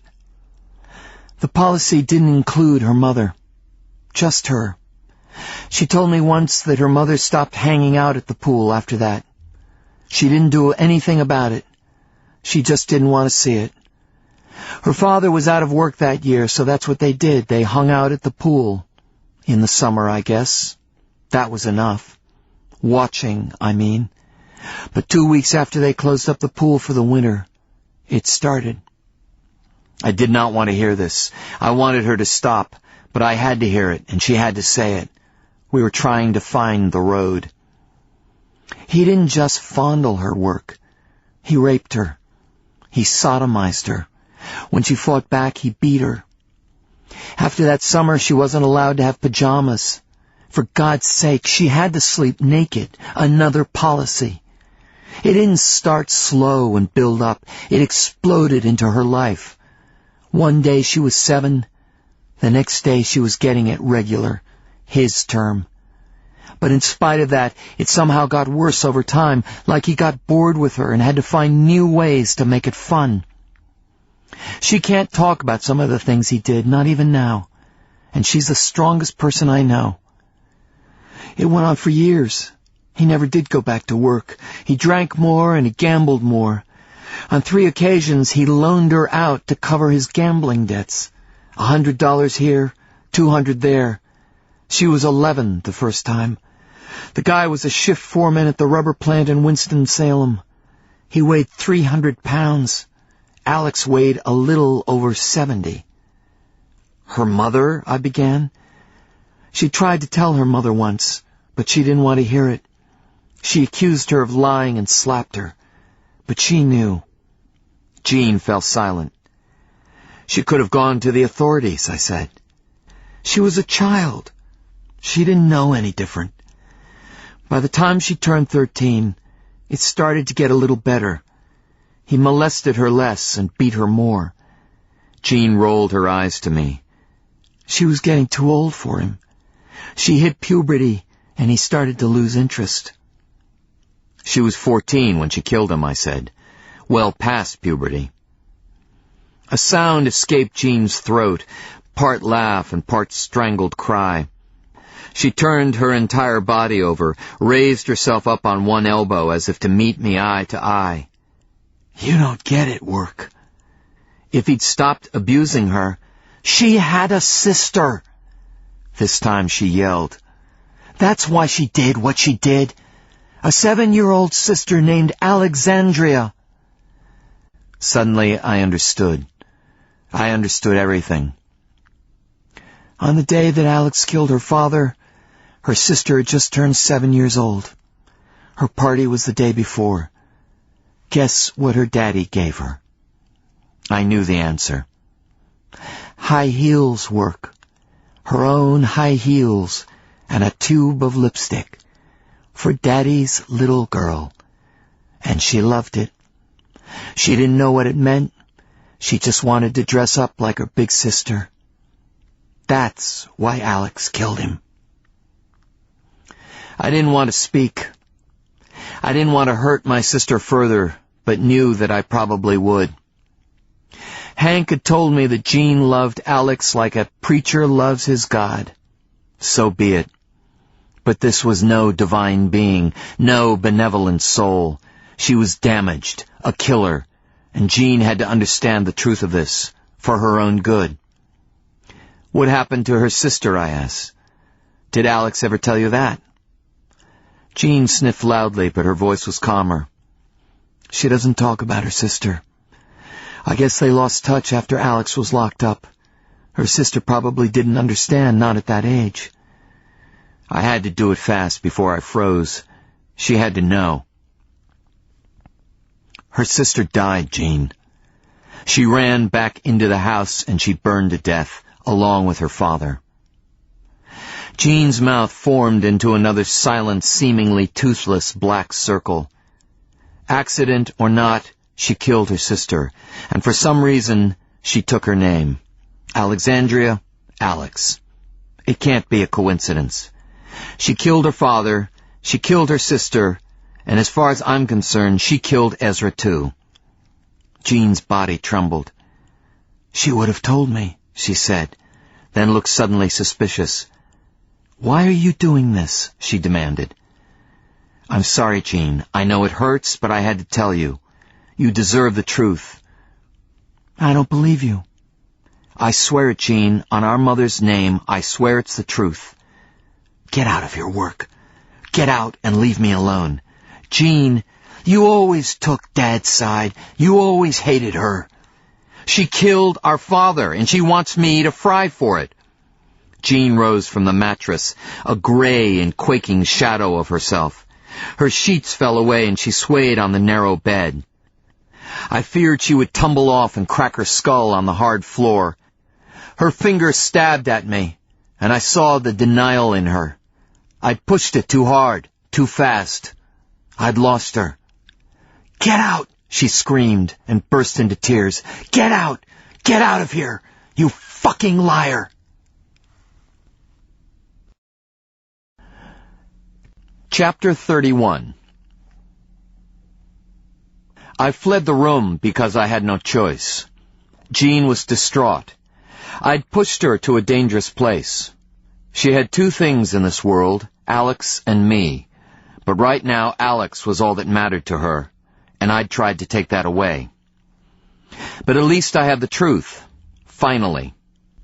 Jean had not killed Ezra. She was not a murderer. And without that weight on her conscience, she might eventually pull out of the nosedive that had brought her to this hospital in the first place. Yet the alternatives could be equally devastating. Someone was going down for Ezra's murder, and the way it looked now, it would either be Alex or me. Could Jean recover from either of those eventualities? She would have to. It was just that simple. For me, things had changed dramatically. I might have been willing to take the rap for Jean, but not for Alex. No way in hell. I leaned against the wall. It was hard and cold under my back, and I closed my eyes. I thought I heard her weeping, but then the sound was gone. Imagination, I told myself. Guilty conscience. When I opened my eyes, a nurse was standing in front of me. She looked worried. "Are you okay?" she asked. The question took me by surprise. "Yes." She studied me. "You're as pale as a sheet and look dead on your feet." "I'm okay. Just tired." "I'm not going to argue about it," she told me, "but if you're not a patient, you'll have to leave. Visiting hours aren't for another hour." "Thanks," I said, and walked off. When I looked back, she was watching me, a puzzled look on her face. I could almost read her mind. "Don't I know you from somewhere?" she was thinking. Then she turned away. As I followed the hall toward the elevators, I thought about Alex. I was no shrink, so I could only guess at the state of her mind, but it had to be a wreck. Why the name change? I could understand wanting to escape her childhood, but why take her dead sister's name? Because she died untouched and unspoiled, purified by her innocence and by the fire that killed her? Or was it guilt and the desire that she live on in some small way? I would probably never know. But one thing was crystal clear, and that is what scared me. Alex Shifton was fiercely loyal, and she would take drastic measures to eradicate any perceived threat to herself, to Jean, or to their relationship. She killed her father to protect her sister. She killed Ezra to protect her relationship with Jean. Now I was the threat, and she was setting me up for the murder. She'd turned Jean against me. She'd undermined my alibi, somehow acquired a copy of the will, and planted it in my house. Suddenly, I froze, paralyzed by a thought that came unbidden, yet with horrifying clarity. Alex had undermined my alibi. She knew that I was not home with Barbara when Ezra was shot. Did she know where I was that night? Did she know about Vanessa? Dear God, did she know that Vanessa could give me an alibi? Now Vanessa was missing. She didn't come home last night. I couldn't finish the thought, but I had to. There was no time left for fear or denial, so I asked the question, if Alex knew that Vanessa could ruin her plans, would she kill her? The answer was unequivocal. Absolutely. The elevator opened. I pushed through the waiting crowd of green shirts and white coats and nearly sprinted for the exit. Outside, I realized that I had no plan, nowhere to go. I looked at my watch. It was 10:30. I called Stolen Farm, knowing better than to hope, yet doing so with every fiber of my being. Just pick up. Please, pick up. The phone rang 4 times, and each unanswered ring was a nail in my heart. Alex had killed her. She was dead. The grief almost overwhelmed me. Yet through the pain, like a whispering traitor, came a single selfish thought. I had no alibi. I could go to jail for the rest of my life. The presence of that thought made me think that maybe I should. I squashed it, and it did not resurrect itself, for which I was grateful. Next, I called Hank. I had to talk to him now more than ever. He didn't answer at home, so I tried his cell phone. "I was about to call you," he said. "Hank, thank God. Shut up for a minute. We've got big fucking problems." I heard his hand go over the mouthpiece, heard muffled voices. Almost a minute passed before he came back on the line. "Okay, I'm outside." "Listen, Hank, I think I'm onto something about Vanessa." "Work. I mean this in the most polite way, but we don't have time to deal with your missing girlfriend. I'm at the police station now." "In Salisbury?" "Yeah. I came here to check accident reports before I started looking for your friend. But it's a damn hornet's nest down here. We need to talk, but not on the phone. Where are you right now?" "I'm at the hospital. I'm standing outside the emergency room exit." "Stay there. Try to stay out of sight. I'll be there in a couple of minutes." "Hank, wait." I caught him before he hung up. "What the hell is going on?" "They found the gun, Work. The one you threw in the river." What? Just sit tight. 2 minutes. He hung up, and I stared at the dead cell phone in my hand for what may have been the longest 2 minutes of my life. They'd found the gun. Could Alex have been responsible for that too? When Hank turned into the parking lot, I met him at the curb. I climbed into his sedan. He neither looked at me nor spoke. He turned left out of the parking lot, made several seemingly random turns, and then stopped at the curb. We were in a residential neighborhood. It was quiet, nobody in sight. Hank stared wordlessly through the windshield. "I'm waiting for you to speak," he finally said, looking at me. "What do you mean?" His face was hard. So were his eyes.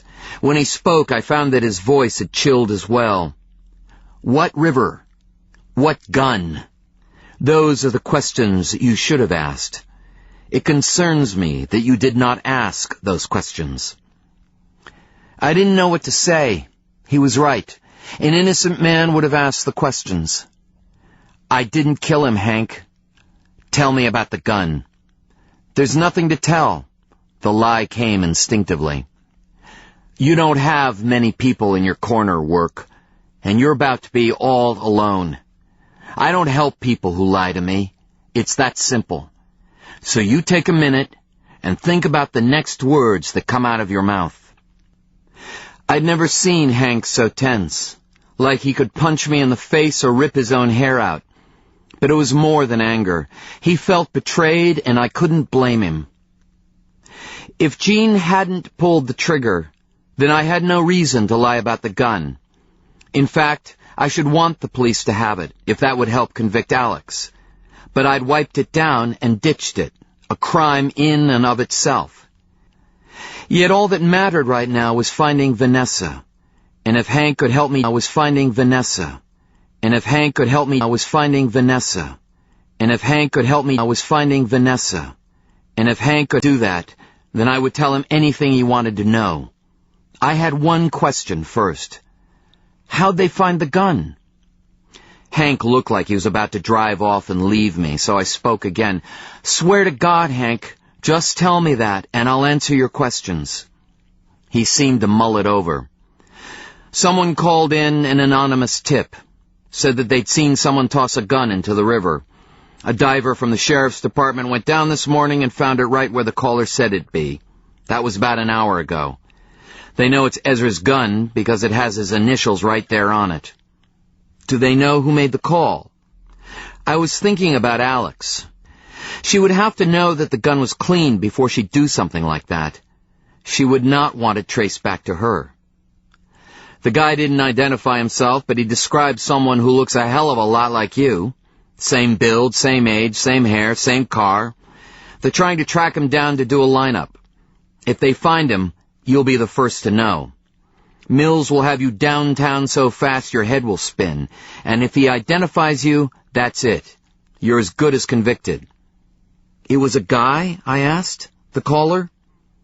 "Didn't you hear me? They're trying to link you to the gun." "But the caller, it was a man? Not a woman?" "Look, that's what I heard, okay? It's not like I was on the phone. I heard it was a guy. Now tell me about the fucking gun. I don't want to ask again." I scrutinized his features. He wanted me to be innocent, not because he liked me, although I thought that maybe he did, but because he did not want to be wrong, not about something like this. Hank Robbins would never help a killer, and like everybody, he hated to be played. "You want to know why I ditched the gun if I didn't kill him?" It was a statement, not a question. Now we're getting somewhere. So I opened my mouth. I started talking and didn't stop until I'd explained it to him. He didn't say a word until I was through. "So you were going to take the heat for Jean?" I nodded. "That's why you ditched the gun?" "Yes." "Tell me again why you thought that Jean had pulled the trigger?" I'd been vague about this. No way could I discuss the night Mom died, not with Hank or anybody else. I didn't know if he'd accept my theory without understanding what could have driven my sister to murder, but that was the chance I'd have to take. That body was buried, and I meant for it to stay that way. Jean has not been well, mentally, for a long time now. She and Ezra had problems. Hank said, and I knew that I was losing him. Problems. It's a family matter, Hank. I can't talk about it. You can believe me or not, help me or not, but that's all I can say about it. He was silent for a full minute.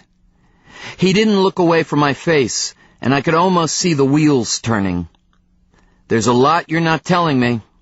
Yes, but like I said, it's family stuff. I hesitated. I didn't want to beg, but knew that I was close. I didn't kill him, Hank.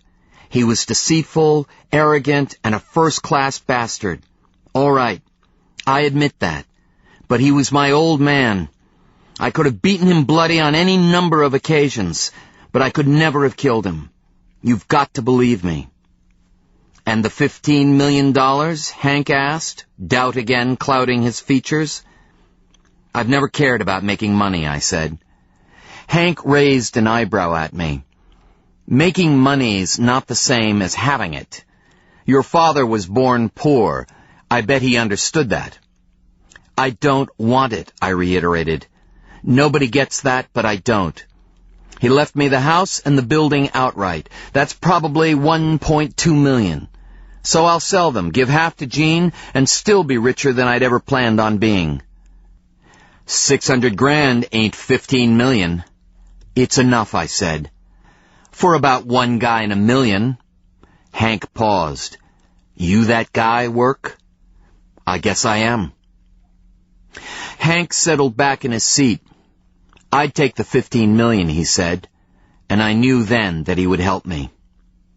He put the car in drive and eased away from the curb. We drove in silence for a few minutes.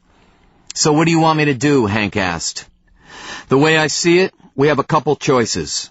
We dig deeper on Alex, or we go talk to Mills, let her check Alex out. Now I understand if you don't want to talk to Mills, so I'll be glad to handle that. That would probably be the best idea, the more I think about it. You'll have to come clean about the gun, but nobody says that has to be done quickly. Once Mills is convinced, once she's built a case against Alex, maybe then we'll tell her. Of course, if they find the anonymous caller, that point will be moot. It's not going to be pretty, no matter how we do it. Mills would chew your face off if she could get away with it. She won't be easy to convince. She wants you to be guilty. It's almost personal. I was barely listening. My mind was elsewhere. I think Alex will come looking for me, I said. What do you mean? I told Jean about my suspicions. Alex won't sit still for that. She'll come looking for me. Hank was already shaking his head. If she's the killer, that's the last thing she'll do. She'll play dumb. She'll wait for the world to land on you. All the hard work's done. She can relax and watch her tax dollars at work. Maybe, I said, but was not dissuaded. So, do you want me to talk to Mills? I want you to find Vanessa, I said. That hasn't changed. Damn it! This is not the time to waste energy looking for some missing person. I don't care how you feel about her. As soon as Mills finds that caller, you'll be arrested, and as far as we know, they've already backtraced it. They could do a photo lineup easily enough. They could be coming for you already, and this time there won't be any bail. Not after attempting to destroy evidence. No judge alive would let you out. You'll rot in jail, Work, so get your priorities straight. Playtime is over. I want you to find her, Hank. For fuck's sake, Work, why?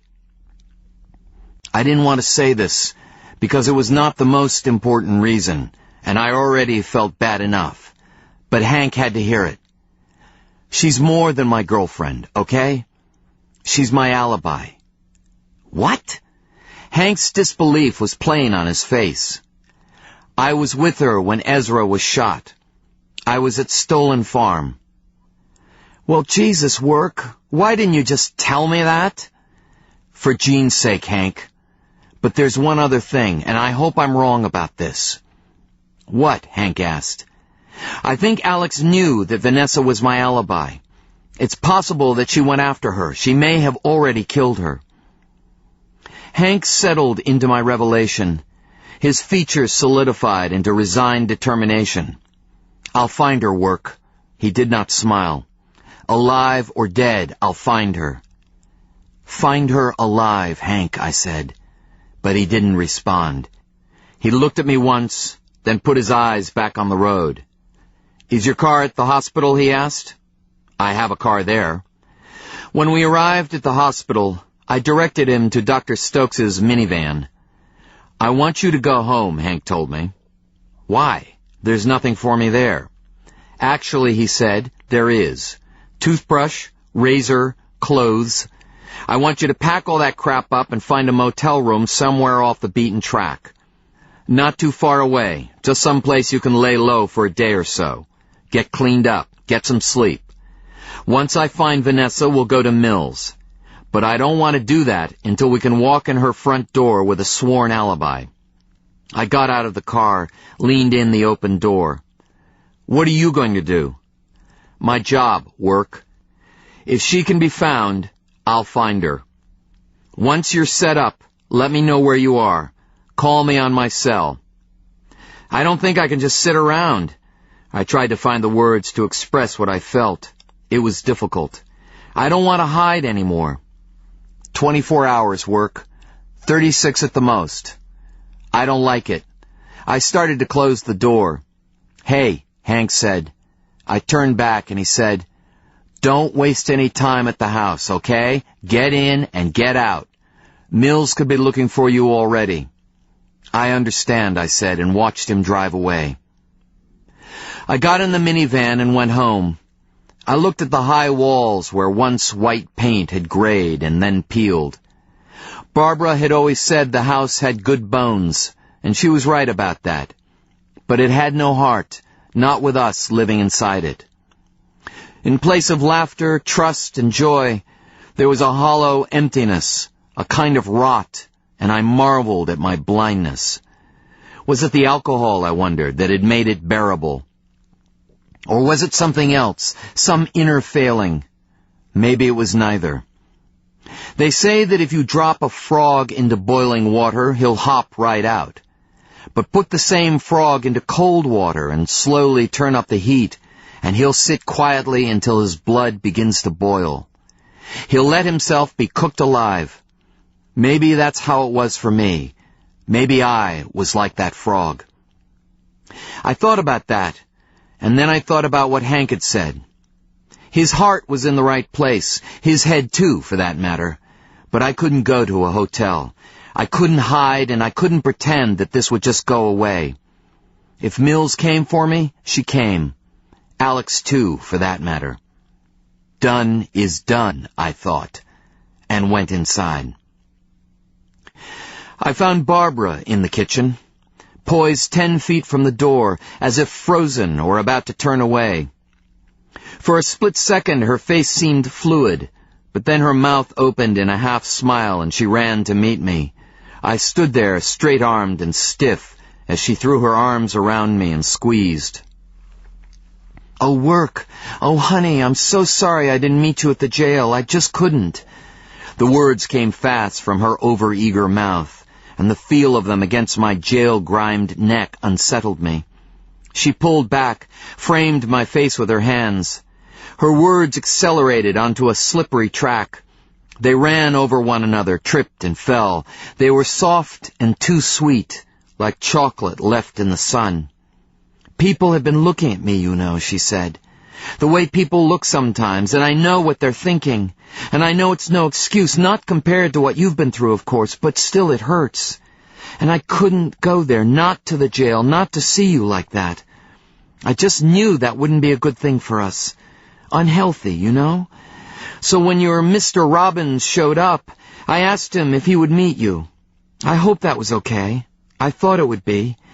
But then you didn't come home and you didn't call and I didn't know what to think. She sucked in a breath. There are just so many things I wanted to say to you, and not being able to, why, that was just about the worst. She fell silent, and in the absence of my response, awkwardness blossomed between us. She took her hands from my face, slid them to my shoulders, and squeezed me twice before allowing them to fall away.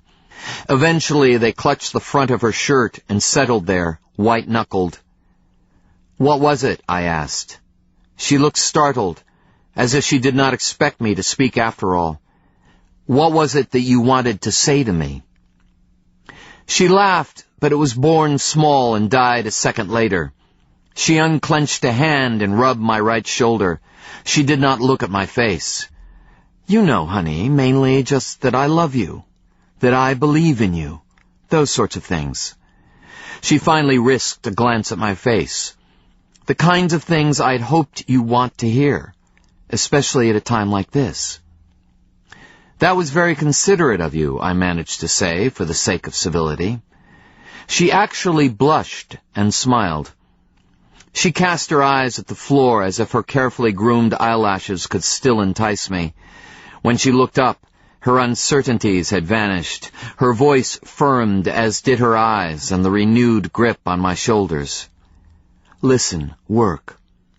I know this is difficult, but we'll get through it, okay? You're innocent. I know that. There's no way you'll go back to jail. This will pass, and when it does, we'll be fine. We can be the perfect couple again like we were in the old days. People will look at us, and that's what they'll say. What a perfect couple. We just have to hang on and get through this.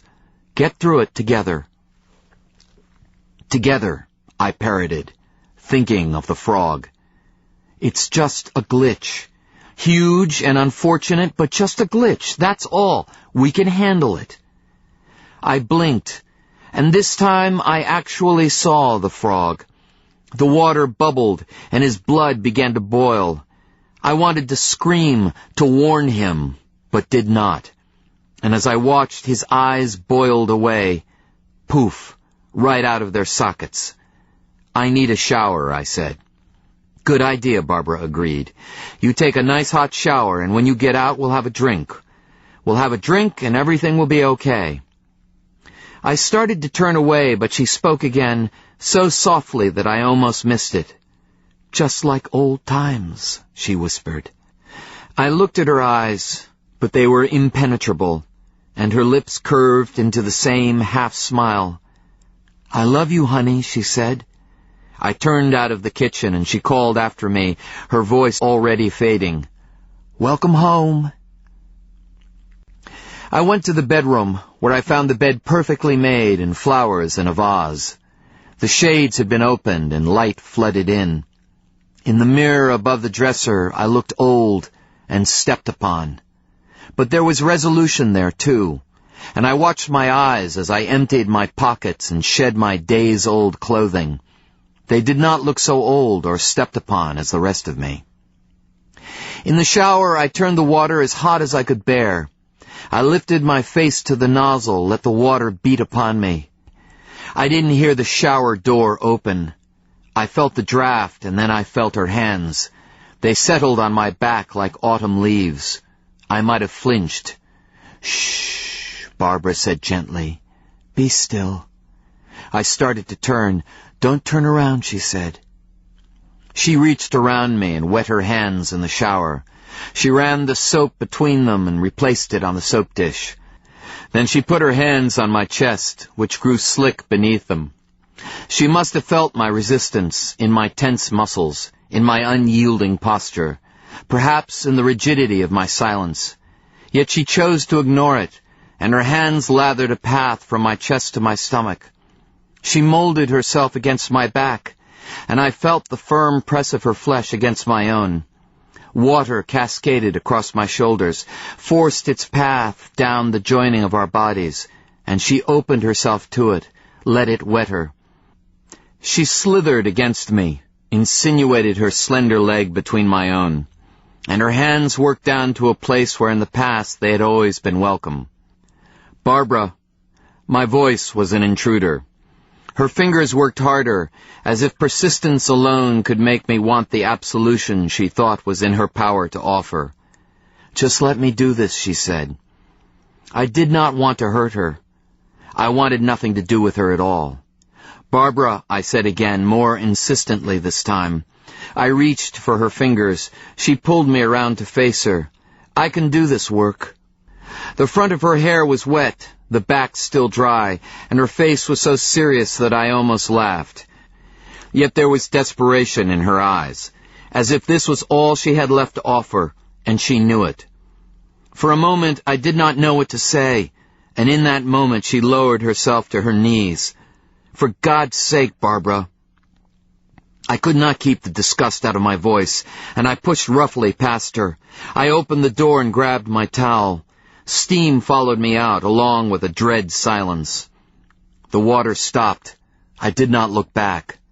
When Barbara stepped out next to me, she didn't bother to cover herself. She ignored the water that ran into her eyes and pooled on the floor, and I ignored her until I knew she would not simply walk away. So I turned and faced her, my towel heavy with cooling damp, my heart just heavy. "My life's falling apart too," she said. But it wasn't sadness I saw in her eyes. It was anger. Chapter 32.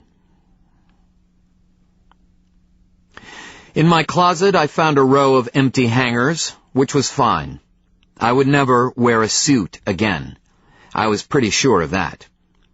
I pulled on a pair of jeans, an old button-down shirt, and running shoes that I'd worn out years ago. On the top shelf was a battered, disreputable baseball cap, and I put that on too. I found Barbara in the kitchen. She was making a pot of coffee. Her robe was cinched tight. "What can I do to make it right?" she asked. "I want it to be right with us, work. Just tell me."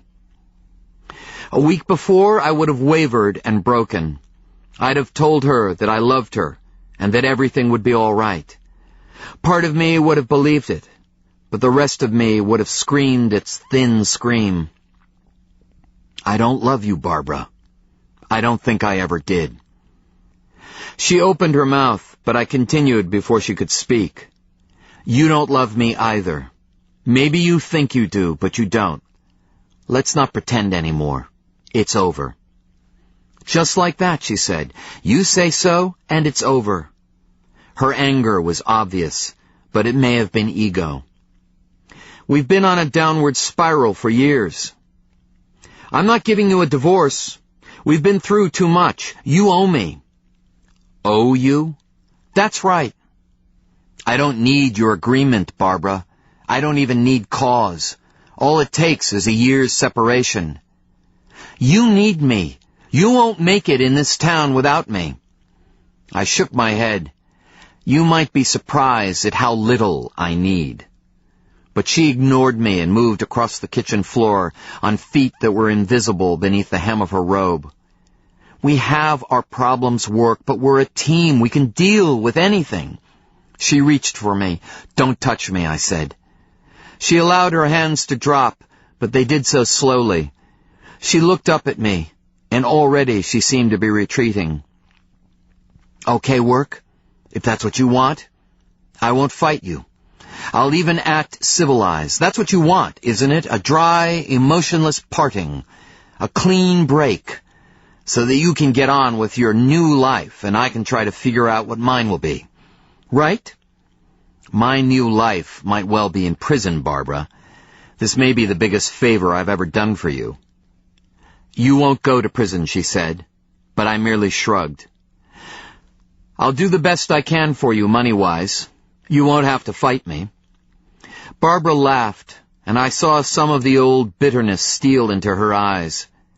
"You don't make enough money now, work. You never have, not even when Ezra was alive, and nobody made money the way he did." Her words rang in my head, and something clicked. "What did you just say?" "You heard me." She turned away, picked up a pack of cigarettes, and lit one. I didn't know when she had started smoking again. She was in college the last time I saw a cigarette between her lips, but this one danced in her mouth as she spoke. "You could barely make it with Ezra looking out for you. As it is, I don't know a single lawyer in town who makes less money than you do." She blew smoke at the ceiling. "So keep your empty promises. I know what they're worth." But that wasn't what struck me. Making money's not the same as having it. Hank's words.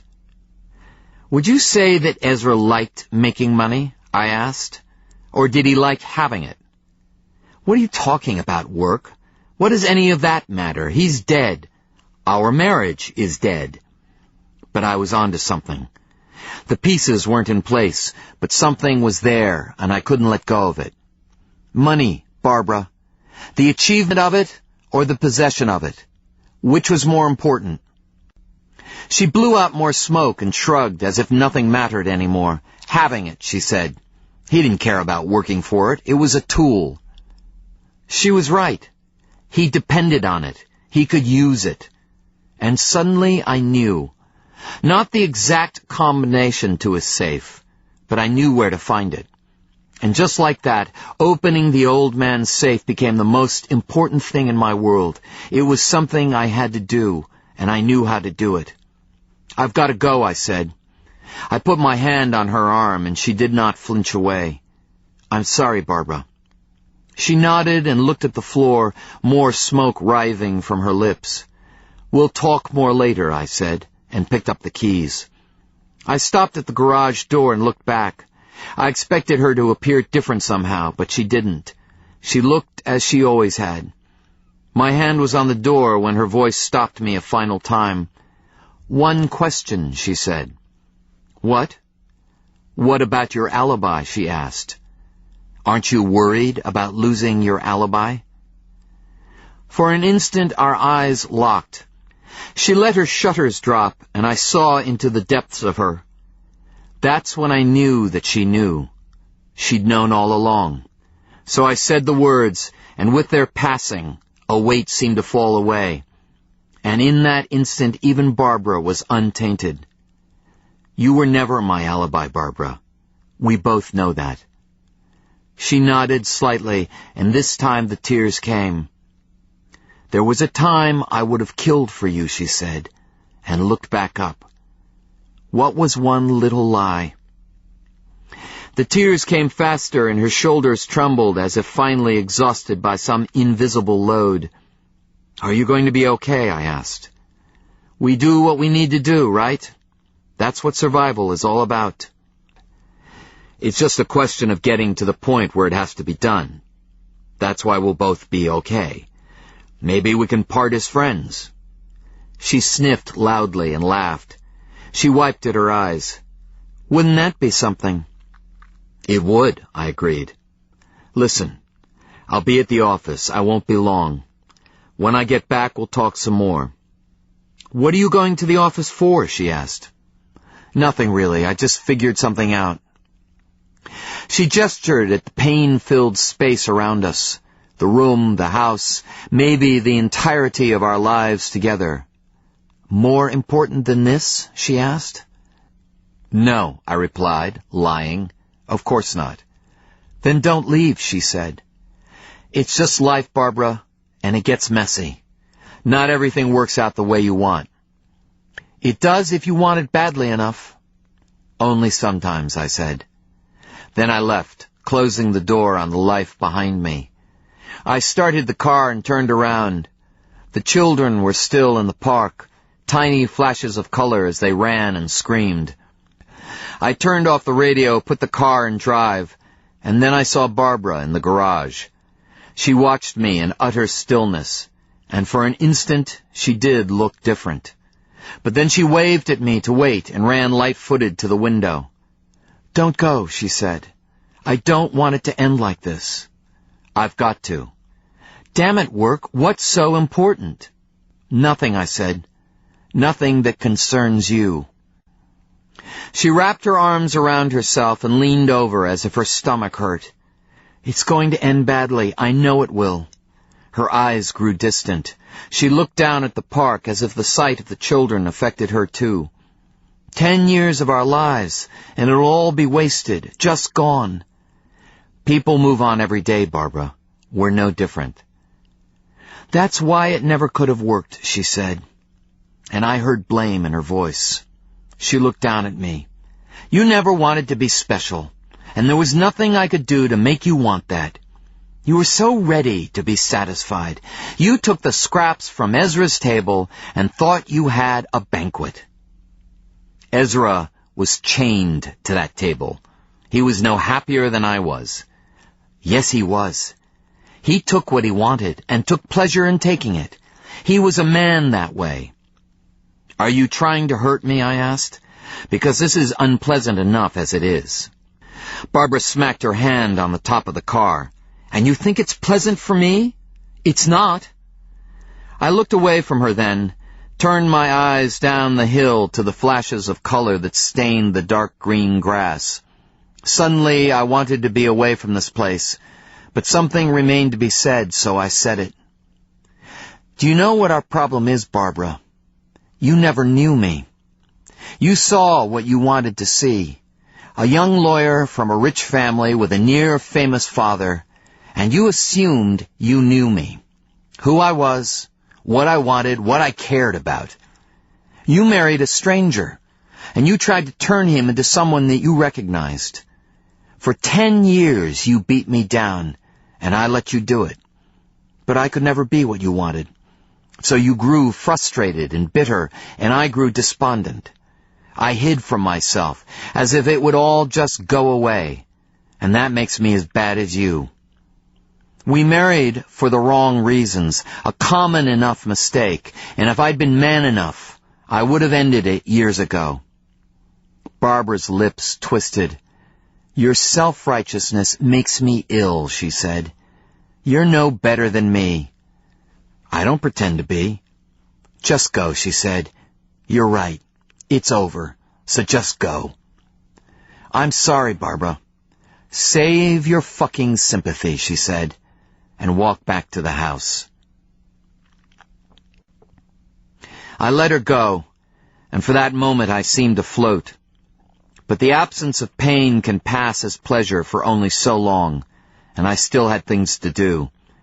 I pointed her car toward the office. A psychiatrist could probably explain my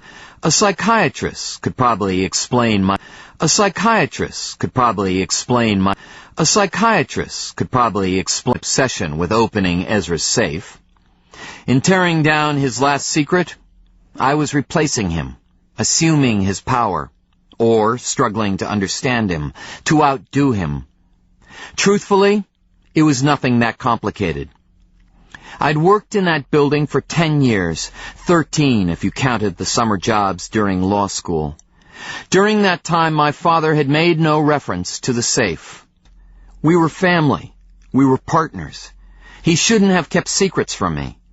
Yes, I was curious, but more than that, I was disturbed. And some part of me believed that tearing down this secret would make my father known to me once and for all. Our truest self is often the person we allow no one else to see, who we are when we are alone. In the real world, we edit, we compromise and prevaricate. I wanted to see the man behind the curtain.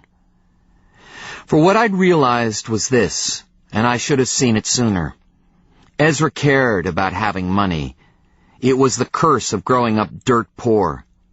Money bought food. Money fixed the roof. Having it meant survival. So the $1 million jury award that made him famous and ultimately rich was not the most important thing after all. I'd been wrong about that. Because big dollar jury verdicts are appealed, and even if they're not, nobody cuts a check the day of the verdict. Making money versus having money. In that equation, only one date matters. The day you deposit the check. I didn't know what date that was, but there would be records. Somewhere in the office was a deposit record showing a cash infusion of $333,333.33, exactly 1/3 of $1 million. By the time he died, a few hundred grand amounted to chump change, but that was the money that had made him. I should have seen it. I parked in back and looked up at the tall, narrow building. Already I felt like a stranger there, and Barbara's words echoed in my mind. 10 years. Wasted. Just gone. I got out of the car. No one was around, but in the distance I heard sirens and I thought of Mills. She was looking at Ezra's gun, slapping her open palms against the hard muscles of her thighs. She would find the anonymous caller, and I would be identified. I would be arrested, tried, and convicted. All I had was Hank and the faded hope that Vanessa Stolen could save both body and soul. Inside, the office was musty, as if weeks or months had passed since last I'd been there. Shadows stretched through slatted blinds, and dust hung in the alternating bars of light. The place was silent and unwelcoming, as if my thoughts had betrayed me. I did not belong. That was the message. The building knew. I locked the door behind me, moved down the short hall and into the main reception area. Sound was muffled. I pushed through air that felt like water, and accepted that much of what I felt was formless dread. I tried to shake it off. The cops had seized my computers, so I went down the narrow, creaking staircase to the basement, where boxes rose in jagged mounds, and a single bare bulb dangled as if from a gibbet. The place was packed with old case files, tax records, and bank statements.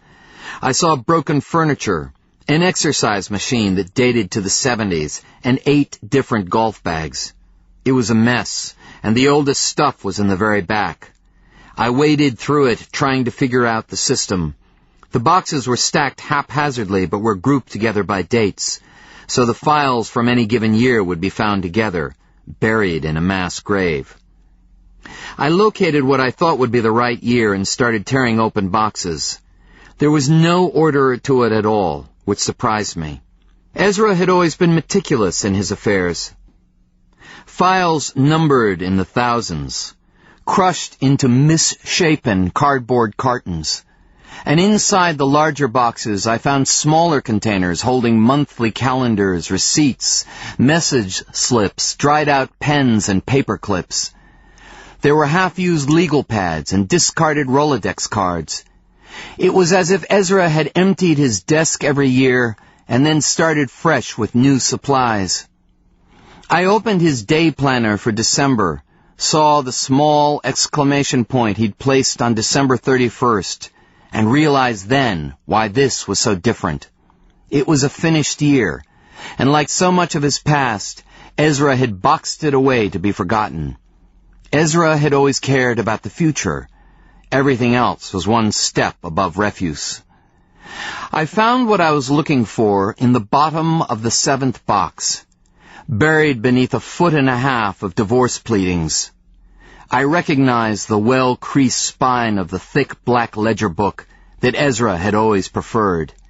It made a cracking sound when I opened it, and I fingered the green paper, now browned at the edges, and saw the rows of Ezra's precise figures. My first impression was of smallness, small writing and small numbers, nothing like his stature or the billings he would soon come to achieve. I found the deposit entry on the 33rd page. The deposit above it was for $57. The one below for an even 100. His handwriting was unvaried, so that 1/3 of $1 million might well have been a daily deposit. Looking at it, I could only imagine the satisfaction the entry must have given him. Yet it was as if he'd bottled up any symptoms of joy or pleasure. Maybe he'd been selfish with it. Maybe he'd just been disciplined. But I could still remember the night he took us out to celebrate. "Nothing can stop me now," he'd said. And he'd been right, until Alex shot him in the head. I left the basement and turned off the light. The smell of moldering cardboard followed me as I headed for Ezra's office. I paused at the foot of the stairs, remembering the sound of a heavy chair crashing down. But now there was only silence, and so I broke it, my feet heavy on the time-worn stairs. The rug looked different. Maybe it was the light, but it seemed to ripple at the far corner. I pulled it back, wondered again if my mind was playing tricks on me. The wood was chipped at the edge, gouged around the nail heads. The marks were unfamiliar, small, as if made by a flathead screwdriver. I ran my fingertips over them, wondering if someone else had been here. I dismissed the thought. Time was not on my side, and I had a number burning holes in my brain. I grabbed the hammer and went to work on the nails. I tried to slip the claw beneath the heads. I gouged more wood, scratched the nail heads shiny, but could not get them out. I rammed the claw into the crack at the board's ends and leaned back on the handle. No give. I pulled harder, felt the tension in my back as I heaved, but the 4 big nails were too much. I ran back to the basement, back into the weak light of that one dangling bulb, then around the cardboard junkyard to the tool corner, where I'd seen a snow shovel, a ladder, a busted rake, and an old car jack. I found the lug wrench that went with the jack. It was 2 feet long with a sharp, tapered end. Back upstairs, breathing hard, I pushed the narrow end between the boards, pounded the other end with a hammer. Steel slipped into the crack where that yellow-white wood seemed to smile at me. I jammed the hammer against the base of the wrench for leverage, held it there with my foot, and then I put 190 pounds on that long wrench. I leaned into it, heard wood crack and then splinter. I shifted down the board, pried up one ragged piece and then another, until the whole thing came loose. I ripped the boards out, felt splinters in my palm, and ignored them. I threw the ruined boards aside. The safe challenged me, and for a moment I was afraid. But I pictured my old man's ledger entry, knew it was the right number. I was ready to tear him down, ready to know. So I dropped again to my knees. I knelt above this last piece of him, said a silent prayer, and typed in the date that he'd made the largest deposit of his life. The door swung up on silent hinges, opened to darkness, and then I blinked. The first thing I saw was cash, lots of it, banded together in stacks of 10,000. I removed all of it. The money was solid in my hand, a brick of currency that I could smell over the mustiness. At a glance it looked like almost $200,000. I put it on the floor beside me, but it was difficult to look away. I'd never seen so much hard currency. But I wasn't here for money, so I returned to the gaping hole. There were pictures of his family. Not his wife and children, not that family, but the one that raised him, the impoverished one. There was a faded picture of Ezra and his father, another of his father and his mother, one of several dirty, blank-eyed children who may have been siblings. I had never seen these before, and I doubted that Jean had either. The people looked used up, even the children, and in one group shot I saw what had made Ezra different. It was something in his eyes, like in the photo on his desk at home. There was strength in them, as if even as a child he could move worlds. His brothers and sisters may have sensed this, for in the photographs they seemed to hover around him. But they were all strangers to me. I'd never met a single one of them. Not once. I put the photos next to the money and returned to the safe. In a large velvet box, I found some of my mother's jewelry. Not what she was wearing when she died, but the really expensive stuff, which Ezra once referred to as "fuck you" baubles, and only brought out when he wanted to impress a man or make the guy's wife look cheap. Mother hated to wear them, and she once told me that they made her feel like the devil's concubine. Not that they weren't beautiful. They were. But they too were tools, and never intended as anything else. I put the box aside, planning to give it to Jean. Maybe she could sell them. The videotapes were on the bottom, 3 of them, unmarked. I held them as I would a snake, and wondered briefly if I'd been wrong, that maybe there were things about my father that a son should never know. Why would he keep videotapes in a safe? A VCR and a television sat in the corner. I picked a tape at random and put it in the player. I turned on the television and pushed the play button.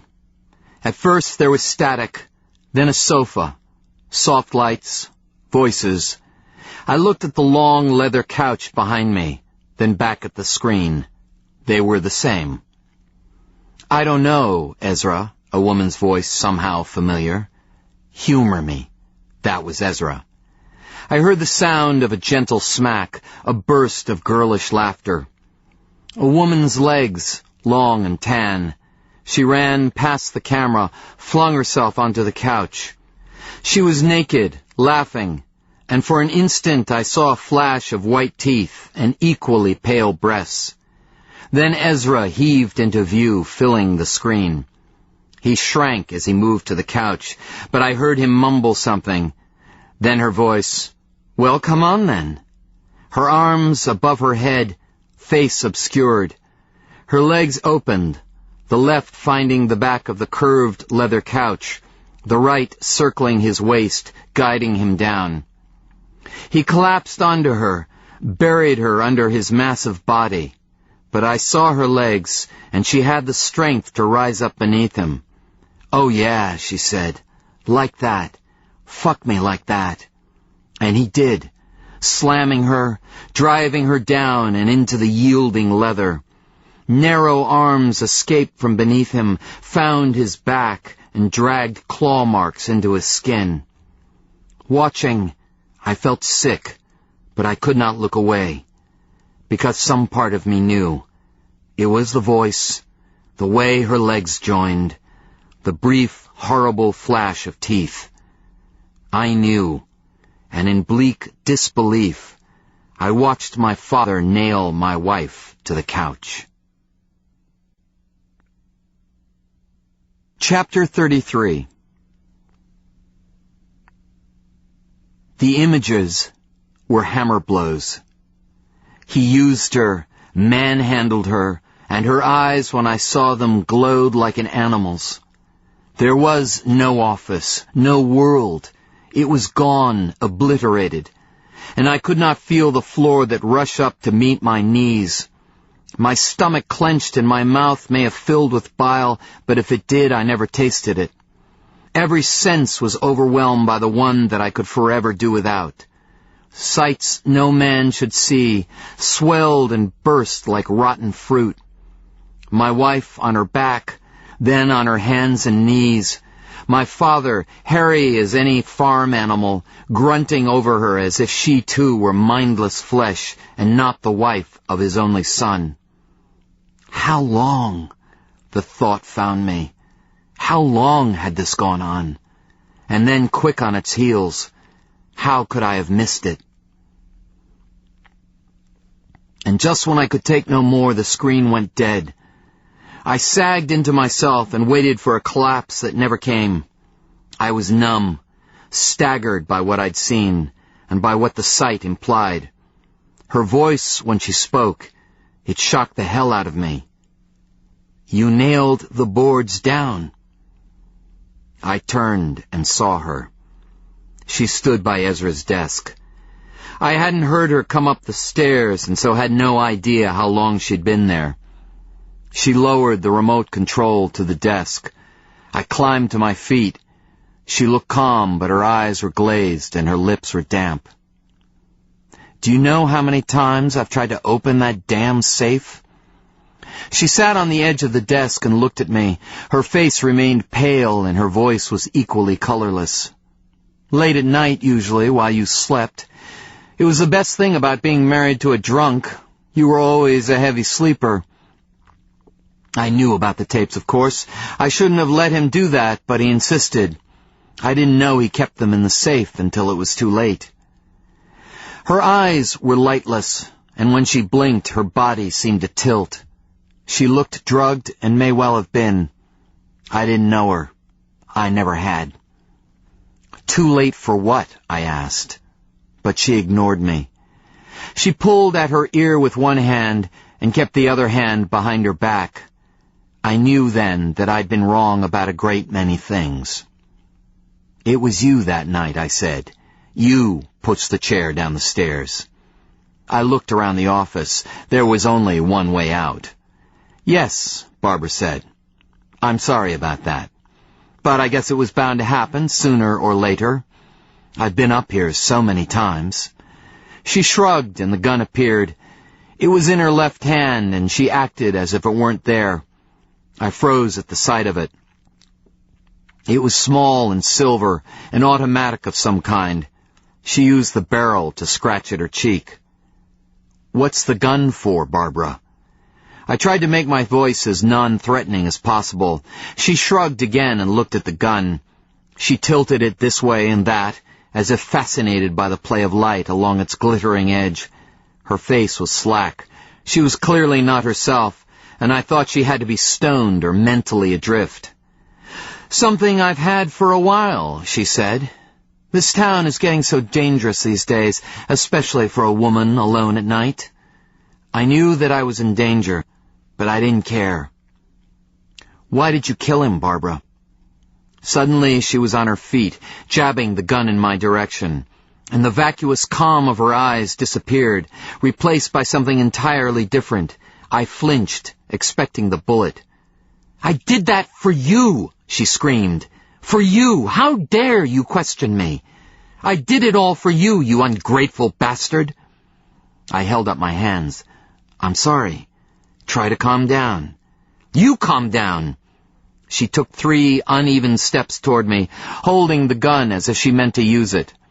When she stopped, she didn't lower the gun. That son of a bitch was going to change the will. I fucked him for 6 months before he agreed to do it right in the first place. She laughed, the sound like fingers on a chalkboard. That's what it took, but I did it, and I did it for us.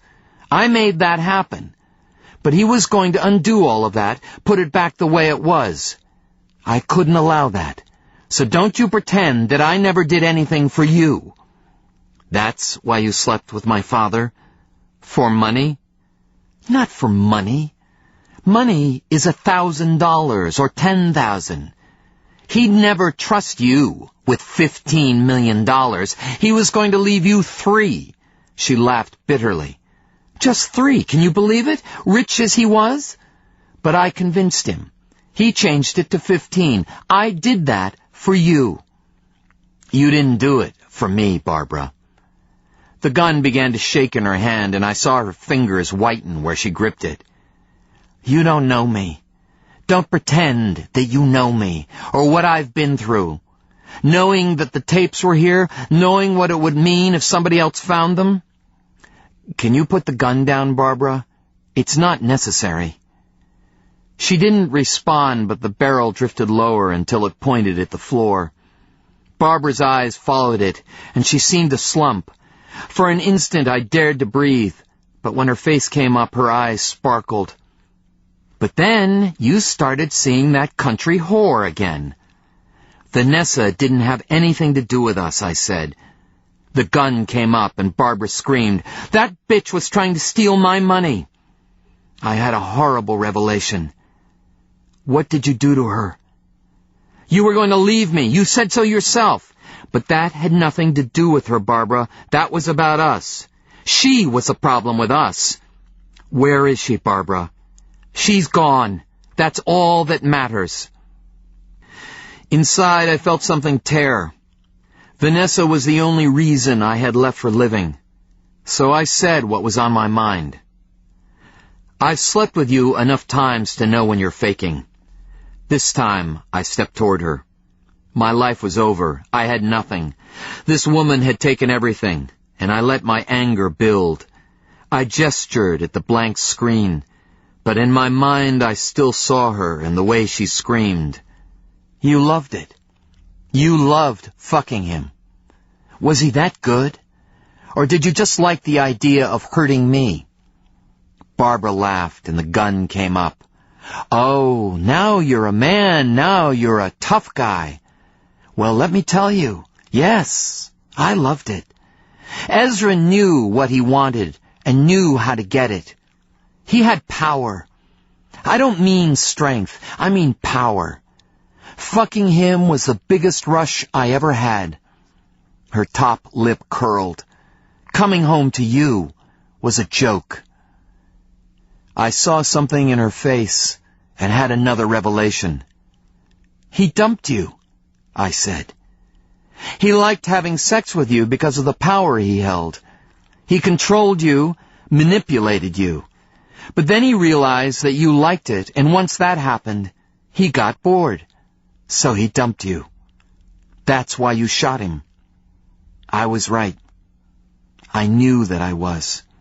I saw it in her eyes, and in the way her lips twitched. For a moment I felt a fierce joy, but it didn't last. I saw her pull the trigger.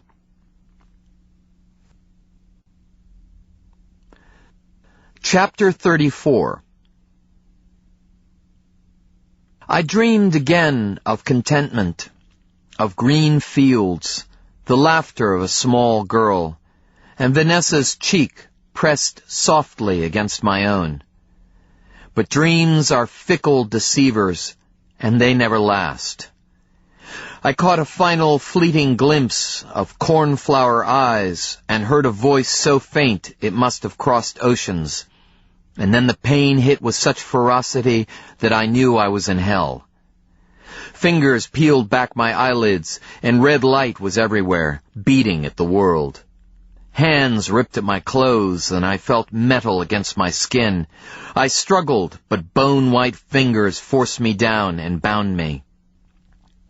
Blank faces flickered in and out. They floated, spoke a language I couldn't understand, and then were gone, only to return again. And the pain was ever constant. It pulsed like blood. It channeled through me. And then there were more hands upon me, and I tried to scream. Then there was motion, and a white metal sky that rocked as if I were at sea. I saw a face I'd come to loathe, but Mills did not torment me further. Her lips moved, but I couldn't answer. I didn't understand. Then she left, just as I understood, and so I called out. I had the answer, but bloody hands forced her back until she pushed them away, found the place above me, and leaned into my words. I had to shout because I was in a deep well and falling fast, so I did. I screamed, but her face fell forever into the white sky, and I crashed into the powdered ink that filled the bottom of the well. And my last thought, as darkness settled around me, was to wonder at a white sky in hell. But even in that blackness, time seemed to pass, and on occasion there was light. The pain rose and fell like the tides, and when it was weak, I imagined faces and voices. I heard Hank Robbins arguing with Detective Mills, who, I sensed, wanted to ask more questions, but that didn't make sense. Then Dr. Stokes, looking old with worry. He held a clipboard and was talking to a strange man in a white coat. And once Jean was there, and she wept with such force that it killed me to see it. She told me she understood, that Hank had told her everything, about the jail and my willing sacrifice. She said that she loved me, but knew that she could never spend life in prison for me. She said that made me better than her, but that didn't make sense either. I was in hell, but it was hell of my own making. I tried to explain that to her, but my throat wouldn't open, so I watched in silence and waited for the well to pull me back in. Once I thought I saw Vanessa, but that was hell's cruelest joke, and I did not rise to it. I closed my eyes and wept for the loss of her, and when I looked up she was gone. I was alone, cold in the dark. The cold seemed to last forever, but eventually the heat found me so that I remembered I was in hell. Hell was hot, not cold, and hell was pain, so that when I woke and found it all but gone, I thought the dream had returned. I opened my eyes, but there was no child, no field, and no Vanessa. Perhaps the torments of this place were more than purely physical. When finally I woke, I blinked in the cool air and heard the rustle of movement, so that when a face appeared above me, I was prepared for it. It was blurry at first, but I blinked it into focus. It was Jean's. "Relax," she said. "Everything's fine. You're going to be okay." A stranger appeared beside her, the man in the white coat.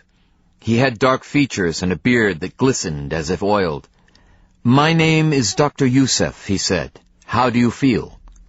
"Thirsty," a dry croak. "Weak." I could not lift my head. The doctor turned to Jean. "He can have an ice chip, but only one. Then another in 10 minutes or so." I heard the clink of a spoon, and Jean leaned over me. She slipped an ice chip into my mouth. "Thanks," I whispered. She smiled, but there was pain in it. "How long?" I asked.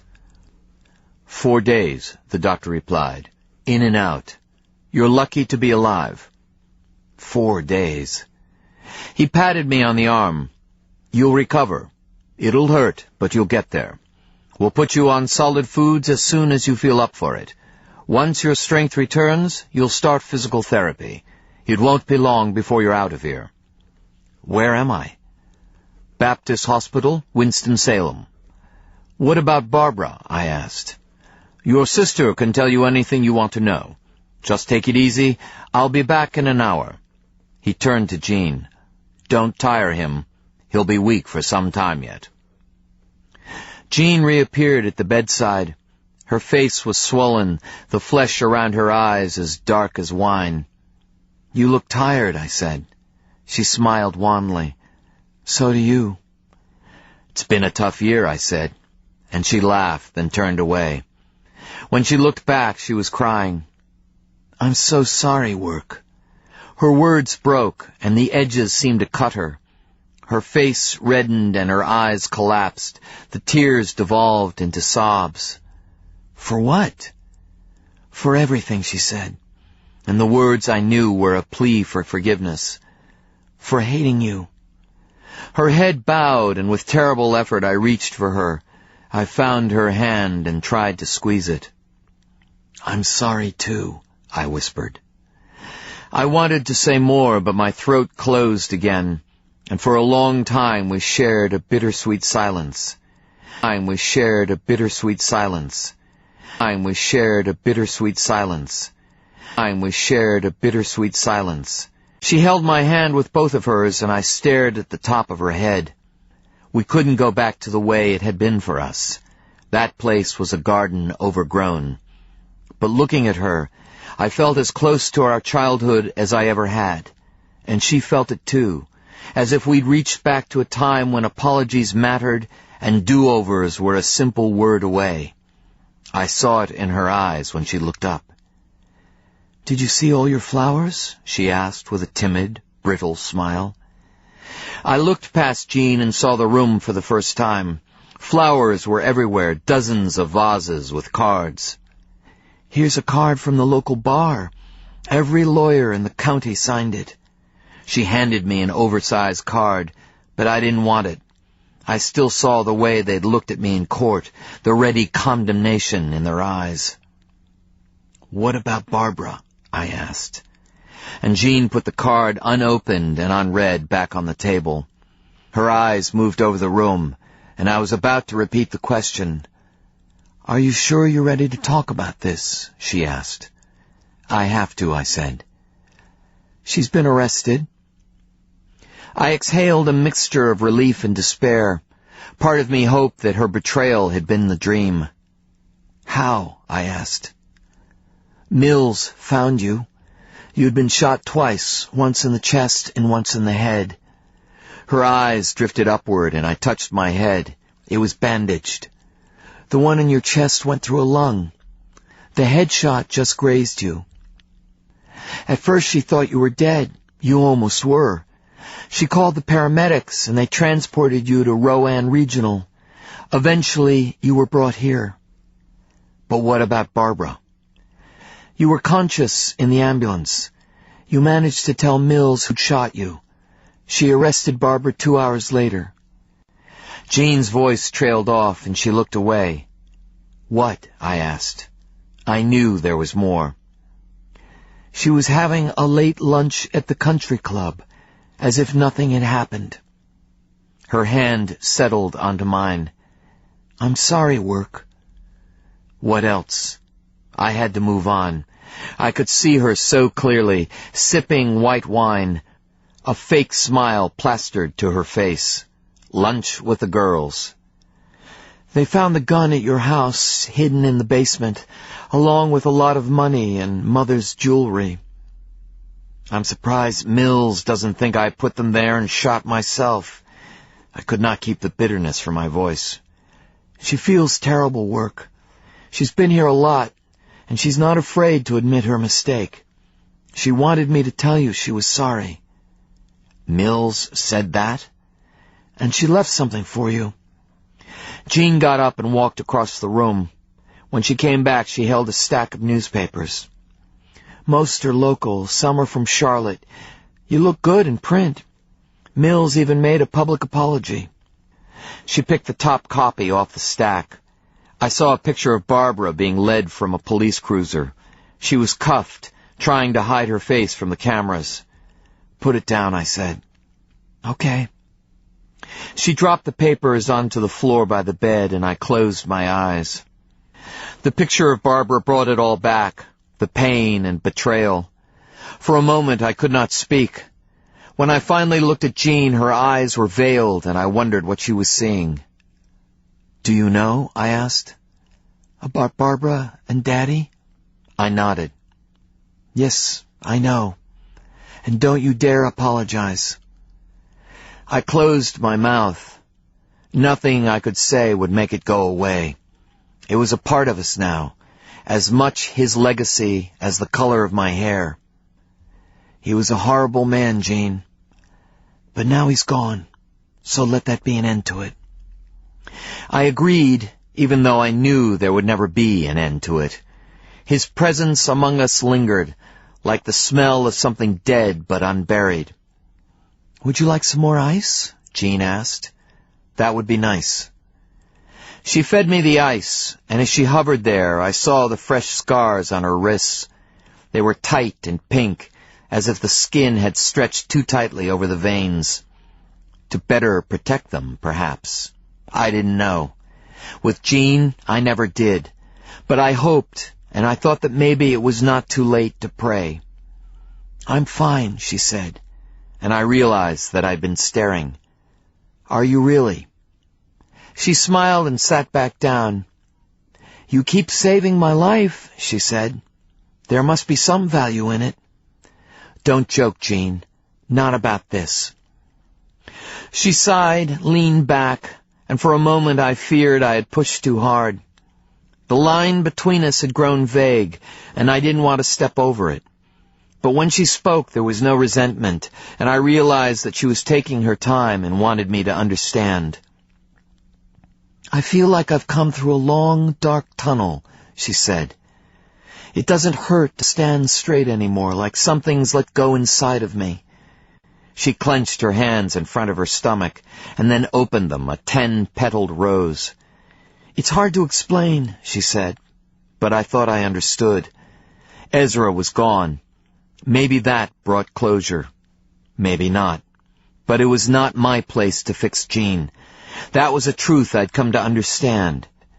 She had to do that herself, and looking at her smile, I thought she had it in her. And Alex, I asked. We're leaving Salisbury, she said. We need to find a place of our own. You didn't answer my question. Jean's eyes were expressive and very real. We have issues, like everybody, but we're dealing with them. I don't want to lose you, I said. I feel like we just found each other, work. Alex understands that. It's one of the things we've been dealing with, and while she'll always have issues with men, she swears that she'll make an exception for you. Can she forgive me for dredging up her past? She knows why you did it. She respects your reasons, but don't ever mention it to her. So we're okay? I asked. Wherever we go, you'll always be welcome there. Thank you, Jean. Have some more ice. Okay. She fed me the ice, and I felt my eyes grow heavy. Suddenly, I was exhausted, and I closed my eyes as Jean moved around the room. I was almost gone when she spoke. "There's one card you might like to read. It's more of a letter, actually." I cracked my eyes. Jean was holding an envelope. "It's from Vanessa," she said. "What?" "She was here for a while, but she said she couldn't stay. She wanted you to have this, though." She handed me the envelope, which was thin and light. "She thought you would understand." But I thought I couldn't finish the sentence. "Hank found her at the hospital in Davidson County. She'd gone to the feed store in Lexington and was crossing the street when somebody hit her." "Who?" I asked. "Nobody knows. All she remembers is a black Mercedes that came out of nowhere." "Is she okay?" "Broken ribs and bruises all over, but she'll survive. They kept her at the hospital overnight. She was pretty doped up on painkillers." "I thought she was dead." "Well, she's not. And she was pretty broken up to see you like this." Suddenly, I couldn't see. The letter in my hand was hope for the future, something I thought I'd lost. I wanted to read her words, to see the letters made by her hands, but my fingers were clumsy. Jean took the envelope from my hands. "Let me," she said. She tore it open, removed the folded page, and put it back in my hand. "I'll be outside if you need me," she said, and I heard the door close behind her. I blinked, and when my vision cleared, I looked at the note Vanessa had left for me. It was short. "Life is a torturous journey, Jackson, and I don't know if I can handle any more pain. But I'll never regret the day we met, and when you're ready to talk, I'm ready to listen. Maybe some good can come of all this. I hope so. But I know too well the cruelness of fate. No matter what happens, remember this. Every day I thank God that you're alive." I read it 3 times and fell asleep with it on my chest. When I opened my eyes again, I felt 10 times better. It was late, dark outside, but someone had turned on the lamp in the corner. I saw Mills in the chair, and I managed to sit up in bed before she looked up from the book she was reading. "Hey," she said, getting up. "I hope you don't mind, but Jean has been here around the clock and was exhausted. I told her I'd stick around." She stood, looking uncertain. "I thought you might have some questions." "I guess I should say thanks," I said, "for saving my life." If possible, Mills looked even more uncomfortable. "And I owe you an apology." "Forget about it," I said, surprising myself. "The past is dead. I don't intend to think about it too much." I gestured at the chair next to the bed. "Sit down." "Thanks." She sat and put her book on the table. I saw that it was a mystery, and for some reason that struck me as funny, her being a detective and all. "I really don't know what I want to hear," I told her. "I haven't had much time to think about any of this." "I have a couple questions," Mills said. "Then I'll start at the beginning and tell you anything you want to know." "Okay." "Where did you find your father's gun?" she asked. And I told her about the creek, about my nighttime search down the throat. "I sent a team through that tunnel," she said, visibly upset. "They should have found it." I explained how I'd found it wedged deep in the debris-choked crevice, but I refused to tell her how I knew to look there. She pushed, of course, but I wasn't going to give Max to her. "Somebody tipped me off, Detective. That's all I can tell you." When finally she let it go, she did so as a favor, her way of making up for the harm that she'd done to me. But moving the conversation forward was awkward. Letting go was not easy for Mills. "So you did what you did to protect Jean? Because you thought she might have been involved?" "That's right." "But why? Why would you think Jean killed him?" I thought about her question. How much could I give her? How much did she really want? Most importantly, was I still the guardian of Ezra's truth? I had come to terms with what had happened, with how my mother passed from this place. But would the truth serve any good purpose? I had to ask myself, would Jean sleep any better? Would my mother's soul? Jean was not at home after she left Ezra's. I went there looking for her. Mills interrupted. She went for a drive. She was upset and went for a drive. Then she went to your house to talk things over. She got there in time to see you leave. I nodded. It was the simplest explanation, but it had never occurred to me. Jean has not been right for a while, Detective. She was angry, unstable. I couldn't take the chance. I would keep Ezra's truth, but not for him. Some truths are best left alone. It was really that simple. Mills was clearly frustrated. There's a lot you're not telling me, Work. I shrugged. Not as much as you think, and nothing that will affect your case. Was Jean the real reason you wanted to visit the crime scene? She finally asked, and in her eyes I saw that she already knew the answer. I'd gone to the crime scene for one reason only, and in spite of what I'd told Douglas, giving Jean details was not it. And now, safe on the other side of everything, I allowed myself a very small smile. No. Mills did not return the smile. She knew that I'd worked it out in advance, and she knew why. My manipulations had caused her great embarrassment, and could have cost her much more.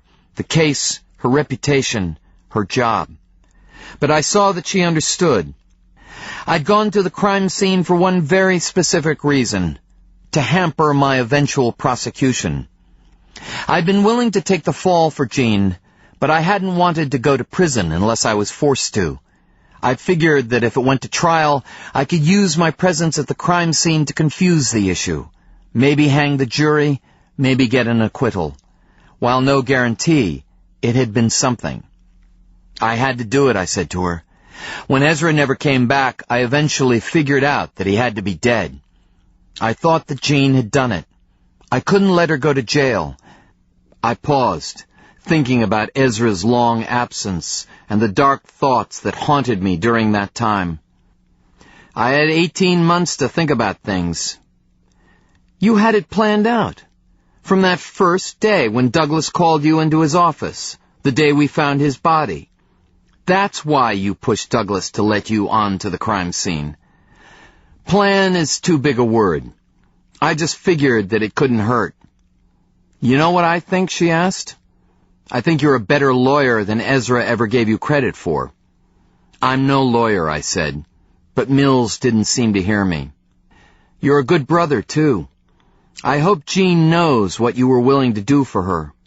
I looked away, embarrassed. Let's talk about how you saved my life, I said. All right, I'll start there, and if something occurs to you, then stop me. Okay. She leaned forward and put her elbows on her knees. I was coming to arrest you, she said. Because of the gun, I asked? Because you identified me? For a moment she looked startled and then angry. Hank Robbins told you, that little bastard. I knew he was sniffing around, but I thought I'd kept that information bottled up pretty tight. Don't hold it against him, Detective. Not everyone thought I was guilty. Mills looked pained by the tone of my voice. Point taken, she said. But it's funny how things work out. How so? If we hadn't identified you, I wouldn't have gone there to arrest you. You'd have bled to death on your office floor. A close thing, I said. They often are. Who identified me?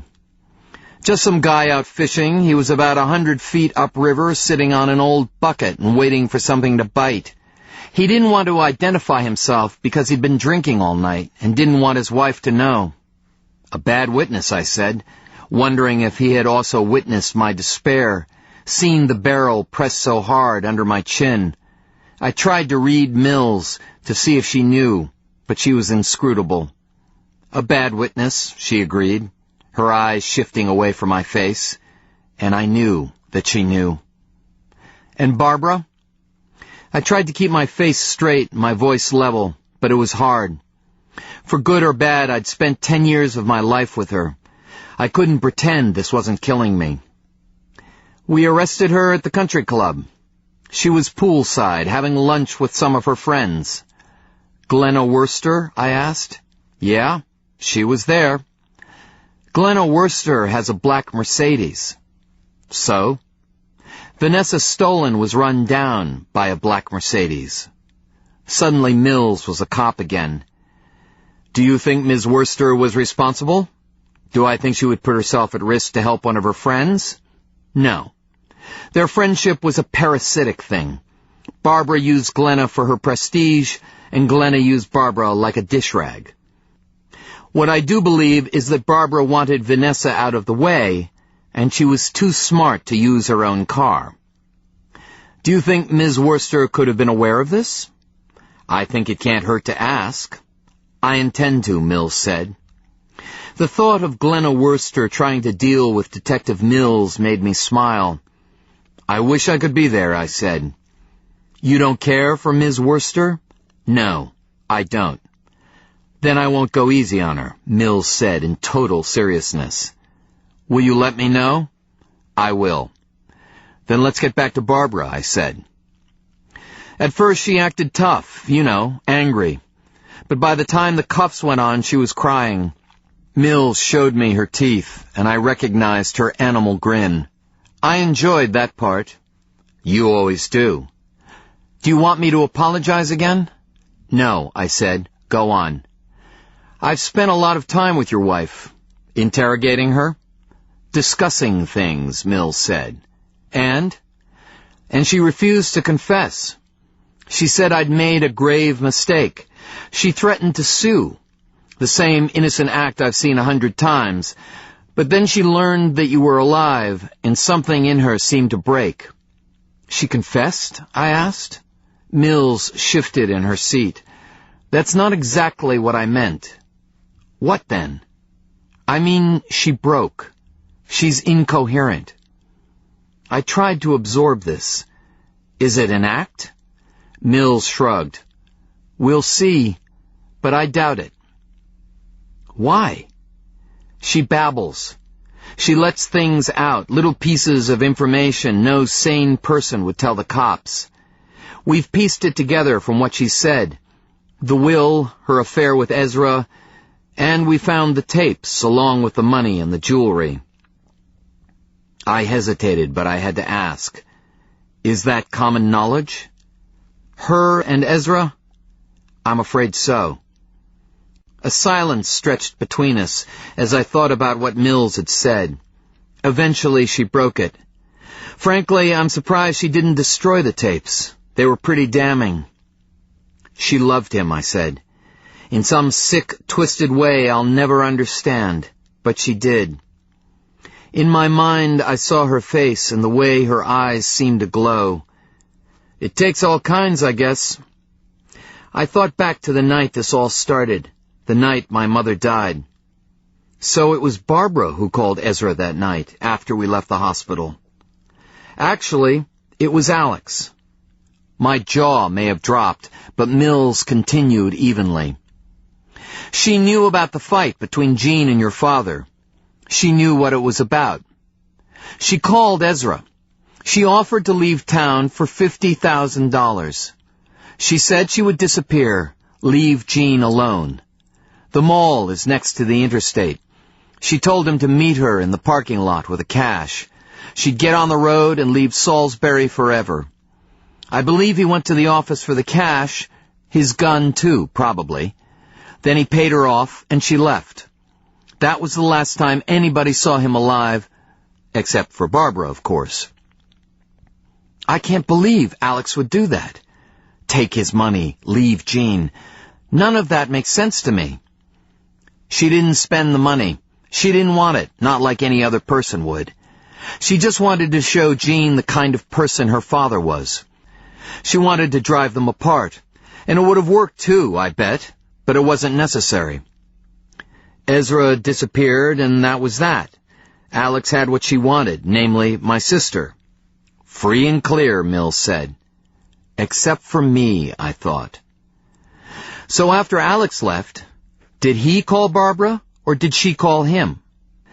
A lot of what I believe is just theory right now, but it seems to fit. based on things that Barbara has said and the information that I've collected throughout the investigation. Here's how I see it. The night your mother died, the three of you were at Ezra's house after you left the hospital. Ezra got the phone call, which we now know was from Alex. He left to get money from his office and to meet her near the interstate. Jean left right after he did, which is, in part, why you thought she might have been responsible. If he went to the mall, Jean could have followed him. You checked her house and found that her car was gone. It makes sense, assuming she had a motive. Mills looked hard at me. It still troubles me that you won't explain what you think that motive might have been. I returned her measured gaze and said nothing. But I guess I'll have to let that one go as well. So, Ezra went to his office and collected $50,000 in cash from his safe. Maybe he got the gun there. Maybe it was in his house or in his car. We'll never know. But he meets Alex at the mall and pays her off. Alex leaves, satisfied that her plan has worked. Now we have Ezra at the mall. This is about the time that you left home and went to Stolen Farm. Let's say 1 in the morning, maybe a little later. I don't think Ezra would have called your house knowing that you were probably there. That means that Barbara called him shortly after you left, I would imagine. She wanted to talk to him about his wife's death or about the will. Maybe she just wanted a tumble. I don't know that part yet. But let's assume Ezra gets the call while he's at the mall. She loved him, I said. You said that before. I rolled my shoulders. Maybe she thought he would take her if she left me. Maybe she saw a window of opportunity with my mother gone. Maybe she wanted to talk to him about that. Mills studied me for long seconds as my words dwindled. Are you okay to talk about this? She asked. I'm okay, I said, but I wasn't. All right. For whatever reason, they meet at the mall. Ezra has just finished manipulating Alex out of his life. His wife is dead. My guess is that he wanted a clean slate and told your wife as much. I think that he called it off, told her that it was over, and that he was going to change the will back to the way he wanted it. He's done with her, right? So your wife gets her hands on the gun somehow. He couldn't have seen that coming. She orders him into the closet and shoots him dead, puts a second one in his head to make sure. She closes the closet door, walks out of the empty building, and tosses the gun into the storm drain. Then she gets into her car and goes home, arriving there well before you do. By this time, Jean is at home with Alex, knowing that you left your house on some mysterious errand. There's no one there to see Barbara leave and then return, so that when Ezra goes missing and then turns up dead, Jean assumes you were involved. Or maybe she didn't assume that, at least not until his body turned up. But then you gave me a false alibi, one that Jean knew to be factually inaccurate. She thinks back to the night in question and draws a reasonable conclusion. I was already nodding to myself. It makes sense. It would have looked something like that. Exactly like that? Who knows? Only Barbara can tell us for certain. But she won't. I don't know if she even can. In time, maybe. What about Ezra's car? Stolen, probably. Barbara would have wanted the body discovered in due course so that the will could be put into probate. The car would have eventually drawn some kind of attention, so she left it there. She kept Ezra's office keys in order to enter your office at night to try to retrieve the tapes. The car keys were probably in the car, an invitation to whoever stole it. Mills showed her teeth in a brief smile. It must have killed her, these past 18 months, knowing that all that money was in reach, if only someone would find the body. There's still one thing I don't understand. What's that? Mills asked. If Barbara was in this for the money, why did she try to kill me? She can't inherit if I'm dead. So why didn't she take the money and jewelry from the safe and just leave? Why put herself at a risk by sticking around if she had nothing to gain? For the first time, Mills looked genuinely pained, and she stared at her folded hands for a long time. Detective? I'd never seen her this hesitant. Finally, she looked up, and there were shadows in her eyes. "It's true what you told me, isn't it? You never read your father's will." "The only time I saw it was when you showed it to me." She nodded and looked back down at her hands. "What?" I asked. "Barbara did convince Ezra to increase the amount of money left to you in trust. She was telling the truth when she told you that. Here's what she didn't tell you. There was an unusual clause in the will. It must have been Barbara's idea. According to Clarence Hambley, your father had it inserted into the will about 6 months before he died. This would have been after they started sleeping together, Ezra and Barbara. But Ezra changed his mind. Hambley says that he intended to have the clause removed. Maybe he understood what an incentive it could be." "I don't understand." "I think your father came to sense just how dangerous your wife could be. I don't know this work, but I feel it. I think at the end he understood. He saw that it put you at risk. Your father asked Hambley to draw up new documents. They had scheduled a meeting so that he could sign them. Barbara killed him before he could make the change official." "What did it say, this clause?" I heard Mill's breath, and when she looked up, she was the most human I'd ever seen her. Her voice was flat, but I saw that this hurt her. "In the event of your death, the $15 million would go into trust for any offspring you had.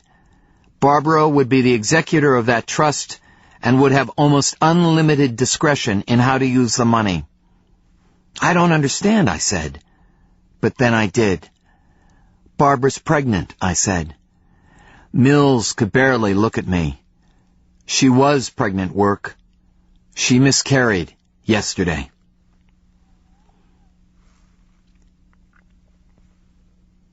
Chapter 35.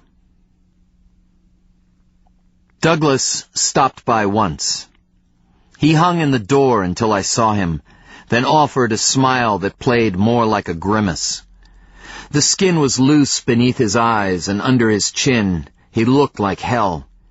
He tried to apologize and explain that it was just his job, nothing personal.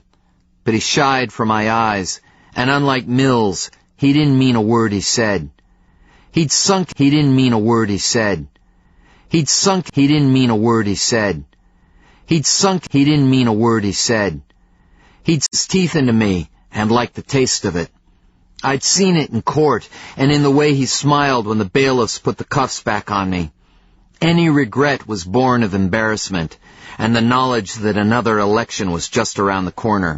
For even in Rowan County, no voter liked a fool, and the papers had crucified him. He told me that he wouldn't prosecute me for attempting to destroy evidence, then looked away and said that, nonetheless, it was his duty to report my behavior to the state bar. We both knew that such a report would result in my eventual disbarment. But the thought of that didn't bother me in the least, and he looked surprised when I told him not to worry about it. When he attempted another smile, I suggested he have a nice day, then told him to get the fuck out of my hospital room. I had other visitors, too. Lawyers, neighbors, even some old friends from school, all of whom were probably just curious. They all said the same things, and they all rang false with me. I knew who had believed in me, and a few flowery words would never make me forget those who had not. But I did what I had to. I thanked them for the visit and wished them a happy life. Dr. Stokes was a different story. He stopped by several times, and we talked about small things. He told me stories of my mother and of things I'd done as a child. He was good for me, and I felt a little stronger after each conversation. On his last visit, I held out my hand and told him that he had a friend for life. He gave me a smile, told me that he'd never doubted it, and insisted that the next drink was on him. Then he shook my hand gently but solemnly, and there seemed to be a light upon him as he walked from the room. Jean and Alex came by on the day before they released me. They were packed and ready to leave. "Where?" I asked. "Up north, Vermont, maybe. I looked at Alex, who returned my gaze with the same unswerving strength as always. Yet this time there was no animosity, and I knew that Jean had not lied to me. When the time was right, I would be welcome. "Take care of her," I said. She put out her hand and I shook it. "I always will," she said. I looked back to Jean. "Send me your address," I told her. "I'll have some money for you once I sell the house and building." "I wish you would reconsider. We don't want anything of his." "It won't be from him. It will be from me." "Are you sure?" "I want you to have it," I said. "Use it well. Build a life." "It's a lot of money." I shrugged. "I owe you more than money, Jean. This is the least I can do." Jean looked at me then, looked so deeply that I could not hide the emptiness I felt, the reverberation of utter aloneness. Nor could I hide the guilt that rose within me every time I looked at her. Eventually I had to turn away. I heard her voice, and there was something new in it. Strength, maybe. A clarity of her own. "Will you give us a minute, Alex?" "Sure," Alex said. "Take care, work." And then we were alone behind the closed hospital door. Jean pulled up a chair and sat beside me. "You don't owe me anything," she said. "I do." "For what?" I marveled that she could even ask the question. "For everything, Jean. For not protecting you better. For not being a better brother." My words fell into the narrow place between us. My hands twitched beneath the thin sheet, and I tried again because I wanted her to understand. "For not having faith in you. For letting Ezra treat you the way he did." Then she laughed, and the sound of it hurt me. Those words had not come without cost. "Are you serious?" she asked.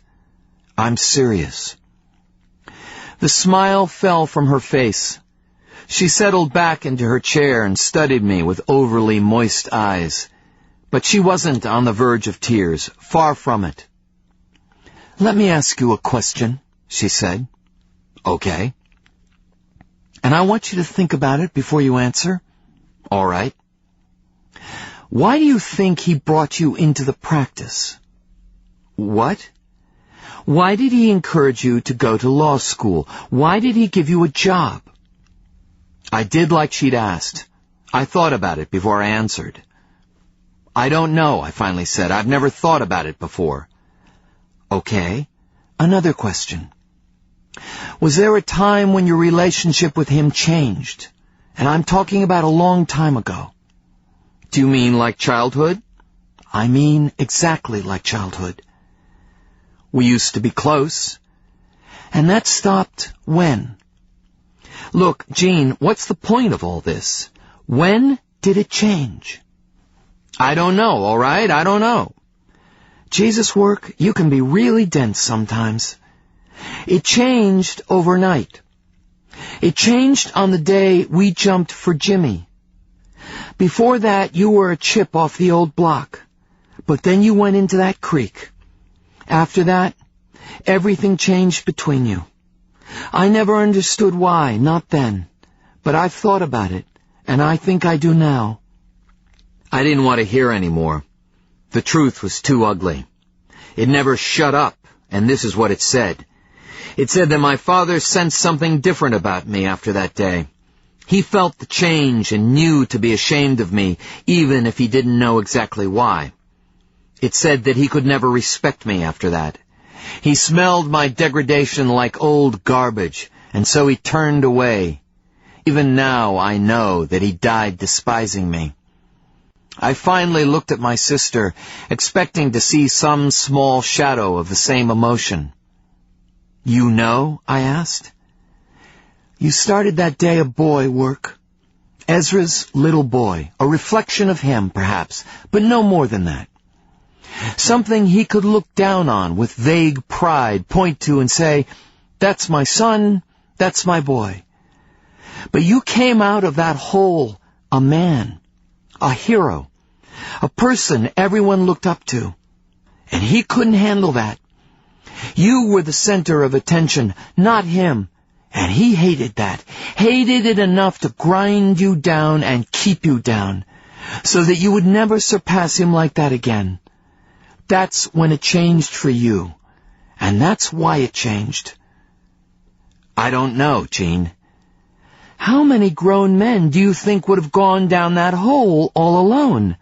Not many, I can tell you that, and certainly not our father. I saw his face when they pulled you out, and the crowd started cheering. They cheered? I asked. Of course they did. I don't remember that, I said, and didn't. I remembered scornful eyes, ridicule, and pointing fingers. I remembered Ezra, drunk, and telling my mother that I was just a dumbass kid. He's no fucking hero. That's what he'd said. Vanessa Stolen would probably have died that day, raped and killed at 15. How many 12-year-old boys have saved a life? How many grown men? It's a rare thing, and it took courage. Only our Father could make you blind to that. But that's what he did. And he did it intentionally. Her words were destroying me. I was no hero. He'd been right about that. But what she said next penetrated some of the fog that filled my mind. Ezra brought you into the practice to keep you beneath him. What? You're not cut out to be a lawyer, Work. You're smart as hell, no question. But you're a dreamer. You have a big heart. Nobody knew that better than Ezra. He knew that you could never be cutthroat like he could, and you would never care about money like he did. That meant that you could never succeed like he had. Having you in the law kept Ezra safe. As long as you were there, you would never be the man that he was, never as strong, never as confident. She paused and leaned toward me. Never a threat. Do you really believe that? I asked. Trust me. None of that lets me off the hook, though. I still owe you. You just don't get it, do you? He treated you worse than he ever treated me. For me, it was simple misogyny. I was female and therefore of little value. But for you, it was personal. He waged a campaign against you, Work. He went to war, and no one can do that like our father could. Good or bad, he was a force. She laughed again, a bitter and dismayed sound. You talk about protecting me from him? Jesus, Work, you never had a chance. Maybe, I said. I'll have to think about it. You do that, she said. He's dead. Don't let him drag you down any further. Suddenly I was too tired to talk about Ezra anymore. It would probably take years to sort out the mess he'd made of my head, but the carnage seemed less absolute. And maybe Jean was right. Maybe I needed to give myself a break. I was only 12 when it happened, and that seemed terribly young to me now. I'm going to miss you, Jean. She stood and put her hand on my shoulder. You were going to go to prison for me, Work. That makes you a very good man. Better than anyone I've ever known. You remember that when things get you down. I love you, Jean. I love you too, she replied. And that's what family is supposed to be about. She crossed the room and stopped at the door. She opened it and looked back. I'll call you when we get where we're going. Then she stepped out of the room, and as the door swung shut, I saw Alex materialize beside her. She slipped her arm around my sister and turned her down the hall. I watched until the door closed between us, and saw in that last second that Jean was crying. But it was a good cry, a healthy cry, and I knew that when they found their place she would call. I took great comfort in that. I was packing my few belongings the next day when Max appeared in the door of my room. He looked exactly the same. You want your dog back? He asked without preamble. Yes, I said. Damn, he said, and walked off. I heard his raised voice from down the hall. You come to me when you want him. Maybe I'll let him go, maybe not. but we'll have a beer regardless." I laughed for the first time. An hour later, I went home to a house that rattled when I walked inside. I wouldn't miss it, I knew, but I took a beer onto the front porch and sat where I like to sit. I watched the sun descend on the park across the street. It touched the treetops, and I thought about another beer, but I didn't get up, and the sun went down as I watched. I sat there long into the night and listened to the sounds around me. They were comfortable sounds, city sounds, and I wondered if I would miss them. The next day, they'd put Ezra in the ground, and once he was there, I planned to seek out Vanessa. I would say what I had to say, make whatever promises were necessary. I wanted her back, if she would have me, but only after the truth was told.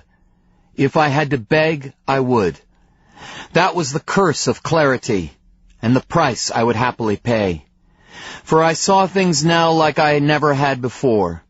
I was ready to make my own path, but I wanted her to walk it with me. I wanted to make the life I should have had all along. So when the sun came up the next day, I took my time in shaving. I brushed my teeth and I combed my hair. I put on my favorite jeans and a pair of sturdy boots. The funeral was at 10, but I had no plans to go. Jean said it best, really, when I asked her if she would attend. "He died for me that night, Work, like I've always said. They can't bury him any deeper." I did drive past the church, however, and I saw the long black car that would carry him to the hole they'd dug. And when they came out, I was still there. Maybe I wasn't like Jean. Maybe I needed to see. But whatever the reason, I followed the line of cars to the cemetery outside of town. When they turned in the main gate, I continued past. I found the feeder road that ran along the ridge and drove until I found a place where I could watch. There was a tall tree there, and I leaned against its dimpled trunk and looked down on the gray mourners as they departed their expensive cars. They puddled around the rectangular pit, which looked so small from where I stood, and I saw a man, probably the preacher.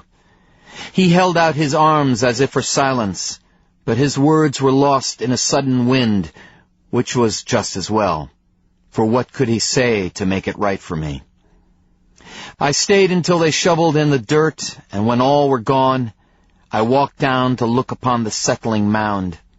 There was no headstone yet, but I knew what it would say. They'd come to me for the words, and I'd done the best I could. Ezra Pickens, it would read. His truth travels with him. I stood there for a long time, but mostly I looked at the place where my mother lay. Would she thank me for putting him there, or would she rather have been left alone? Again, I'd done the best I could. What I thought she would want. By his side she had lived uncomplaining, so be it in death. But in my heart I was angry, and knew that I would always question the wisdom of this choice. But what I'd told Barbara was true. Life gets messy, and death, it seemed, was no exception. When I heard a distant engine, I paid it no attention. I probably should have known better, so that when Vanessa appeared beside me, I would have had a smile to greet her. But all I saw was fresh-turned earth and the hard edges of my mother's graven name, until she spoke and touched me on the shoulder. I faced her then, and she took my hand. I said her name, and she took all of me. Her arms were slim and strong, and she smelled like the river. I leaned into her, and her hand moved on the back of my neck. When I pulled away, I did so for a reason. I wanted to see her eyes, to see if there was cause to hope. And there was, for there was clarity there too, and I knew before I even spoke that we would be okay. Yet the words had to be said, although not in the shadow of Ezra's mounded earth. So I took her farm-worn hand and led her slowly up the hill to the shady place I'd found. I told her first that I loved her, and she looked away down to the rows of chiseled stone. When she looked back, She tried to speak, but I stopped her with a finger. I thought back to the day we met, the day we jumped for Jimmy. It's where it started, where everything changed, and where our future almost ended. If we were to have a chance together, she needed to hear about that day, as I needed to tell her. So I said what I had to say, and truer words have never been spoken. Epilogue. Many months have passed, and the pain has lessened to an occasional throb. I still have trouble sleeping at night, but I don't mind. My thoughts are not unpleasant.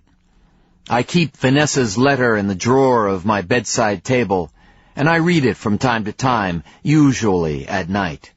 It reminds me of how close I came, and that life is not a given. It keeps me honest, and maintains what I've come to call this precious clarity. The clock reads just after 5, and although my days start early now, there is no hurry, and the dream is still fresh upon me. So I swing my feet onto the cool floor and walk from the room. In the hallway there is light from the moon, and I follow it to the window. I look down on still fields, then to my right and to the river. It winds into the distance, a silver thread, and I think of currents and of time, of things that have been swept away. The courts ruled that the cash and jewels from my father's safe were part of his estate. They would go to the foundation. But the building sold quickly, and for a better price than I'd hoped.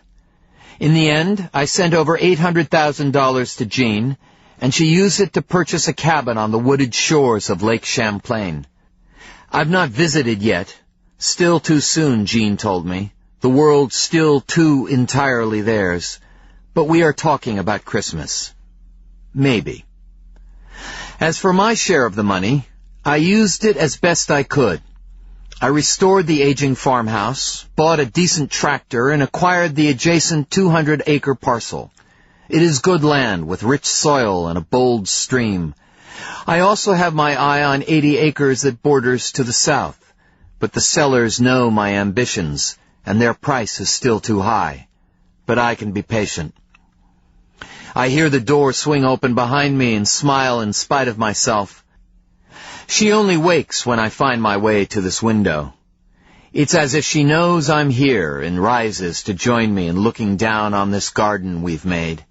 Her arms slip warm across my chest, and I see her face in the window. Vanessa, my wife. "What are you thinking about?" she asks. I had the dream again. "The same one?" "Yes." "Come back to bed," she says. "In a minute." She kisses me and returns to bed. My hands find the windowsill, and I feel the cold draft coming through. I think of what I've learned, and of those things I have yet to discover. Farming is a tough life, replete with uncertainty, and much of it is new to me. Yet I've grown lean and welcome the long hours that have made my hands so hard. It suits me, this life. There is no rush, neither to judgment nor to action, and that perhaps has led to the greatest change of all, for I have yet to face a single regret. Yet I remain my father's son, and it is not possible to escape fully the reprehensible choices he made. I know that I can never forgive him, but fate, which can be so wayward, is not without a sense of justice. Ezra played his games with Barbara, manipulated her for his own twisted ends. At her insistence, he changed his will, inserted a clause providing that any child of mine would inherit the $15 million in the event of my death. It was Barbara's idea, her safety valve, and I am quite certain that my father planned to change it once he was through with her. But she killed him before he could sign the new documents. Maybe that's why she shot him. I'll never know. But I realized when I finally read through his will that there was no time limit involved. So I did the research, and what I learned was this. When I die, whenever that might occur, My child will inherit a large part of Ezra's millions. I filed a caveat on the matter, seeking declaratory judgment. Hambly fought it, of course, and the loss still embitters him. But the will was specific, and the law favored my interpretation. After a while, I retrace my steps and slip under the covers. She's warm on her side, and I flatten myself against her. The dream seems more real each time, and each time takes longer to leave me. We walk over green grass, the three of us. "Tell me the story, Daddy." "Which one?" "My favorite." I reach for Vanessa, my hand finding her belly. She sinks deeper under the covers and nestles back against me. "I hope it's a girl," I whisper. "It is," she says, and settles her hand upon my own. I can't say if she knows this or simply feels it. For me, it is enough. I hear her voice from the dream, my little girl, and I contemplate the vast fortune that will one day be hers. I think for the last time of my father, and of his feelings about women and money. There is poetry in this, an irony that completes the circle, and I wonder if he is restless in that dark and forever grave. I stay in bed for a few more minutes, but the day beckons and I am restless. I pull on jeans and a sweater, and Bone follows me downstairs. It is cold outside, and I stand on the porch in the pre-dawn light. I take a breath that fills me up, and look out across the silent fields. There is a low mist in the hollow places, and the hilltops rise to meet the coming sun. The end.